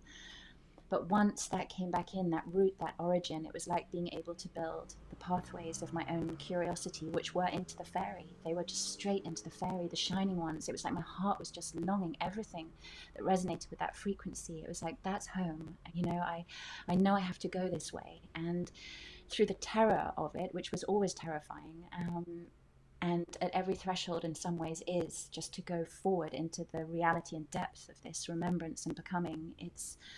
It was moving through that into the longing and uncovering whatever was there. And I discovered also my kind of third lucky, huge, life-saving, but obviously all choreographed in perfection at another level, was meeting a shamanic practitioner and I saw that she was an artist, and she was encoding in her paintings her visions, what she Right. saw. And she spoke of the fire child and the ancient way of the shamanic ones, who were the ones who through their visions downloaded the frequencies of those dimensions into this world, so that we can create a sacred reality. Yeah. We can Yeah. bring that through here. And it made such complete sense to me. I thought, that's art, that's true literature, that's true creation, that's it just so I began training in the shamanic ways, which was what really unlocked the deeper connection, because I felt the fairy and I felt it, but it was almost still at my periphery, and like I couldn't, there was a limit to the connection. And with the shamanism, the ceremonies, the drum, the way of the drum, always for me, it's been in ceremonies on the land, Yeah. breaking through to that deep, deep vibrational oneness of remembrance with those dimensions, and with the stars, with the elven and the fairy and the goddess presence within the land, with Merlin, with these, with the dragons, with this remembering. And my shamanic teacher, her main way was through this moving mandala dance of purifying the elemental bodies. That was what was, I just realized it was always through the elements, through working through the bodies of fire, earth, air, and water, purifying, bringing them back into their original frequency until the body itself can carry that soul star light from beyond. Yeah. And then the full timeline of remembrance being able to be carried through the body, through the heart, right here.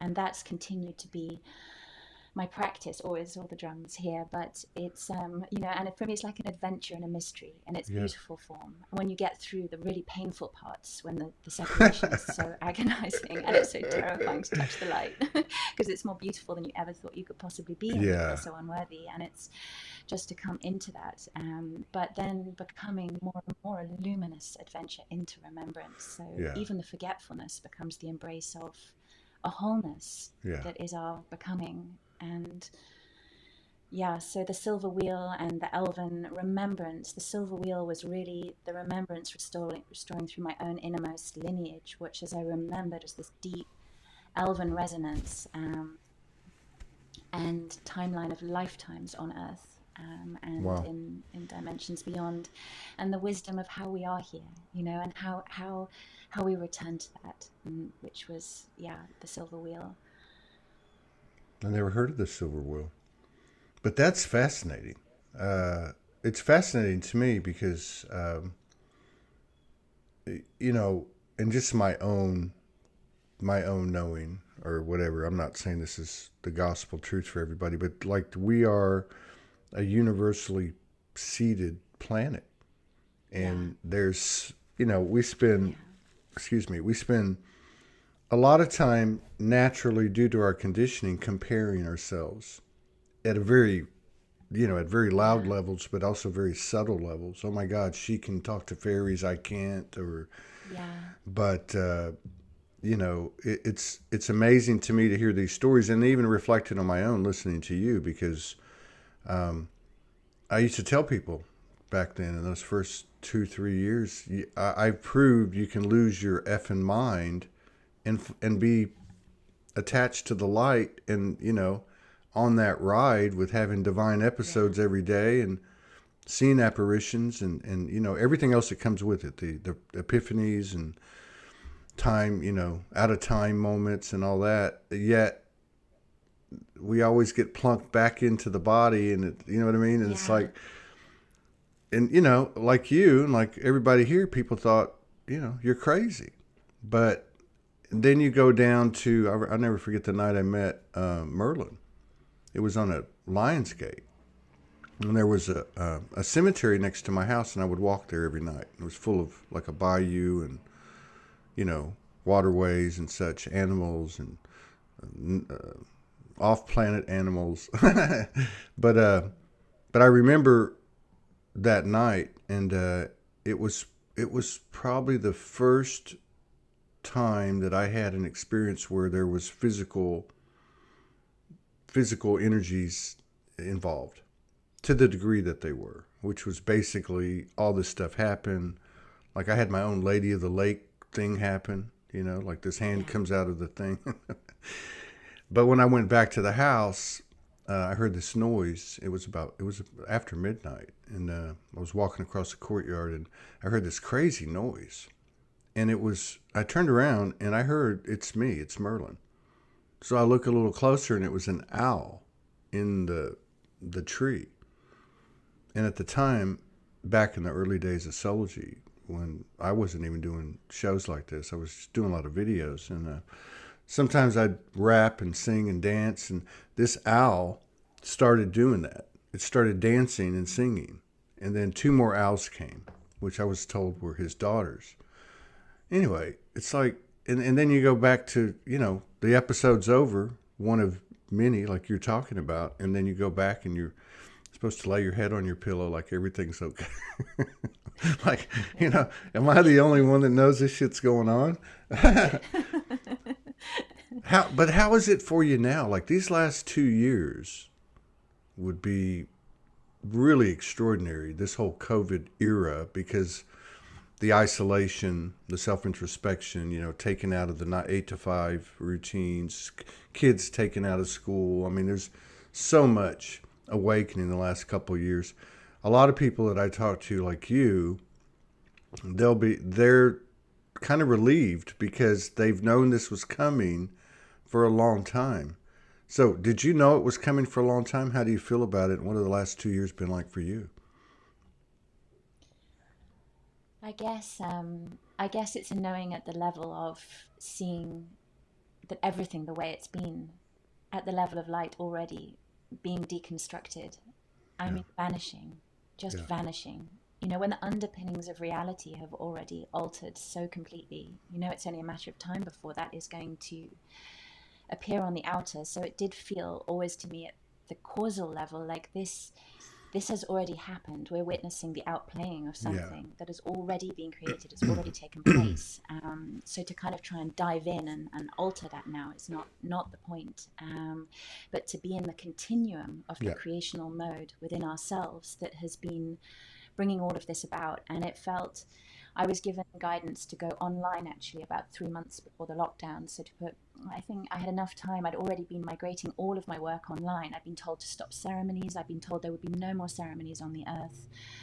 In order, I was, you know, holding them in Wales and in some places abroad, and they just said, it's done, and I saw that the arc of the ceremonies, the energy of the Elven, and all of this light that had been restoring itself had been fully gifted, and I was shown it's now going to be held in multitudes of points, not just everyone coming to the major nodes anymore, like Glastonbury, like Sedona, like this, but it's going to be, this light is now ignited in this multitude of smaller spots, which is us, I guess. That's our sovereignty. And so each of us, literally, I guess, as you ask that, I'm just kind of putting that together, but the sense of us being locked down, as it were. But for me, as as I know for so many, as someone who's naturally very, very reclusive, and I adore solitude. I mean, I just, for it's so, and so it's been in the depths of this space and this becoming, and I've loved the connection to the global community through the online work. To me, it's the greatest wonder, and I feel like that's been deepened and expanded immeasurably. So the kind of global network on lots of levels really amplified. So it's felt very connective to me this time. No doubt. And it's like all the empaths are they're like, everyone's got to stay home now, and they're like, well, like, what's changed for us? So many people I talked to in that time, like, well, nothing's changed for me, I don't go anywhere anyway. But I know what you mean. And what you said too, I think is important, because there's so many cliches. There's so many cliches out of these communities and whatever, such as everything's already happened, but there is a truth to that. Like the what you're talking about, like the inner, and I know there's physical actions that have followed the energetic work, such as rituals. I'm big on rituals, just impromptu.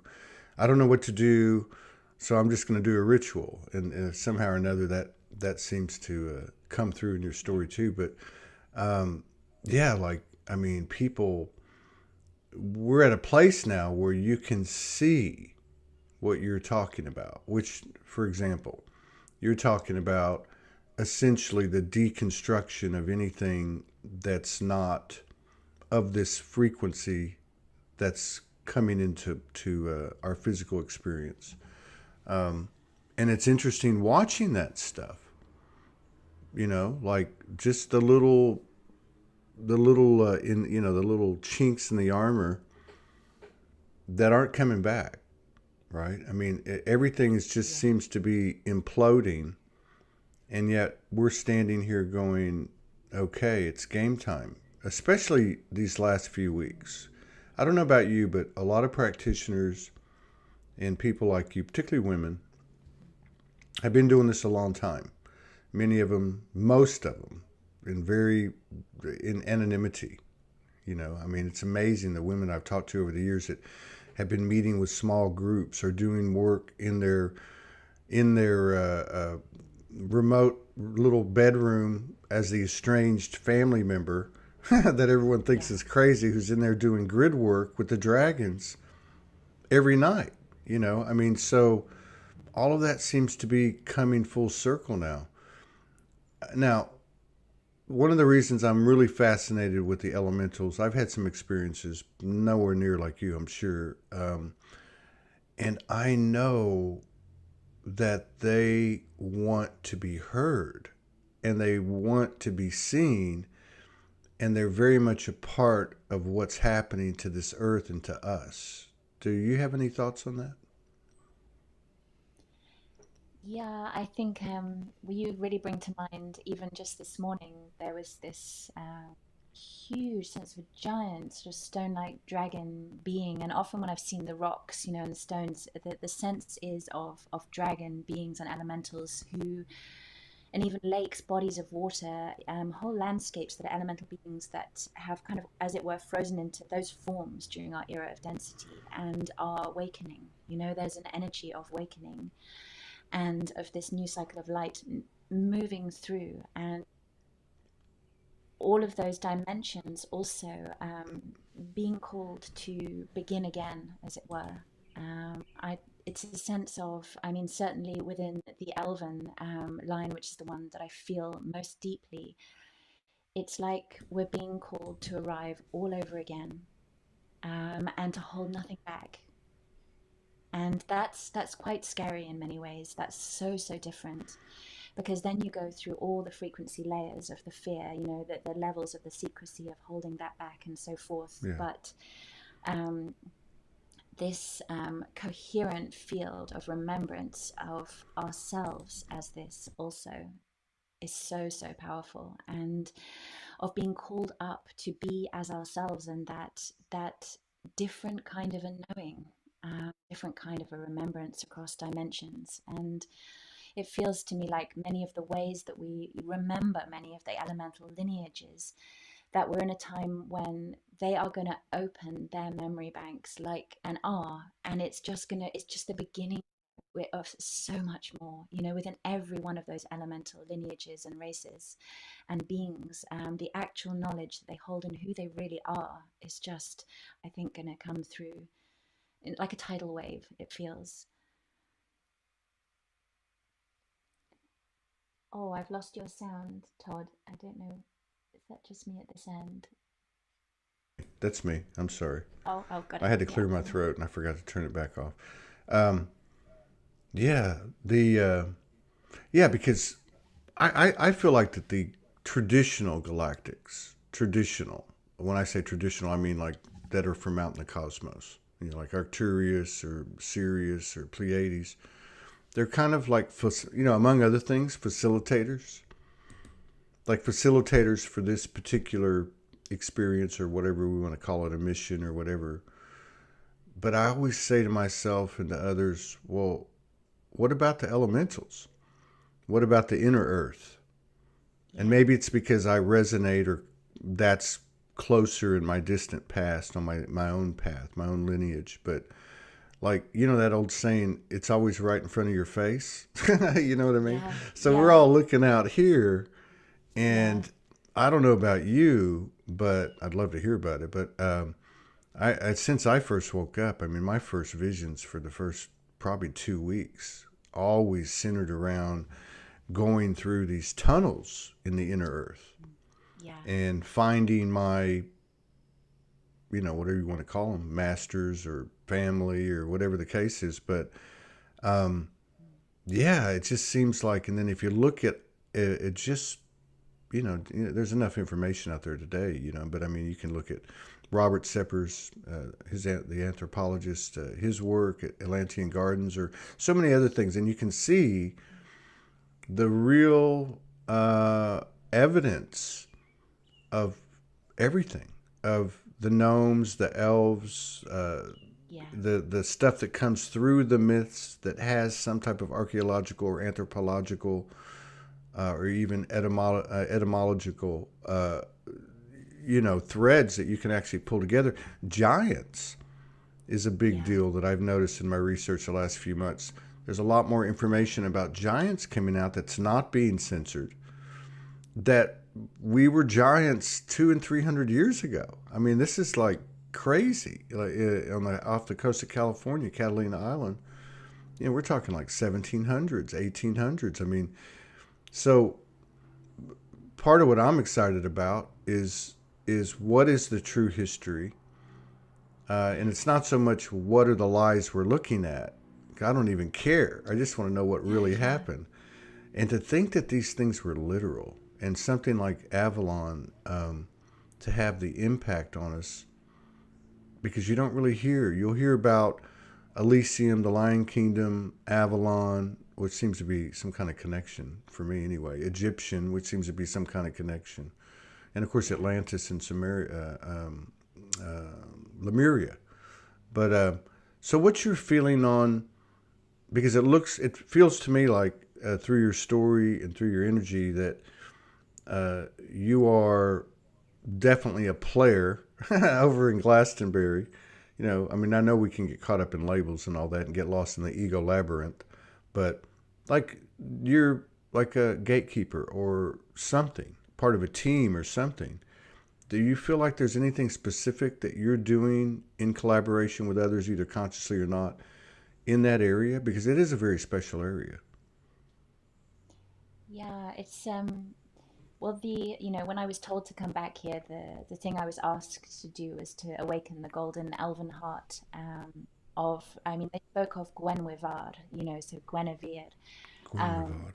and the sense of the kind of, I guess it's like it's almost like when I see it, when I feel it in my heart, it's like a white, golden, elven lineage energy, and it's part of Avalon and always has been part of her deepest layers. And it's been so beautiful. It was daunting to come back because there are so many energetically awake people and so much ceremonial work, so many layers of energy. And it was almost, I'd lived out very rurally and reclusively until that point. So to come into a center and to hold ceremony in the midst of all of this, and so many weavings, so many beautiful weavings, and every kind of weaving. And just to begin, and I just remember walking with my staff, sort of holding my willows, of holding these ceremonies, and just beginning, and to feel, and it did feel year after year, the elven citadels, the continuum of the golden elven dimensions and citadels rising again here, and just in layer after layer, and so much lifting off during that time. And I do feel and experience it like this. It's, I guess, part of how I see is very, it's like architectures, archways rising up around, citadels, as I call them, in a very non kind of, kind of guarding against kind of a way, but just this incredible holding of divine form and architecture that is, as you say, ancient and always of earth. And that's what I've loved about the remembrance that's moved through, which is, and that is what I love about the path of remembrance too, is that it's all inside us. We are those elemental beings. We hold earth within our earth. And if we start, for me, I just pick up the drum, and it's like that drum into resonance with that heartbeat of the earth, with creation, with that pulse and that being. And a journey of remembering begins within my core. And I love that. It's like the inner path of what this is and what earth is. And she's longing for us to remember and to tell us also, so much has been gifted.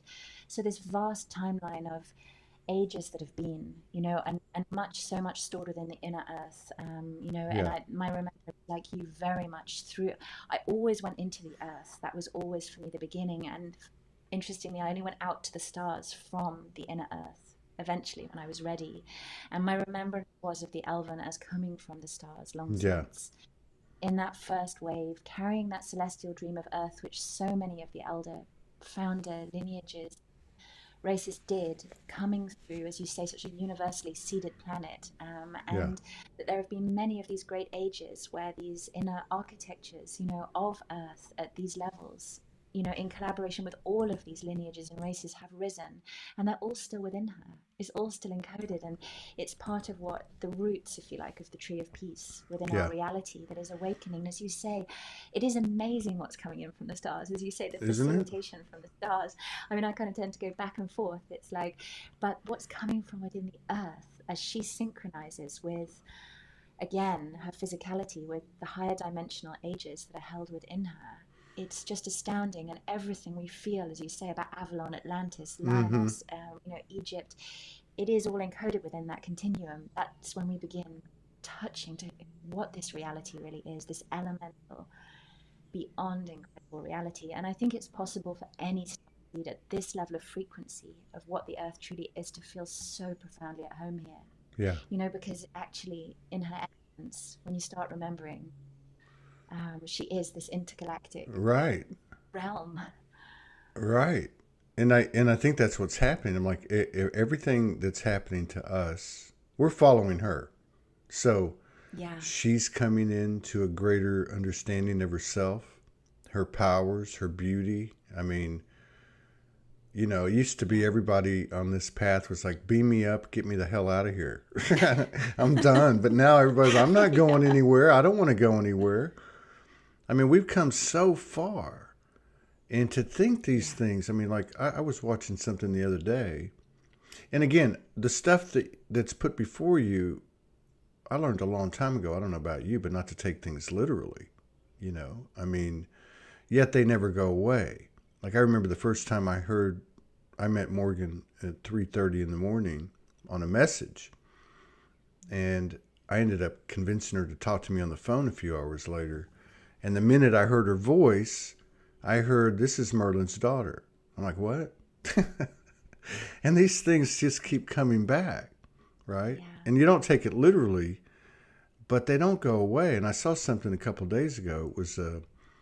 It was a video about Atlantis with some new information, which was basically all physical evidence, which had to do with the thought that Atlantis, which I think is pretty well proven, was in the Atlantic Ocean in a big elongated continental mass, and that as it sunk, the highest parts of it, obviously, like the Azores, stayed above water, but it was showing the relation to UK and to, I think, Portugal through these what are now underwater roadways, right?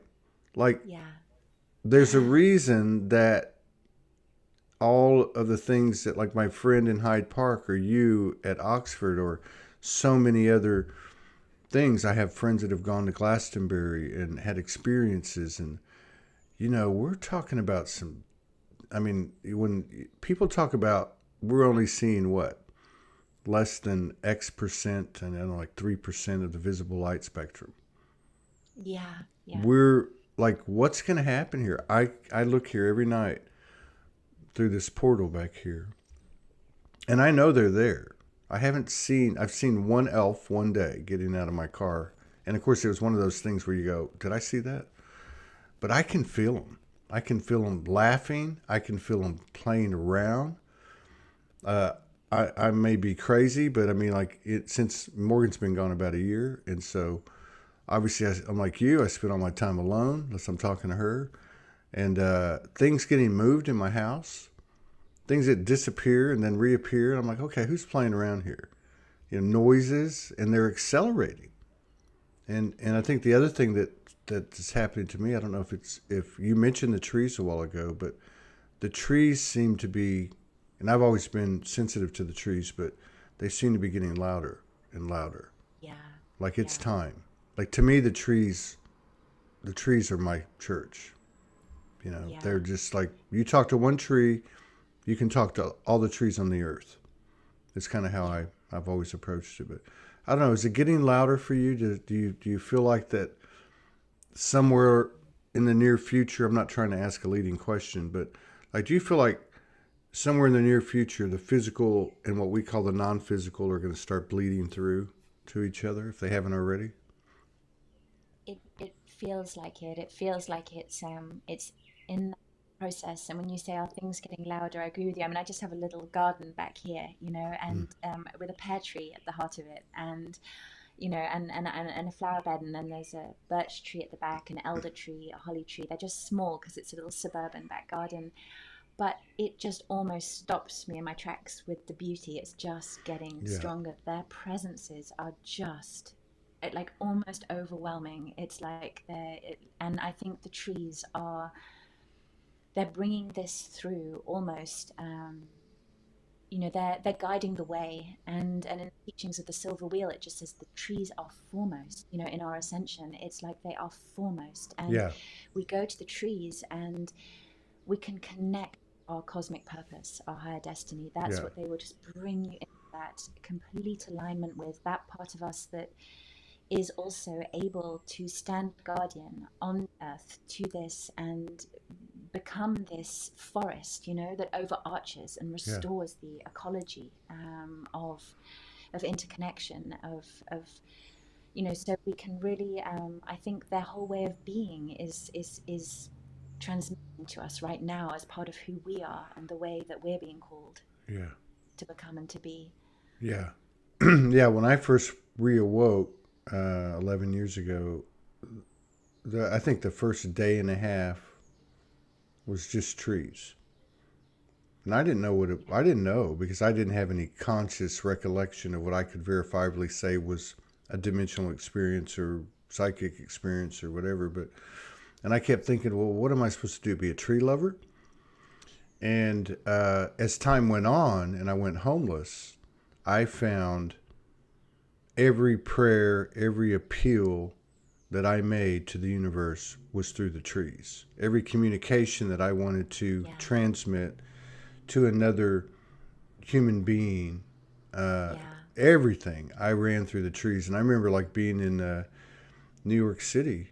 I ended up in New York City, because you know how we had to follow the guidance, right? You end up in New York City with like $20 in my pocket in the middle of the winter. And I remember going to find a tree, because in the city you can't find any trees. And I was in the northern Bronx, and I went and found 3 trees in the middle of nowhere in the middle of the night. And I put up a prayer, and the next day I got somebody sent a few $100. And I'm like, you can't make this stuff up. I mean, this is the real deal. So I'm excited to see the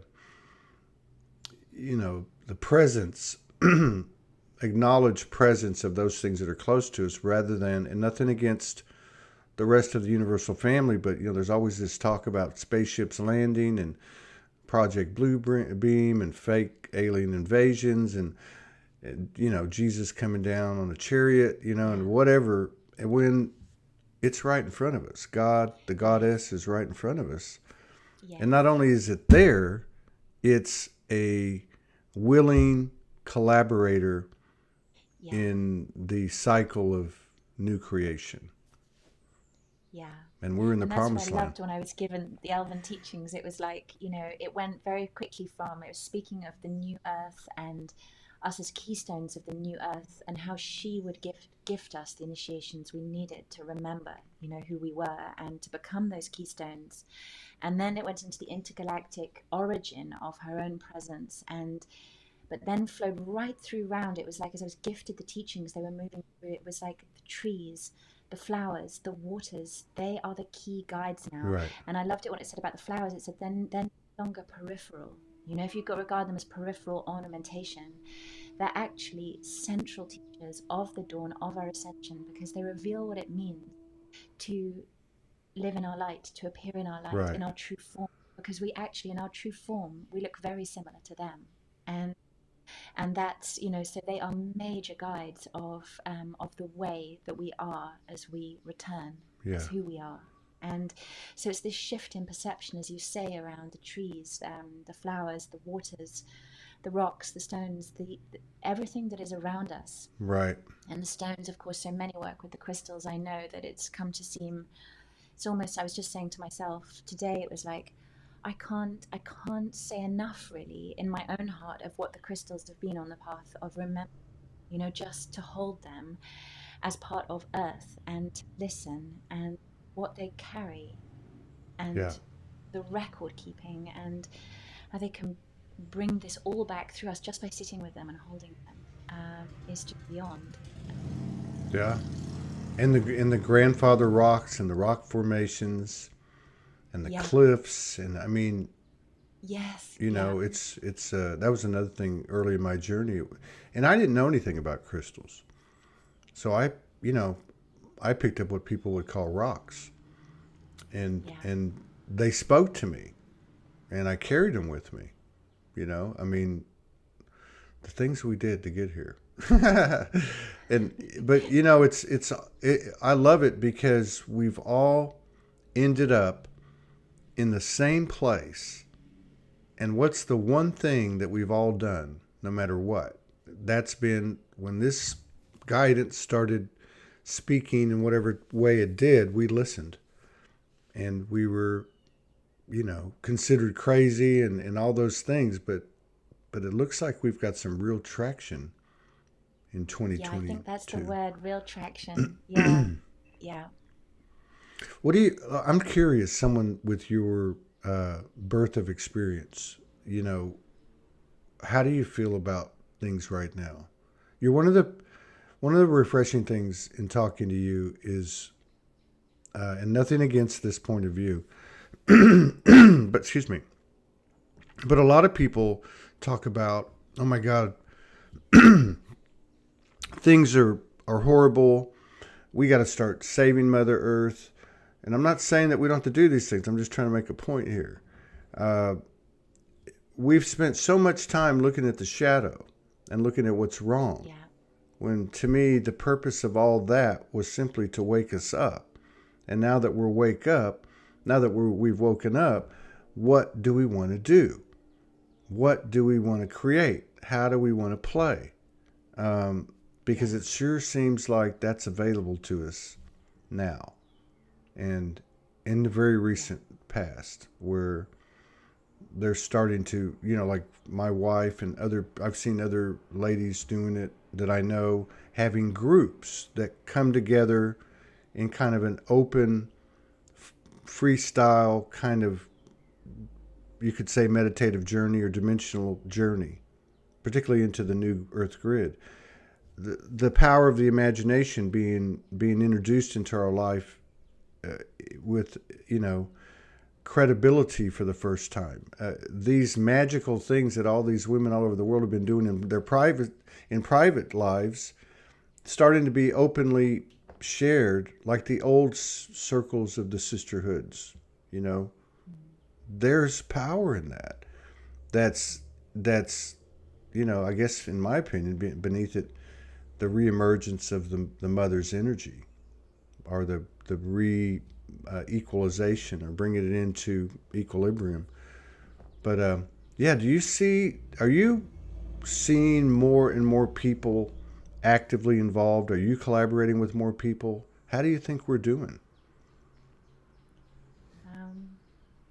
Yeah, sorry, I felt like there's so many layers in that question, actually. I know. It's just, that's my. Yeah, no. I have a tendency I was kind to of do that. really sensing into what you were saying, and it is that sense of, right from the beginning, as it began, that remembering process and receiving the silver wheel, the guidance over and over again was, not to go into trying to, patch up and heal and put together a reality that is dissolving, and but to have this gaze to what is deeply re-emergent. And that so many of us, again, it's been, like you say, about trusting ourselves, because that can seem so at odds with our outer senses, but it's such a profound inner knowing that what we're witnessing and feeling is this arising, as you say, of the invisible moving back through and moving into creational mode. And when you were just speaking about the circles, it was like that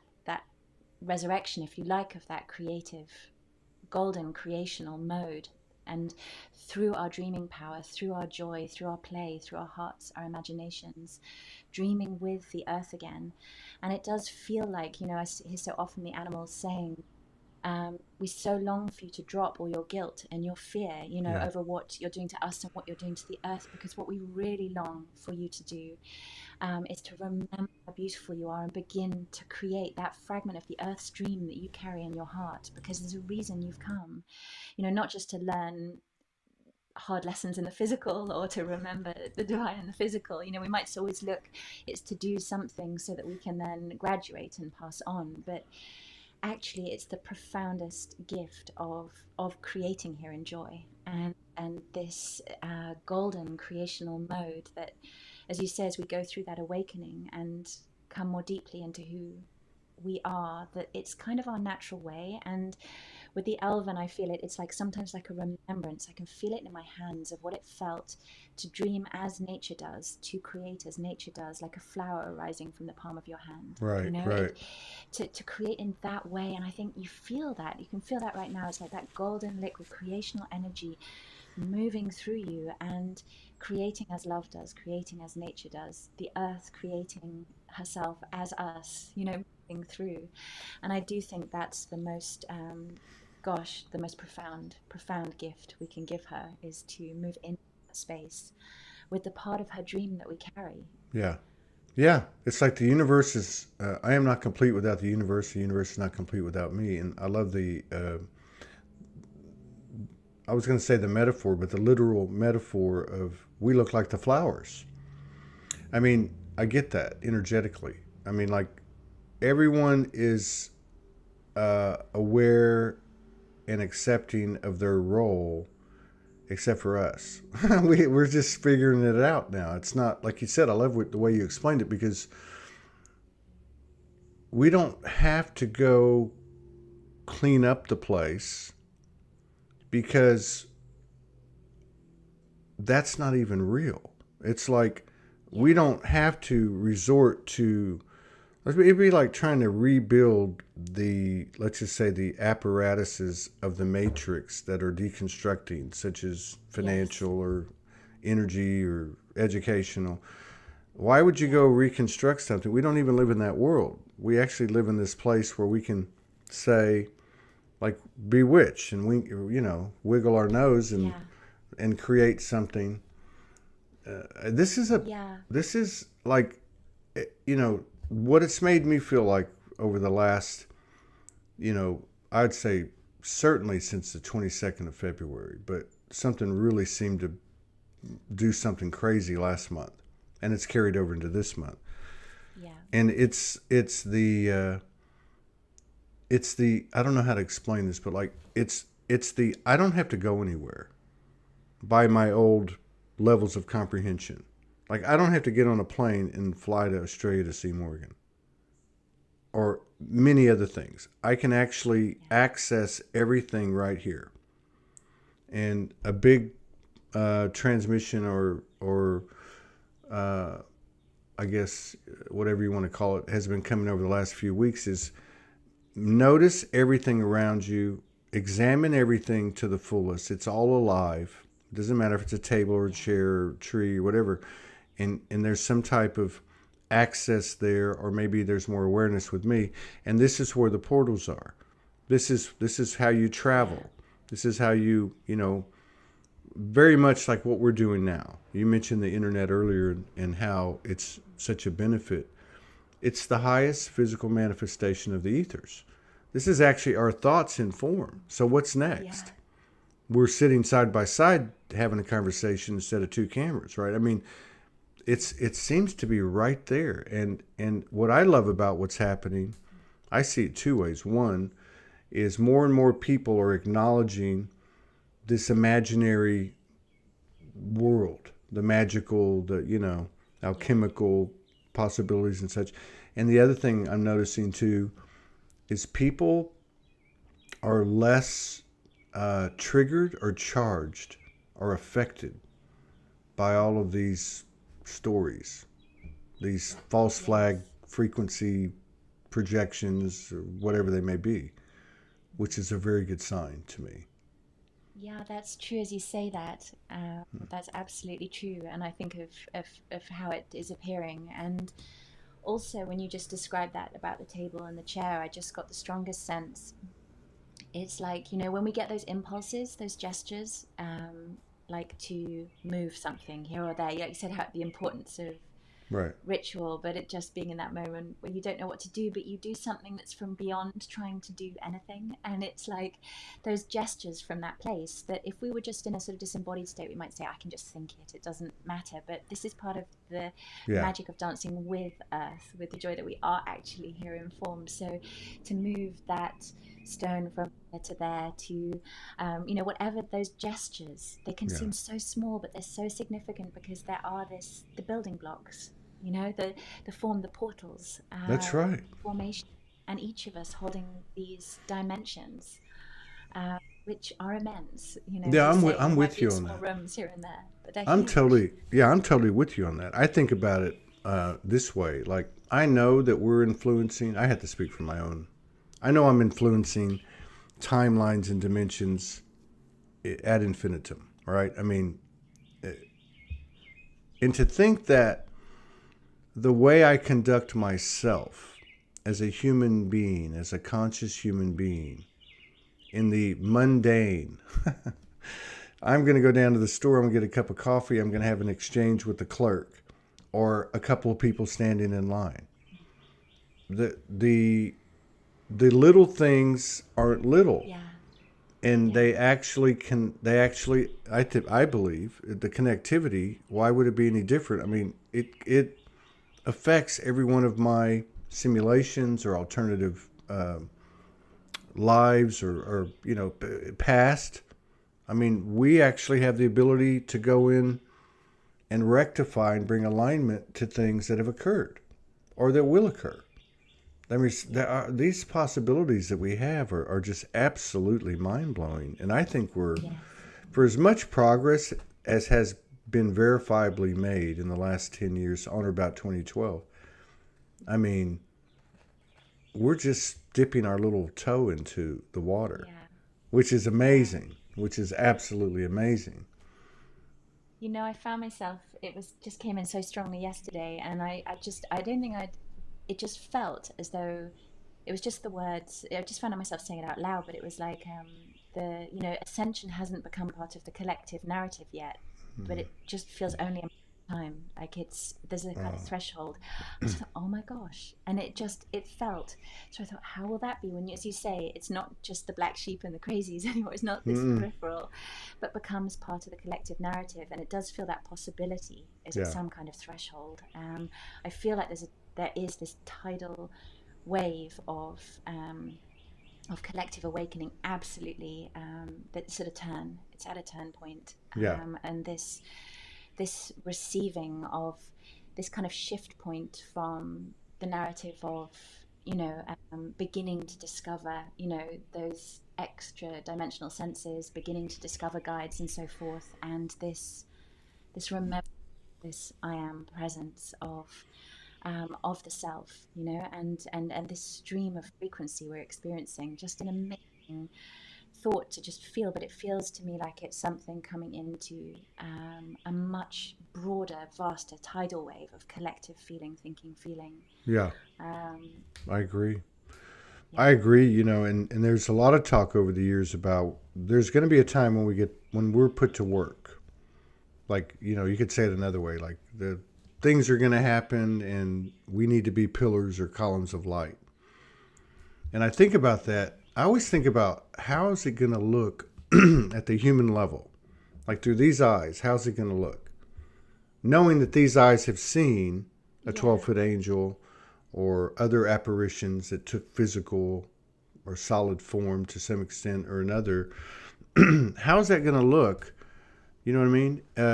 And I think to myself, maybe what it is as the other kingdoms and other things beyond the current visible light spectrum come into our 5 sensory experience, that we are just not going to be in disbelief or in doubt. We're going to be accepting, and that alone, because I really resonate strongly with what you said about the human physical actions.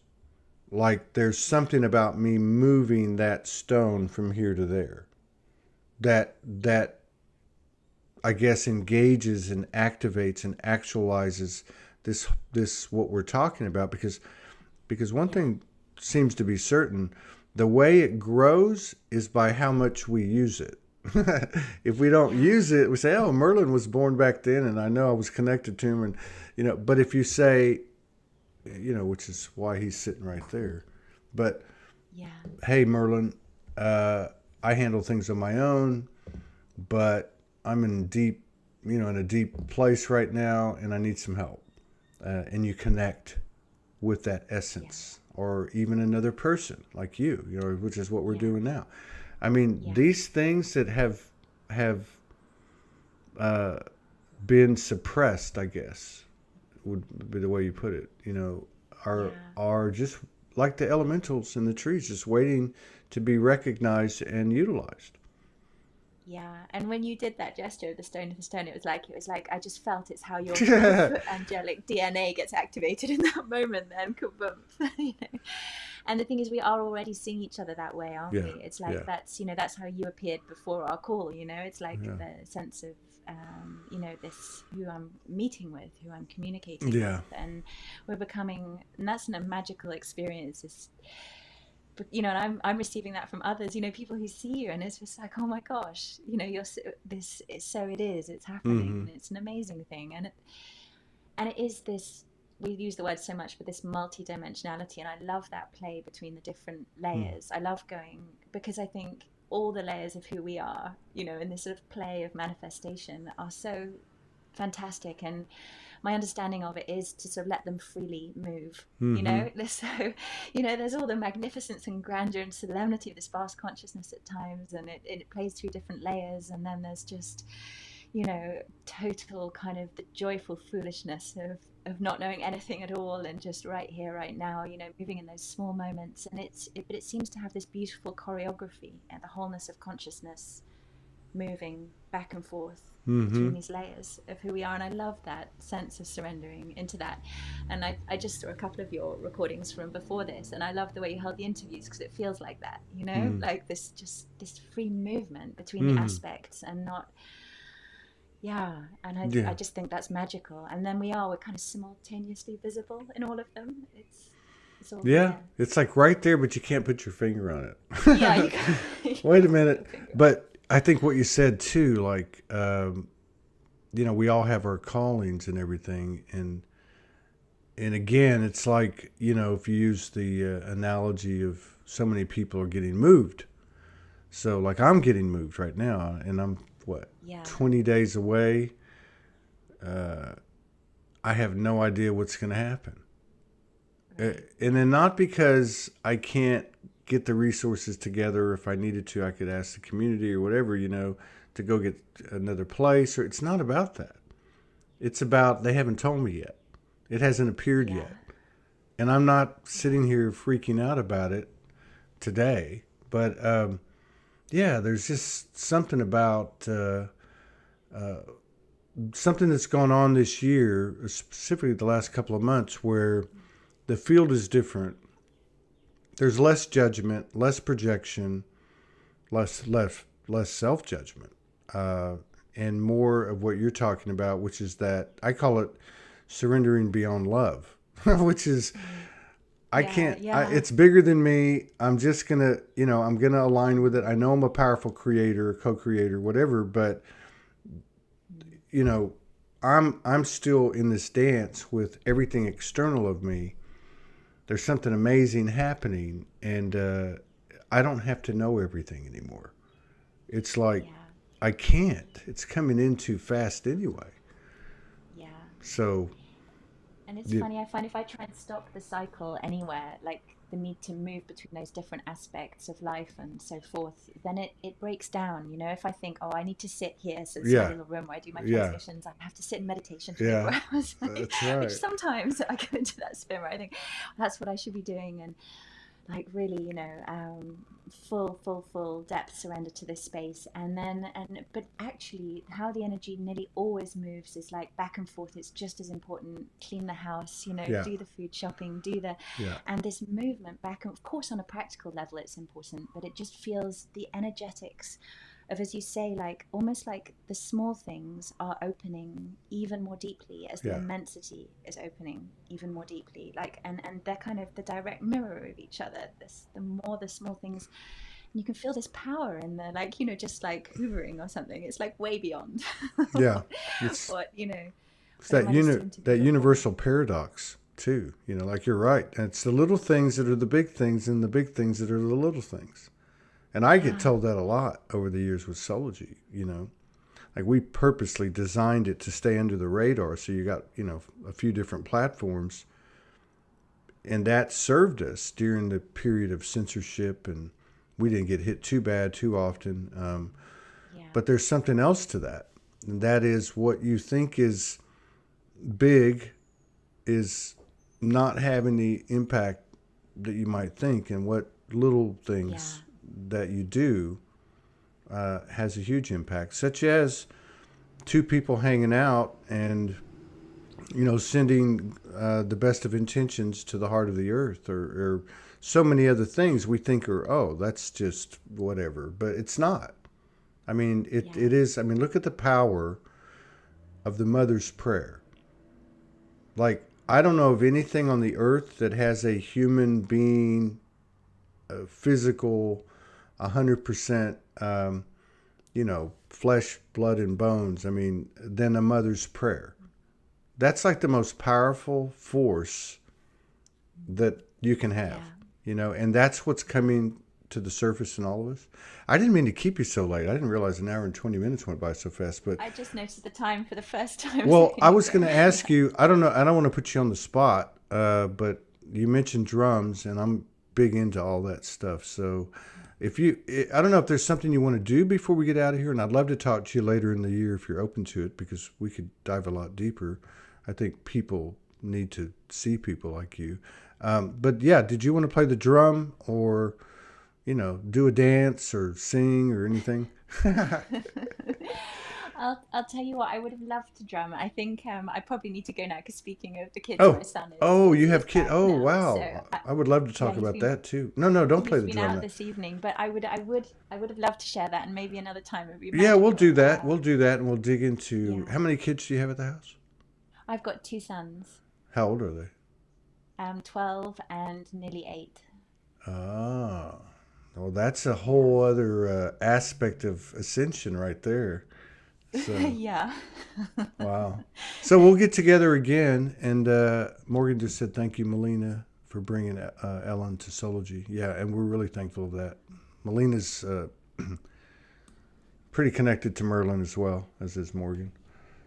But yeah, it's a pleasure meeting you. All blessings to you and your family. Thank you for coming in today and sharing space with us and honoring us with your presence. And I'd love to dig in deeper later in the year if you're open to it. That would be magic. Yeah. Talk about the Love that phase too. and the elementals and the 8 and 12-year-old boys in the middle of an ascension.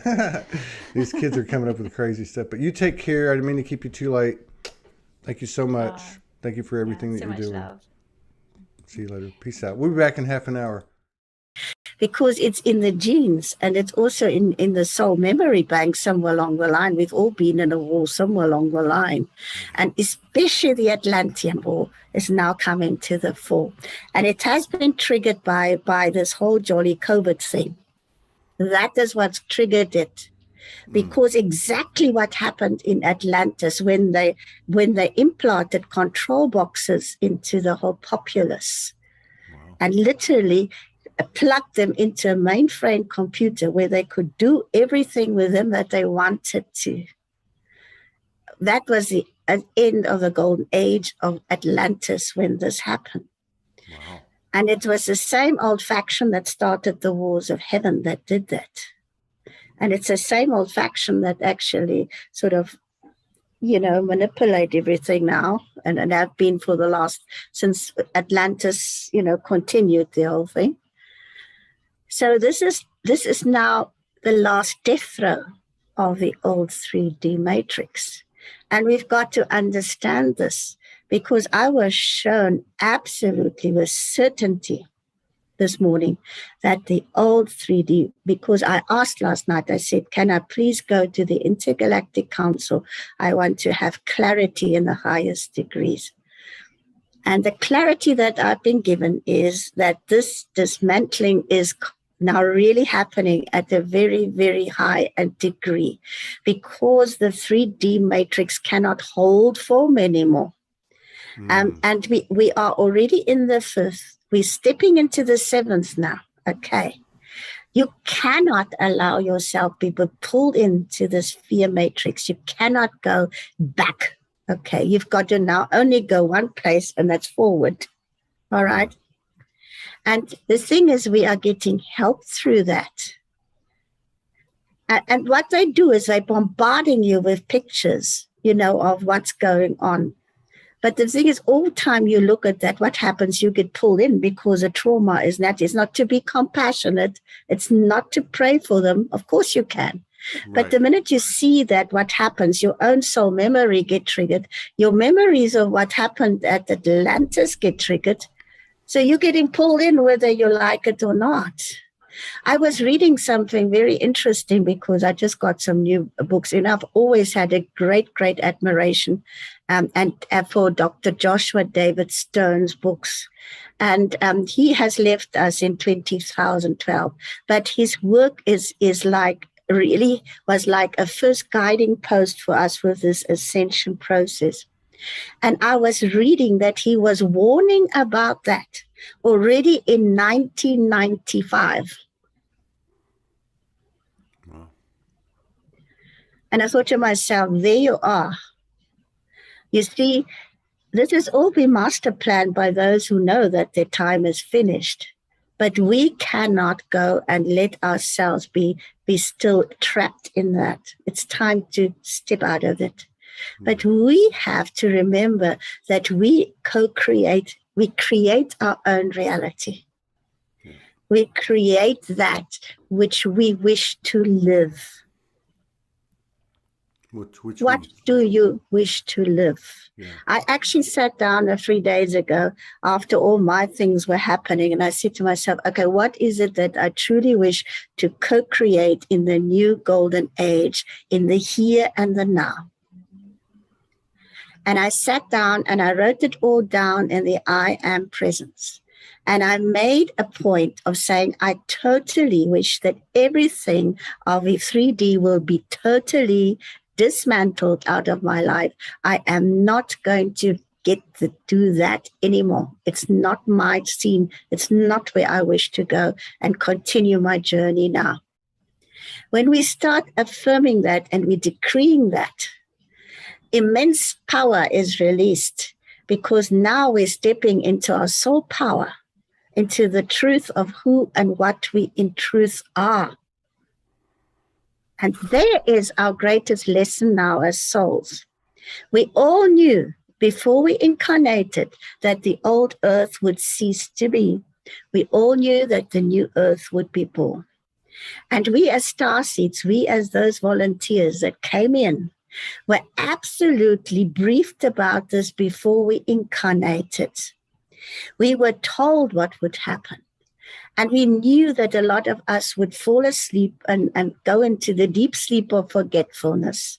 But we knew that at this time, everybody would start getting woken up in the highest degree. And we all came in with a special assignment of what we needed to bring into the new earth, because we've been prepared for this over many lifetimes, not only the lifetimes on earth, but also galactic and universal. And I was shown this by the intergalactic councils. They said, look at this. Here you have it. The whole of the universe is here surrounding you and helping you. The divine within you is helping you. But you have to claim your own power and not allow anybody to take your power away. Because any area where you are disempowered, somebody else will overpower you. Powerful. Church on Sunday Soulogy style. God, that was powerful. My heart's just going brrr. And I wonder if like part of what you're saying, part of it is because I noticed something. I haven't got pulled in about Ukraine. I actually was a little bit shocked that people were being charged by it, no matter where they were coming from. I mean, it wasn't a bad thing. I was just like, wow.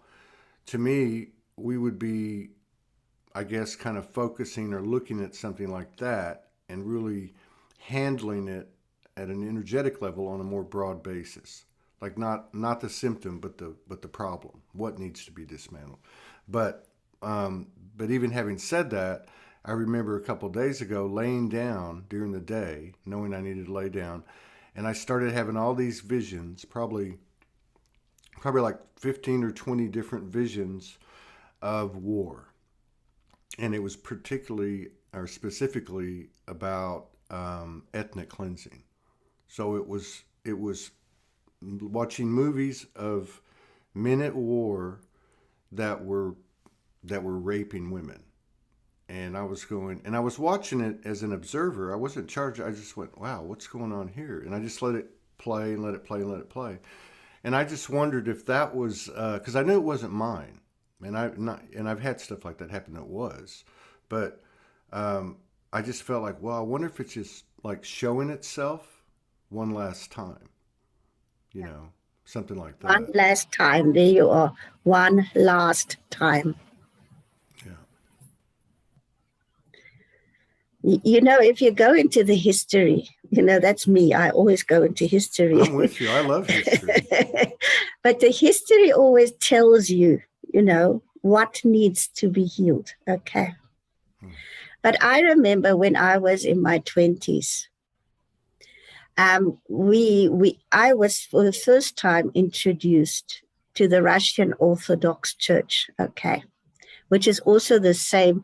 You have like in the Ukraine, etc., you also have the Orthodox Church, which is the Armenian originally, which was from the Essenes, okay, so whatever.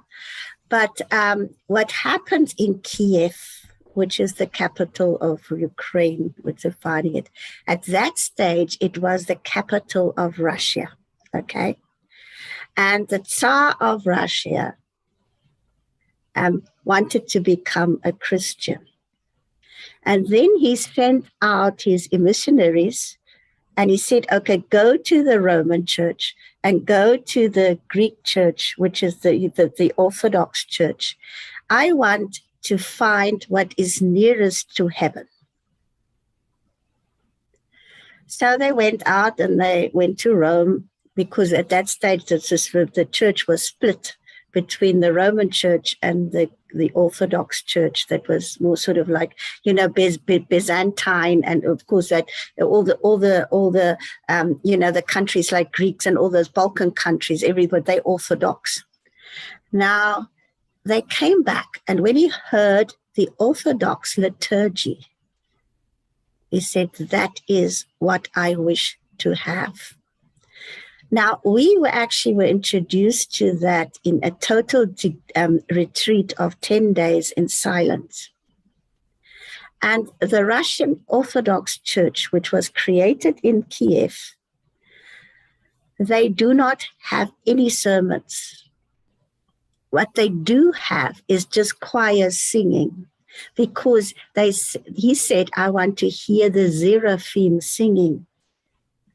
So you had two choirs that were always answering them and bringing the scriptures into life and form via music, because sound actually speaks directly into your soul. So the whole of the liturgy is around music, so that you can literally feel yourself being transported into heaven. Wow.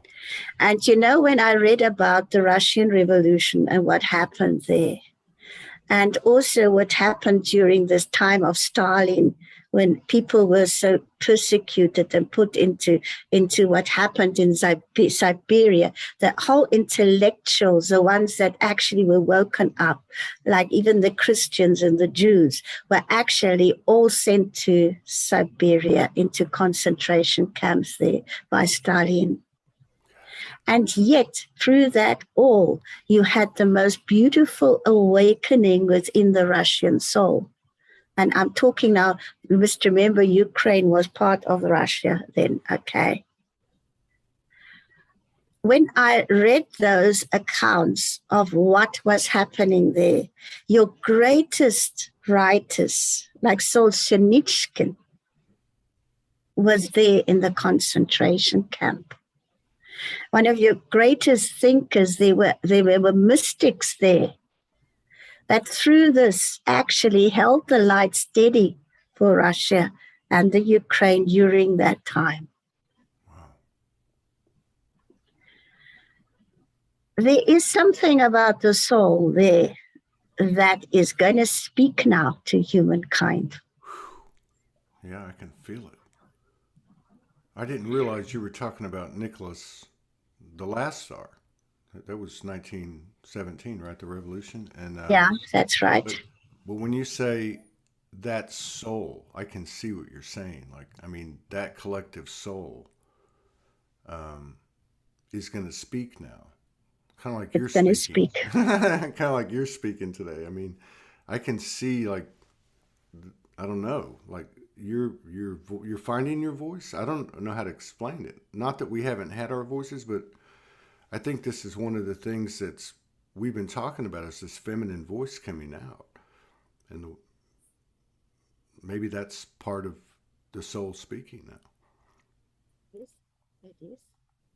Because you know that we have to find our voice now and speak. We have to find our truth and live it. You know, most people are always afraid to speak their truth because of what happened before. But we've got to get over this thing of being persecuted. Okay? That's past. I'm always told that the souls now have come in with extra protection. I have in the last few weeks, when all of this came, I was brought right back to my Qatar lifetime. And I was brought back to my Essene lifetime. And all those lifetimes, you know, when I was persecuted because of speaking my truth. And then I had to go, and I did it with my White Flame group, because I'm teaching the White Flame teachings now, which have been returned to planet Earth because a White Flame has been returned. It's the flame of purity. It's the flame that incorporates all the other 12 frames, which was removed when Atlantis fell. And it's now being fully returned. And that group that has gathered around me are just amazingly how they are just changing in a beautiful way and stepping into their power. But what was shown me is that there is a deep mother healing which now is taking place. It's the divine mother healing. The divine mother, the goddess that was thrown out of religion, thrown out of society because they feared her power. They feared the intuitive voice. They feared the intuitive heart knowing that knows the truth. You can't lie to your own intuitive voice. It will always tell you what the truth is. It will resonate in the deepest part of your soul. And as I did this divine mother healing, I was shown how I had to take my little child, my little girl, into my arm and really heal. Let that little child feel what it is like to be totally loved with unconditional love, and to have herself nurtured into the truth of who and what she is, fully as one with the Divine Mother. And then I was told that the biggest healing which is now taking place is that of the emotional body of humankind. That is our feeling side. It's there in all that we have not forgiven within ourselves and others. It's there in the deep unspokenness of what we could never express. It's there in the deepest woundedness that has come through many, many generations. It's got to heal now. And that is why the Divine Feminine is literally pouring in her love into humanity. And it goes directly into the heart center. You know, it was so beautiful that even the men that were in our group were picking up how the white dove in the symbol of a divine mother love is moving into the heart center, and how these white doves are coming out of the heart center. So in other words, the men are being brought back to the greatest mother healing within themselves too. But you must remember that as the mother heals, the father heals. Because a father was birthed by a mother. That's right. That's right. That's why I say God is a woman, because only women can birth.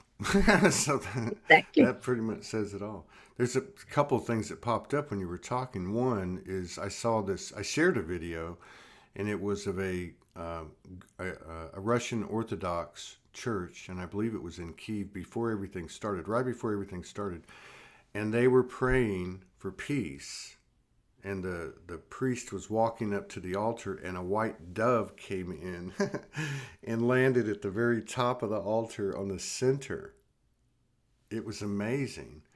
And then and in the last few days, you mentioned the Cathars and the Essenes, and that's always been, as you know, that's always resonated with me, even long before I met you. And I also had this period where I was watching movies or it was not so much watching movies, it was actually feeling it, feeling the different ways that I was killed. Like the throat being slit and, being hanged, all these different ways, being persecuted like you were talking about. So that, yeah, I don't know why that's happening at the same time. But this thing about, or the way you explain this, and just looking at it from my perspective as a man, and what I've been experiencing, I think, as a result of the masculine lineage, such as these visions and these feelings, it feels very much like that. And something else that came up when you were talking about feeling, I noticed in the most extraordinary way, the first time, to the degree that it happened, I came into this instant knowing of my nervous system and having a higher sensitivity of it, and realizing that the tenseness in my muscles, the tenseness in my body, was all stemming from this nervousness. And it was almost like it just came in and showed itself and left. I think I've been calmer since. Not that I'm a real nervous person, but it was a really deep kind of look into myself, and I could feel it. And it was shocking. I went, wow, like that's, it was unconscious, but wow, that was always 24 hours a day is basically how it came through. So yeah, there's a lot of great information. I'm glad I had that extra hour. I'm glad I had that extra hour, because that was a heck of a download. Thank you. Yeah, keep going. Our spiritual bodies extend, in some that are spiritually awakened, 21 kilometers outside of us. Okay. Can you imagine how much that energy field is radiating out, but also feeding you back what is going on around you? That is why protection and shielding is so very, very important. I always teach it to all my students, so that nothing and no one can enter your energy field that is not of the purest God force light.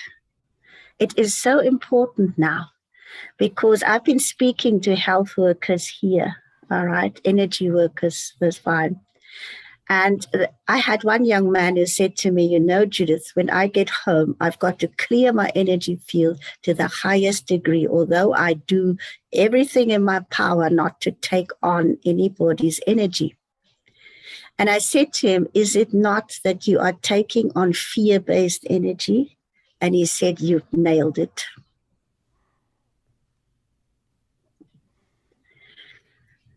We, as light workers at this time, cannot afford to take on fear energy of anyone. There lies our challenge in mastery, that we will now be in the still point that is our soul and our heart center. In absolute still point, where we are fully anchored in our soul.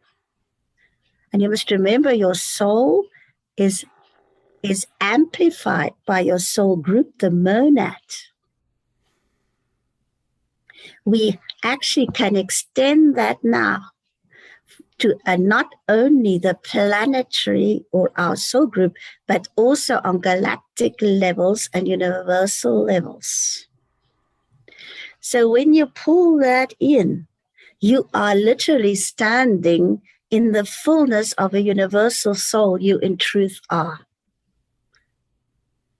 When I do soul readings and I realize the caliber of souls that have now been incarnating after the Second World War,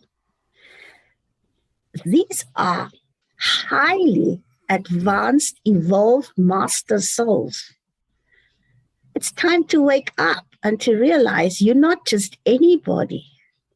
You came in to this life fully enabled to stand in your power. And there lies our greatest soul lesson. You are not powerless. You are powerful. But if you allow the outside world to drown out your own inner voice, you can't hear. And you absorb everything that is busy putting into you. And that's exactly where you need to take the mastery of your own life and say, I will not allow this. I will be very, very discerning about what I allow in my energy field, what I allow to see, watch, what I'm allowed to read, what I'm allowed in any form or way to come into my being. It's like more important than food. I don't know if you should be the people's general or the people's minister. It's like like you're on fire. I mean, wow. I'm not doing this. It's transmitted through me. I must admit it's hard. But you must remember that all of this just comes from love. Yes. That's always been very obvious with you. Yes. You know, when we are in the heart of love, there is something about the power of love, you know, that I'm getting to understand more and more. We always think, you know, love is just, you know, it's not powerful. It's not, you know, it's something like, oh, shame, you know, I'm taking you in my arms, and oh, shame, you know, you're such a poor thing. But we forget that love also means boundaries. It means I know where I start and where you stop, and vice versa. Right. It also means that you love yourself so much that when you give yourself permission to live your truth, to stand in your truth, to be the power of love, you give everybody else permission to.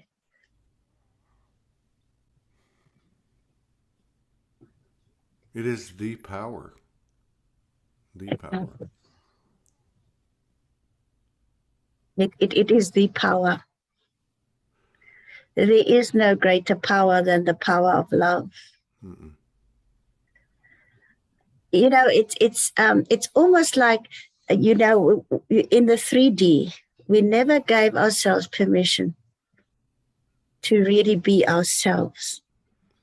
Yeah, true. And now we're breaking free of that. We suddenly see, well, this is who I am in truth. Then just live it. There is so much beauty in you. There is so much love in you. There is so, you know, the divine makes you unique with divine attributes. And the divine lives life through you. You are the eyes, the mouth, the whole being of living is the divine experiencing life through you. Excuse me. You know, I was in tears the other morning when I felt this deep, deep, deep divine mother love just pouring through me. You know, we all had mothers that were not perfect, okay. But then they had mothers that were not perfect either. Like we all had fathers that were not perfect, and then whatever. It went for generations. But when you experience the purity of mother love in the most beautiful way, you literally feel how everything is washed away from you. It just dissolves. It goes on. And there is only love. You are literally held in the arms of love, and you become that love. It is so beautiful. Because when you are in that state of love, you cannot be other than love. Judgment goes away because you feel I can't judge anybody because I know I'm judging myself. I cannot say this is right or wrong anymore because I am all of that. And that is why the heart is the still point. If you look at the hurricane, it's always got a still point right in the middle. And whatever is going on there does not affect that still point. And that is what we now need to seek. And that still point is love. There is nothing else. It's love. But that love has to start with yourself in the deepest shadow and also the highest light. You are both. You can't just cut half of it off and then you're imbalanced. You need to have that balance between the positive and negative. It balances each other out. And the minute that you balance it out, you reach a state of equilibrium. And then you are open to divinity.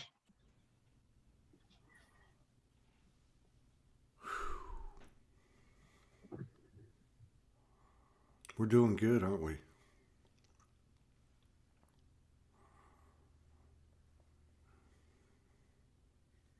You know, nature is teaching us so much because, you know, the animals and every plant and every plant life has already ascended into the 5th and 7th dimension. If you really connect deeply with the new Mother Earth and ground yourself perfectly in the new Mother Earth, you will start to feel how the animal and the plant kingdom, and talking about the whales and the dolphins, everything, are already there and they are helping us through this transition. Just like the angels and the archangels and everyone is here helping us. You know, it's so beautiful when I talk to light workers, how aware they are becoming of Mother Nature, how aware they're becoming of the animals, how aware they're becoming of nature and what nature is telling them. They're also becoming aware through this whole thing about how they are called now to start speaking out about those things which they never ever spoken about. Because when people don't want to tell you, they speak to plants or they're getting to plants because there was always a stigma, a fear of being labeled you're insane if you start doing that. Mm-hmm. And yet nature is speaking to you. And how does this come? Telepathically. Yeah. Yeah, I went to visit some friends they live on top of a mountain. And it's a husband and wife. Mm-hmm. And they have 3 dogs and a parrot. And it was a very loud room. I mean, I was having a normal conversation with them, and all I could hear were the animals. It was amazing. Yeah, I feel that. I can feel what you're saying. I can feel nature, you know, the trees back here, animals. Like there's the birds especially for me. There's something going on. I mean, you can feel it. And it's quite amazing. It helps to ground. It helps to ground me. Like if I get off a little bit, like even if I'm in my head and I'm walking to the car and then all of a sudden I hear the birds say, "Hey, wake up. Just remember where you are," or whatever. Birds are angels. They are messengers. Hmm. And if you become aware of the birds, you also see that they have messages for you. Yeah, no doubt. And we, you know, to me, the most beautiful thing is if you go outside and you hear all these birds singing, or even if you're quiet and still and you hear the birds outside, that they always will sing praise songs in the mornings to the new day, and they will sing praise songs to the day that is moving, that is going out, is going, leaving out. And I thought myself, if we as human beings would do the same, our whole life would change. True. I just sat and listened, because when I was waiting for you to come on, I was going back to an Armenian chant, in the original Aramaic language, which was spoken by the Essenes, because the original Lord's Prayer was in Aramaic and not in Hebrew. And I just closed my eyes and allowed that whole chanting to come through. And that is exactly what we've forgotten, the power of sound. We've forgotten the power of music to lift us into that state where we become into oneness and harmony. And if you listen to all the sacred chants all over the world, that's exactly what they were there given to you, so that you would get into that higher state of oneness. And that is why I've been teaching my students this toning, singing. The R-I-E-O-U opens the heart center, it opens your whole energy centers so that you can be receptive to the divine within you. And with the divine feminine returning, that is being returned to humankind. And in the ancient mystery schools, they knew that. If you start reading Pythagoras, he was one of the high masters of the mystery schools. He knew the power of music and tones. You start listening to the Slovakia frequencies, there you are. They're tuning you into that higher frequency. So you see, we are given these amazing musicians now. And those ancient ones who are bringing us back so that we are being lifted in that higher state. There are so many tools around that we can start using. But if we allow our day to be overwhelmed by whatever is on television, whatever is thrown at us with pictures and sounds of it, we get into overwhelm. Mm-hmm. You can't listen to your own inner voice anymore. I switched off the TV and radio years ago, and I don't even miss it. Because I actually cultivate, it's almost like I seek silence these days more than anything else. Yeah. Because silence speaks. Yeah. It is only in silence that you can truly hear. And we need more time. You will find, I find in the last few years or so, I really seek alone time. Yeah. I seek that alone time, because it's in that alone time that you can truly hear. It's in that alone time that you can connect into the omnipresence and feel it. It's in that alone time that you can have guidance in the highest degrees. Because now the outside noise is not there anymore. You go inside yourself, and that's where divinity lies, is inside yourself. That's your center. That's your deepest connection to the divine, is inside yourself. Once you start experiencing omnipresence, omnipotence, omniscience, that absolute oneness with the divine and all that is,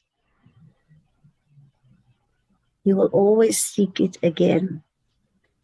Whatever the day brings, you will start centering yourself again. And you may ask for it as well.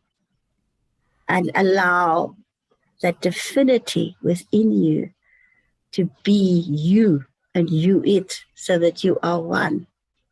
That is what life is about in this 5th to 7th dimensional state, where we go into that unity, the harmony, the oneness, where it doesn't matter if you differ from me. It doesn't matter if you have a bit of a different opinion of me. But in the end, we are all one. Right. Because everybody is unique. And within that uniqueness, we are one. There's not one that's more or less than the other one. We are all perfection. And we are all love. Because in truth, we all want to be loved for who and what we in truth are. Not for what we pretend, not what other people project upon us, just for ourselves. So that you feel safe with me and I feel safe with you. Yes. Just like you were saying about being in the arms, or taking your child, your inner child, into your arms. Or the experience you had, I think that's what it was, when you woke up and you were in the arms and you washed, everything was clean, like it was that feeling. Yeah. God. I didn't know that there was a connection between the Armenians and the Essenes, because my lineage, I think, is very close to yours, from, just based on what we've exchanged before. But one thing, I never really even met Armenians and an Armenian, to my knowledge, until I was working in LA and back in the early 2000s. And every time I would meet an Armenian person, I felt like I was looking in my own eyes. It was weird. I thought, what is that? What is an Armenian? I hadn't heard of them, and then I did some research, but I didn't go too deep. I didn't know there was a connection. It's amazing how these things are being shown to us in so many different ways. You must remember when Jesus lived, what in that time, Mary Magdalene, that the Israelis, well, the original Israel tribes, you must remember, most of them, sort of were not there anymore when the only two tribes actually survived. And those were the tribe of Judah and Benjamin. During the time of Solomon, it was just the two. The rest were all sort of like, because of the wars that were going on with the Persian Empire was taking over, etc. And so when the Persian Empire then sort of like conquered the Jews again in Jerusalem, they were all taken out in imprisonment in Persia. And if that is a time when the Jews really sort of like awakened again in the deepest sense and so on. So they returned back when they were set free. They were returned back to Jerusalem, but the Hebrew language had actually sort of been forgotten along the way with all. But it was even more so that in the time of Jesus they spoke the Armenian language and not Hebrew. But the Armenian language, according to Lars Mool, he was repeating it, is actually what they if you go to the origin, there are 5 languages, and actually the keys of Enoch specify it, that were given to earth. And Armenian is one of the, actually what they call the angelic language. Wow. That's wild. So that is why when you listen to the original Lord's Prayer in Armenian, I absolutely know it from my heart that is speaking into my heart. I cannot explain it, but it was, to me, when I first heard it, it was like, I'm home. This is speaking into my soul. But with what this makes these languages even more profound is that they do not use vowels, okay, because the vowels were considered so holy and sacred that they were not used, just like the Hebrew language. That's why every single letter in that language is holy and sacred, and each one has got hidden meanings. And actually, if you meditate on each letter, you start having the divine guidance coming through and insights. Hebrew works exactly on the same principles. That's why the Kabbalists, for instance, meditate on every single letter. And if you actually start reading the text, the original text of the Bible, the Torah, they actually have so many different meanings that come out that you can interpret those texts anyway that is, it speaks to you. The Armenian language is exactly the same. That's why with the translations of the Bible into different sort of like languages, the original meaning of it got lost along the way. Wow. So the Aramaic language has no vowels. Yeah, but I mean, Wow. you can put them in if you speak it in any case, but not when I write it. So what about the chant, the mantra? Did you learn that or did you download it? The one you were talking about that you did today. I think it was Aramaic or Armenian, the chant. The chant is actually no, I don't know. I don't repeat it, but there are actually prayers that are still coming from the Armenian. If you read Lars Muhl, it's Lars Muhl. He actually has done research on the Aramaic read, and he has seen his teachings for his whole life through. And he's got lovely books, The Law of Light and something, I couldn't remember what the other one is, where he actually gives you the Armenic prayers and how that actually comes in. And they are very powerful prayers that I've been doing now every morning since I've read them of myself. Well, this is exactly where I feel I'm being lifted into a higher state. So if you actually start saying also the Lord's Prayer in Aramaic, you will just be lifted into a higher state, which you cannot explain, whether you know it or not. But you have it where you actually, like, the Holy Spirit is a rukakusha. You said Makutsa Dishmaya. I don't know if I'm pronouncing this right, but it's feeling it. You start repeating those, and you will immediately start being lifted into a higher state, which you don't even understand, but it is a heavenly state. To me, these teachings are coming more and more to the fore. And I have been told that more and more scrolls and books will now appear because they were so suppressed and they were so persecuted that these just went underground. And they're starting to come forward again. But what's more, when this whole persecution came, and the thing is, the souls then were from the mystery schools, okay, especially in France and those places where this happened. I was always told that the Qatars and those that actually were sort of like bring it to the Qatar bishop at that stage was a woman. She was not a man.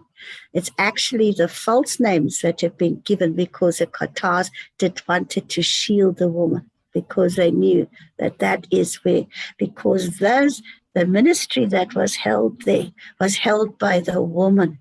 And Montsegur was actually a goddess temple. It was never, ever a castle. They bought Esclamont de Foix, who was the Qatar bishop, was the one that actually said we need to put a fortress around it when the Third Crusade was launched. But in that, they actually had the priestesshood that was there. You must remember the males were also there. They made a vow and said, we will not lose this. We will have this programmed into our souls. Yeah. So that when we come back in those times when the new golden age will rise and the Christ consciousness will be returned, that we will remember and we will bring that back to humanity. That is what's happening now, because they've all incarnated again. And this includes the Templars, because the Templars were part of the same families and the same groupings.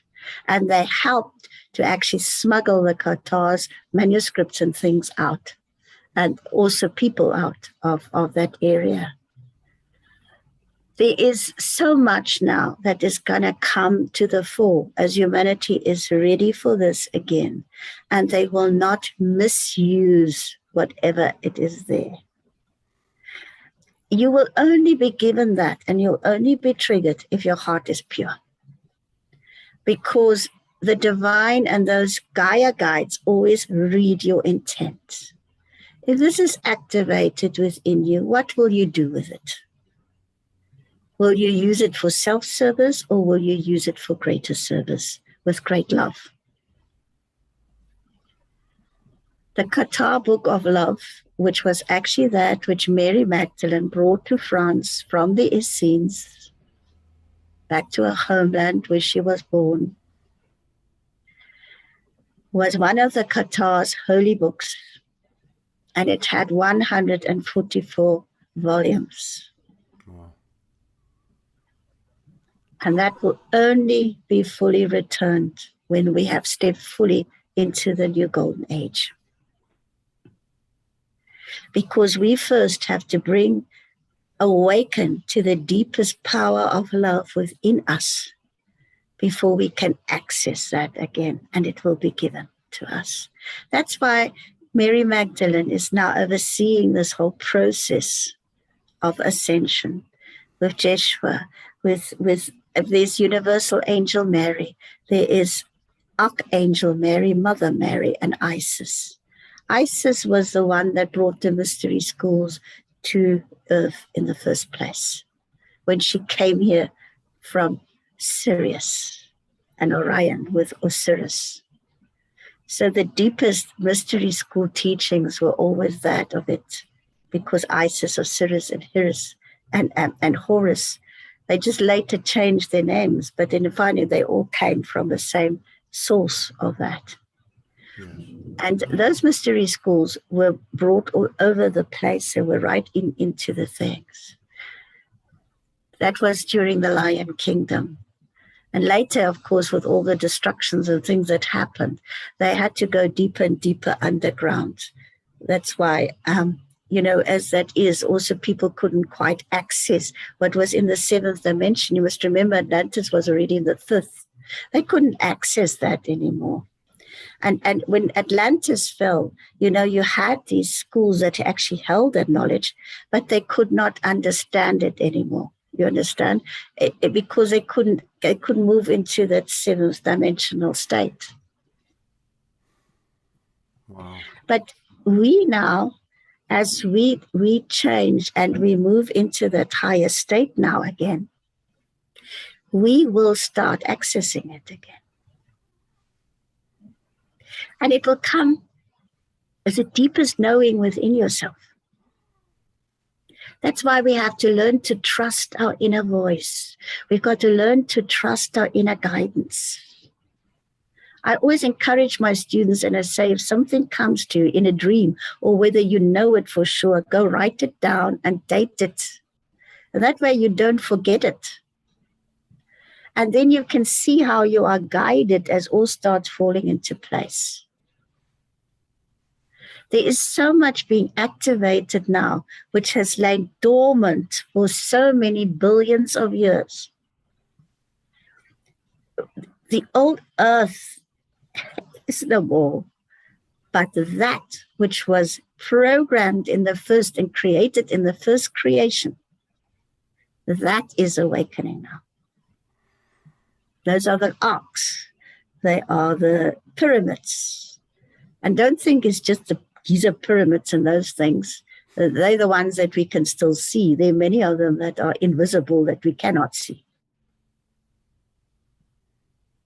Because we can't tune it. You can tune it to them, but you can't see them with these eyes. You've got to use this eye. They're everywhere.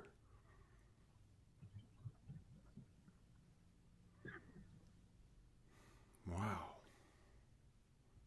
It's a whole different perspective on what's happening. I mean, this is what I've known is happening. I've never heard it really explain this in depth with so much passion, but yeah, it just reminds me that however this is unfolding, I've got no clue. Because like the way you say, the information or the code or the awareness is going to come in, it's going to come in, you're going to feel it, you're going to know it. And that really describes the journey of the last 10 years. For most of us, it's been, 2012. But yeah, it's just been more frequent, just like what I was telling you about my nervous system. Just in that moment, I don't really fully know what happened, but I know that I became aware of the depth of the connection between my imbalance and my nerve. I was able to see it in a way. And it felt like, for lack of a better way to say it, that it was cured at that point. There was some type of healing or alignment that occurred. And that's how this information is coming in. And the way you explain it makes it really easy to see that. Do you think that we'll be able to see with the body, the two eyes, for instance, what we can't see now? You will be able to realize it. The thing is that first your third eye have got to awaken, and also your psychic center is directly linked to your heart. As a low of it, we have three centers, three inner suns. The one is the lower body that sits in your sacral area there and your solar plexus. Then you have your middle part, that is the higher heart, and then you've got your upper chakras and confined. The thing is, your lower body is what needs cleansing out the most now.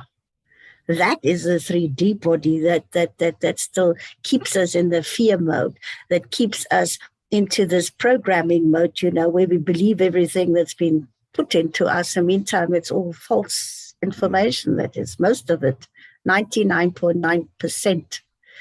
I come back to the discerning. I learned to be discerning ages ago when I was librarian. When I read, I read everything under the sun. Some of it I was going to ask you that. How many books do you think you've read in your life? I think it's about 30 or 40,000.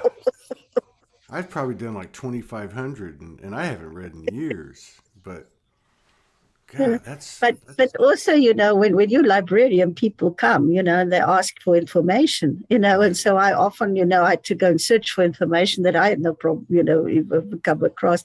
But what I've learned is, science, you can't just take one bit, and say, well, this is the truth. Right. You've got to look at all the others, like science, most scientists just focus on one discipline, one knowledge. But all the others also have knowledge. So if you really want to know what's going on, you've got to study all of them. Yeah. And in the end, you will see they all come back to one universal truth. Yeah. So to me, that's always made me understand that I've got to question what I read. Is this the truth? Is it the only truth for me? And does this resonate with me in the highest sense? If it does not resonate with me, it's not for me. Right. Other people can believe it. That's their problem. It's not mine. I learned that so much because it's so, to me, it is, I was told, when my whole life came in and I had to start all over again, I was literally told, go deeply in yourself and listen to that inner voice and write it down. Because I was given information that I had no clue what it was going to be and how it came into.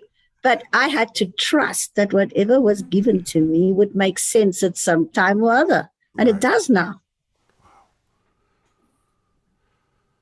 I love history too. I'm just curious too, like in your journey, you were a librarian and you were reading all the time and you loved history. Were you already aware as you were reading the history that something wasn't right or that they weren't telling the true history or that type of thing? Were you already aware of that? Yes, especially because of the apartheid years. The apartheid years, I was just telling this the other day, when we had like meetings, and I know the people from overseas would comment on it. They say they can stand on a podium in South Africa and say anything they like, and people will just nod their head and say yes. They won't ask questions, anything. Okay. Mm. But what happened is because the security police were always sitting in, and listening. All right. So what happened with the South Africans, they went out of that building or out of the church even, because they used to monitor the church services as well, okay? And they would go home and then they would discuss what they heard. Because, okay, that time there wasn't any other spying devices that were around like we have now with our cell phones and whatever else, you see. So it's inherent that also with that, you know, when the apartheid was dismantled and the truth came out of what had happened, we were shocked because we never knew that was happening. You understand? I always had a sense of that because, you see, as librarians, we went into the black areas, we went into the colored areas, we went into all the different areas, you see, because we had libraries there. But I'm so grateful because in the library milieu, we were dealing with all the different races. We were dealing with all the different religions, okay? Mm. So I read the Bhagavad Gita, I read the Quran, I read everything, you know, because I wanted to know what they believe in. I wanted to know what is it that you believe in, what is it that you wanted, you know, to bring you into being. I didn't want to judge people. I wanted to know what they believe in. You can only communicate with people directly if you know where they come from. And, you know, with my, I'm really grateful with that also, that my parents taught me the same. They always said to me, don't just judge, you know, go and listen to these people. You know, don't just say because somebody is black, you know, I don't want to have anything to do with it. You see, you have to also understand where they come from. If you don't understand what the people's traditions are, if you don't understand what their customs are, you cannot relate to them. When you're going to do that? And that's exactly what when these colonies came in, like, you know, the British colony and the empire and whatever, they actually projected the Western ideas upon the black people, okay, and upon all whom they conquered. And the black people have always said, this is not our soul, okay? Right. You are projecting something on us that is not our soul, it's not our truth.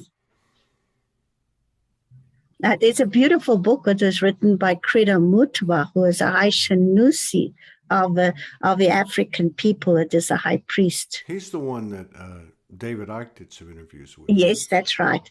And he said something very profound in his books. I've never forgotten that. He said, you gentlemen of science, you come to Africa and you tell us what our history is. We know what our history is because we have orally, over many, many millions of years, kept that history intact. They were not allowed to even change one single word of that. They had to completely keep this in their memory banks. And then they would tell these scientists, but you are wrong, you know, this is not what our history says. What did they do? They arrogantly just cut this all out and say, this is what is the truth. So what you've got misinformation all the way. Mm-hmm. God, what's your favorite book? I'm just curious. To read 40, 50,000 books, like what are your favorite 2 or 3 books? I've got so many. It's like trying to pick favorite souls, right? I'm sure there are. There's so many of them. There's some that are just jewels, you know, that you just sort of like keep in your heart ever. And I think one of them, you know, Louisa's Hay books have always sort of spoken to me in a great deal, like especially one, You Can Heal Your Life. I think that's one of the most amazing books that's ever written. Wow. You know, there's Lars Moore's books speak to my soul very much now because of these scenes that are in it. There's Wayne Dyer. There's you know, there's all these people that were the forerunners now to wake up us, and a lot of them have left us. This Lawrence van der Poos is a South African who is actually he actually he grew up upon the Bushman people here in South Africa, and he, in his books, recorded their whole mythology and their way of looking, because they always worked with nature and with Mother Earth and so on. And there's beautiful discussions. For instance, there's one book where his friend was Dr. Carl Jung, and the psychiatrist. What's this guy's name? Lawrence, it's Sir. He actually got the title. He was knighted by the British Empire. Lawrence, that's Laurence.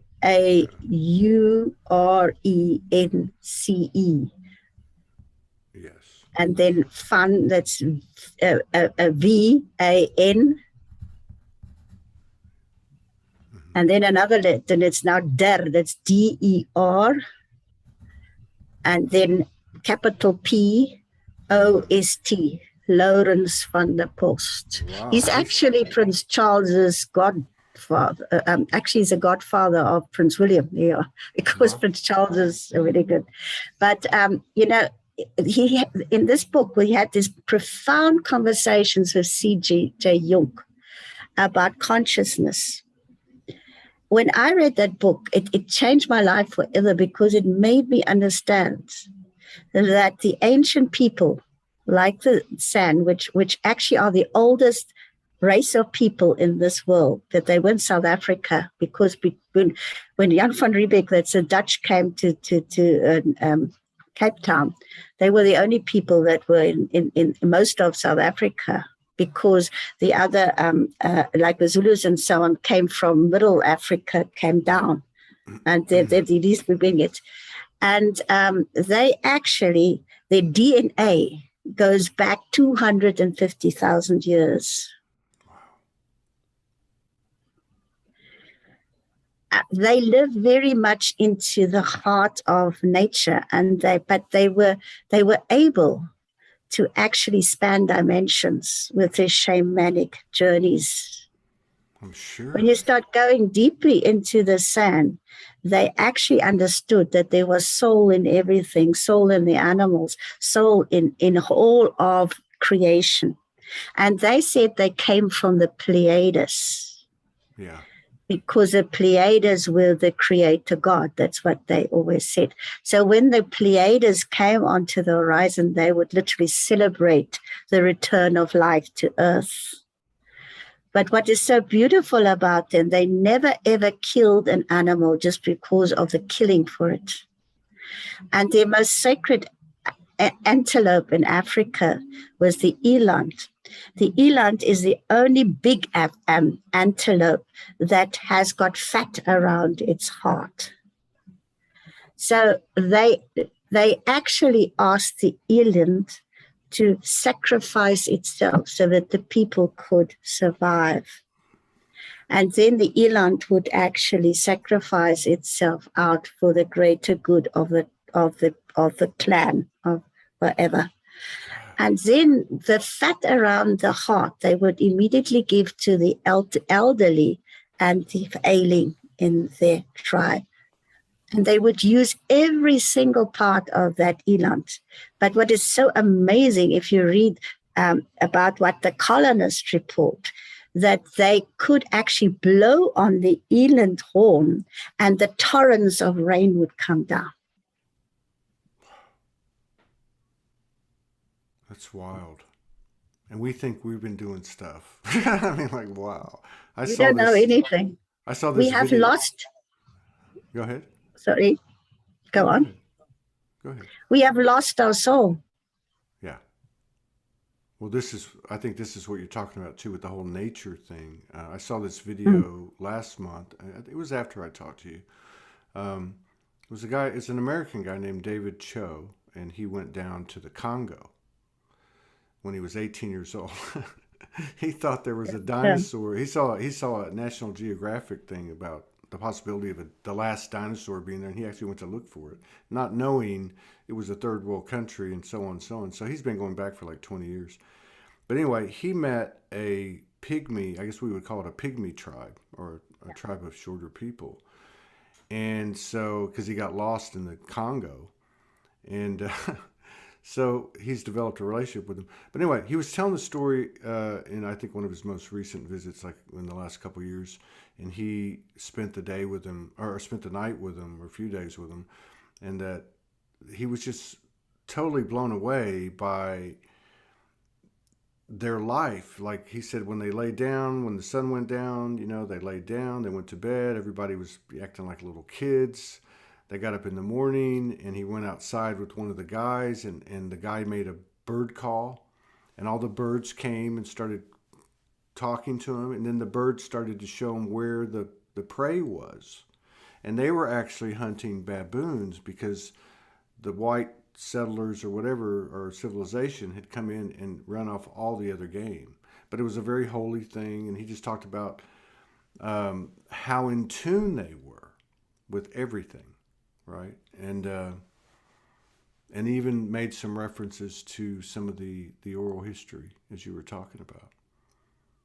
Wow. I'd always said, the old Zulus, they would literally, the bush telegraph of the African people worked better than our cell phones today. Yeah. They could actually communicate in ways that when the settlers came with the colonists, they could never understand, how they always knew everything, but they knew. Yeah. Powerful history there. Mm. It's powerful.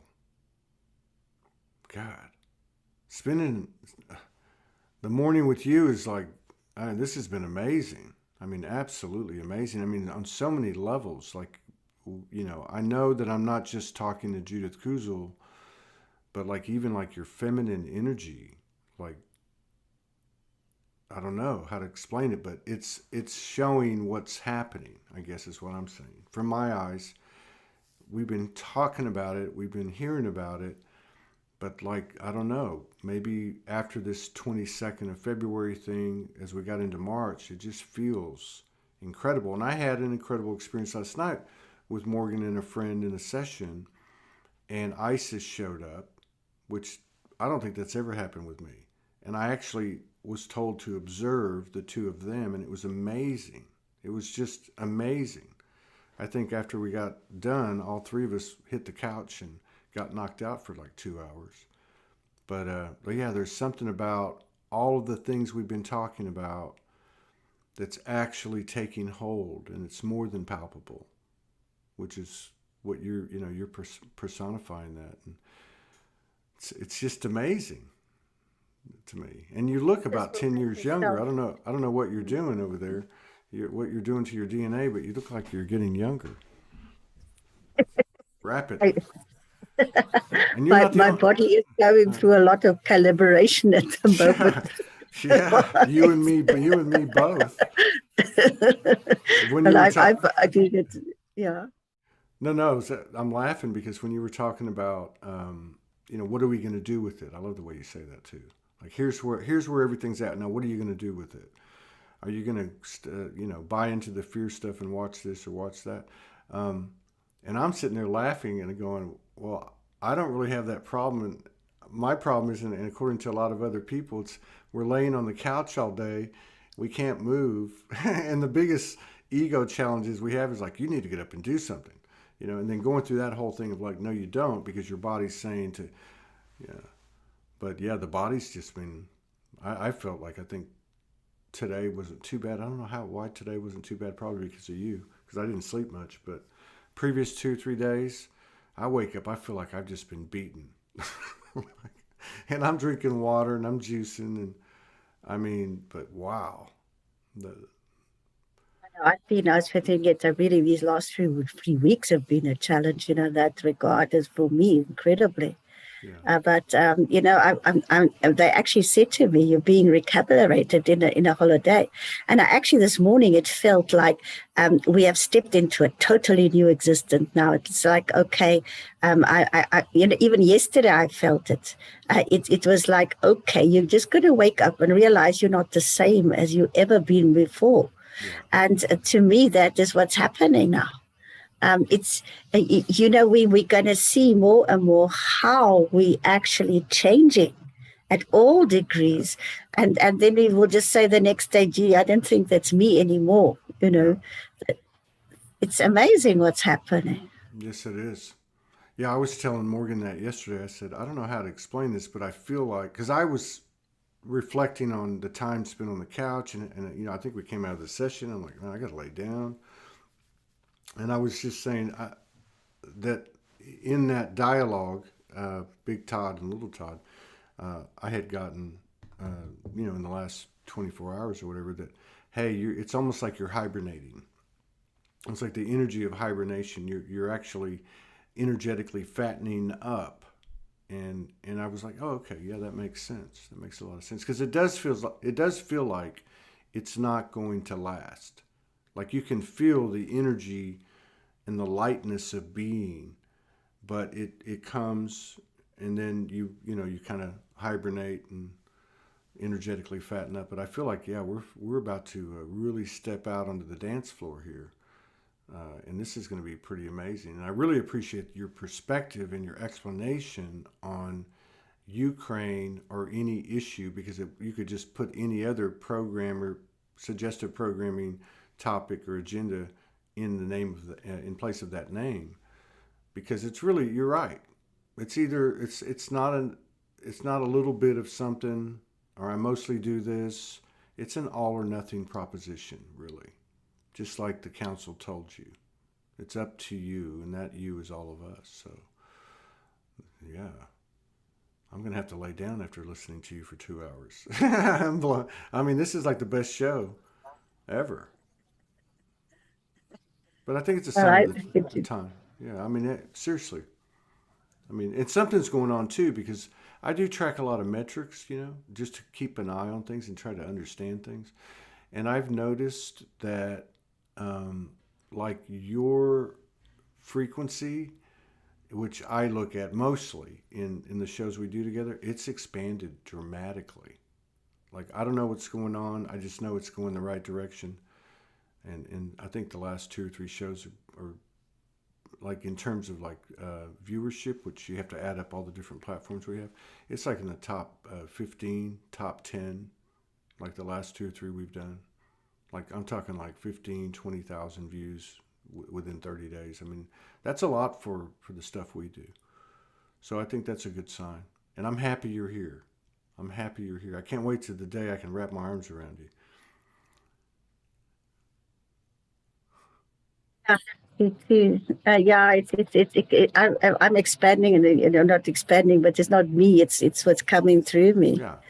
And I'm always told, you signed up for this millions of years ago. So here we are. This one. You bought the ticket, take the ride. Quit your complaining. Yeah. That's funny. The thing is, we can't have ego in this type of thing. It's not about, the persona or who you are on earth. Yeah. It's about your soul and the assignment that you took on, getting here. I know in the beginning when all of this was happening, I say, did I really assign for this? To think this. I love those memes with the people with the funny faces, like the little kid, and I signed up for this. Yeah. I think we've all been there. I have found that recently, this is interesting. Like probably since the last time we talked, like over the last few weeks, I found that I keep going back to my younger self. Like, I want to say like 3, 4, 5, 6 years old. And it's not so much specific events, it's a frequency. It's like this I love everything. I can remember that as a kid. I just love everything. I love you, God. And this is a little kid, I love all the people of the world. I love everything that I know and don't know. I mean, it's this frequency of I guess, of love. And I think for me, I kind of look back and I went, do I still carry that? And then I get to, yes, you absolutely do. And then I realized that the only barrier between that is just simply all these things that I believed. And let's just say the harshness of life, or the traumas, or whatever it's been. But I feel like that I don't know. we did a little channel last night when you messaged me. So now it's 5 o'clock in the morning. I don't get to lay down with Morgan very often, and I just saw that she was on when I messaged you. So we just got on the phone, and then it went silent, and she starts channeling, and that was something that came in.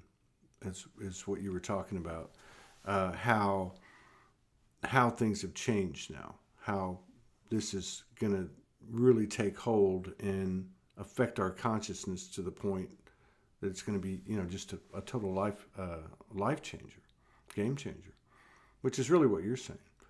So thank you so much. I love you very much. I appreciate what you're doing. Thank you for the education, inspiration, motivation, and the download. Well, thank you so much for inviting me back. It's always, sort of just, and I say I would like to meet you in person one day and also give you a hug. It will happen amazing things will start happening. It's everything will just open up in a totally different way. And I'm just so grateful that I can share with you and everybody else. I'm so grateful that you are here listening in, and may you all find the deepest soul connection within you, and the deepest truth within you, and the deepest love that you in truth are. You are love. There's nothing else that you are but love. Thank you for being brave enough to be on this planet at this time. We all will one day need to have special crowns given to us, and crown of glory as we get to be here. Thank you. Yeah. Okay. All right. That was great. I love you. Thank you.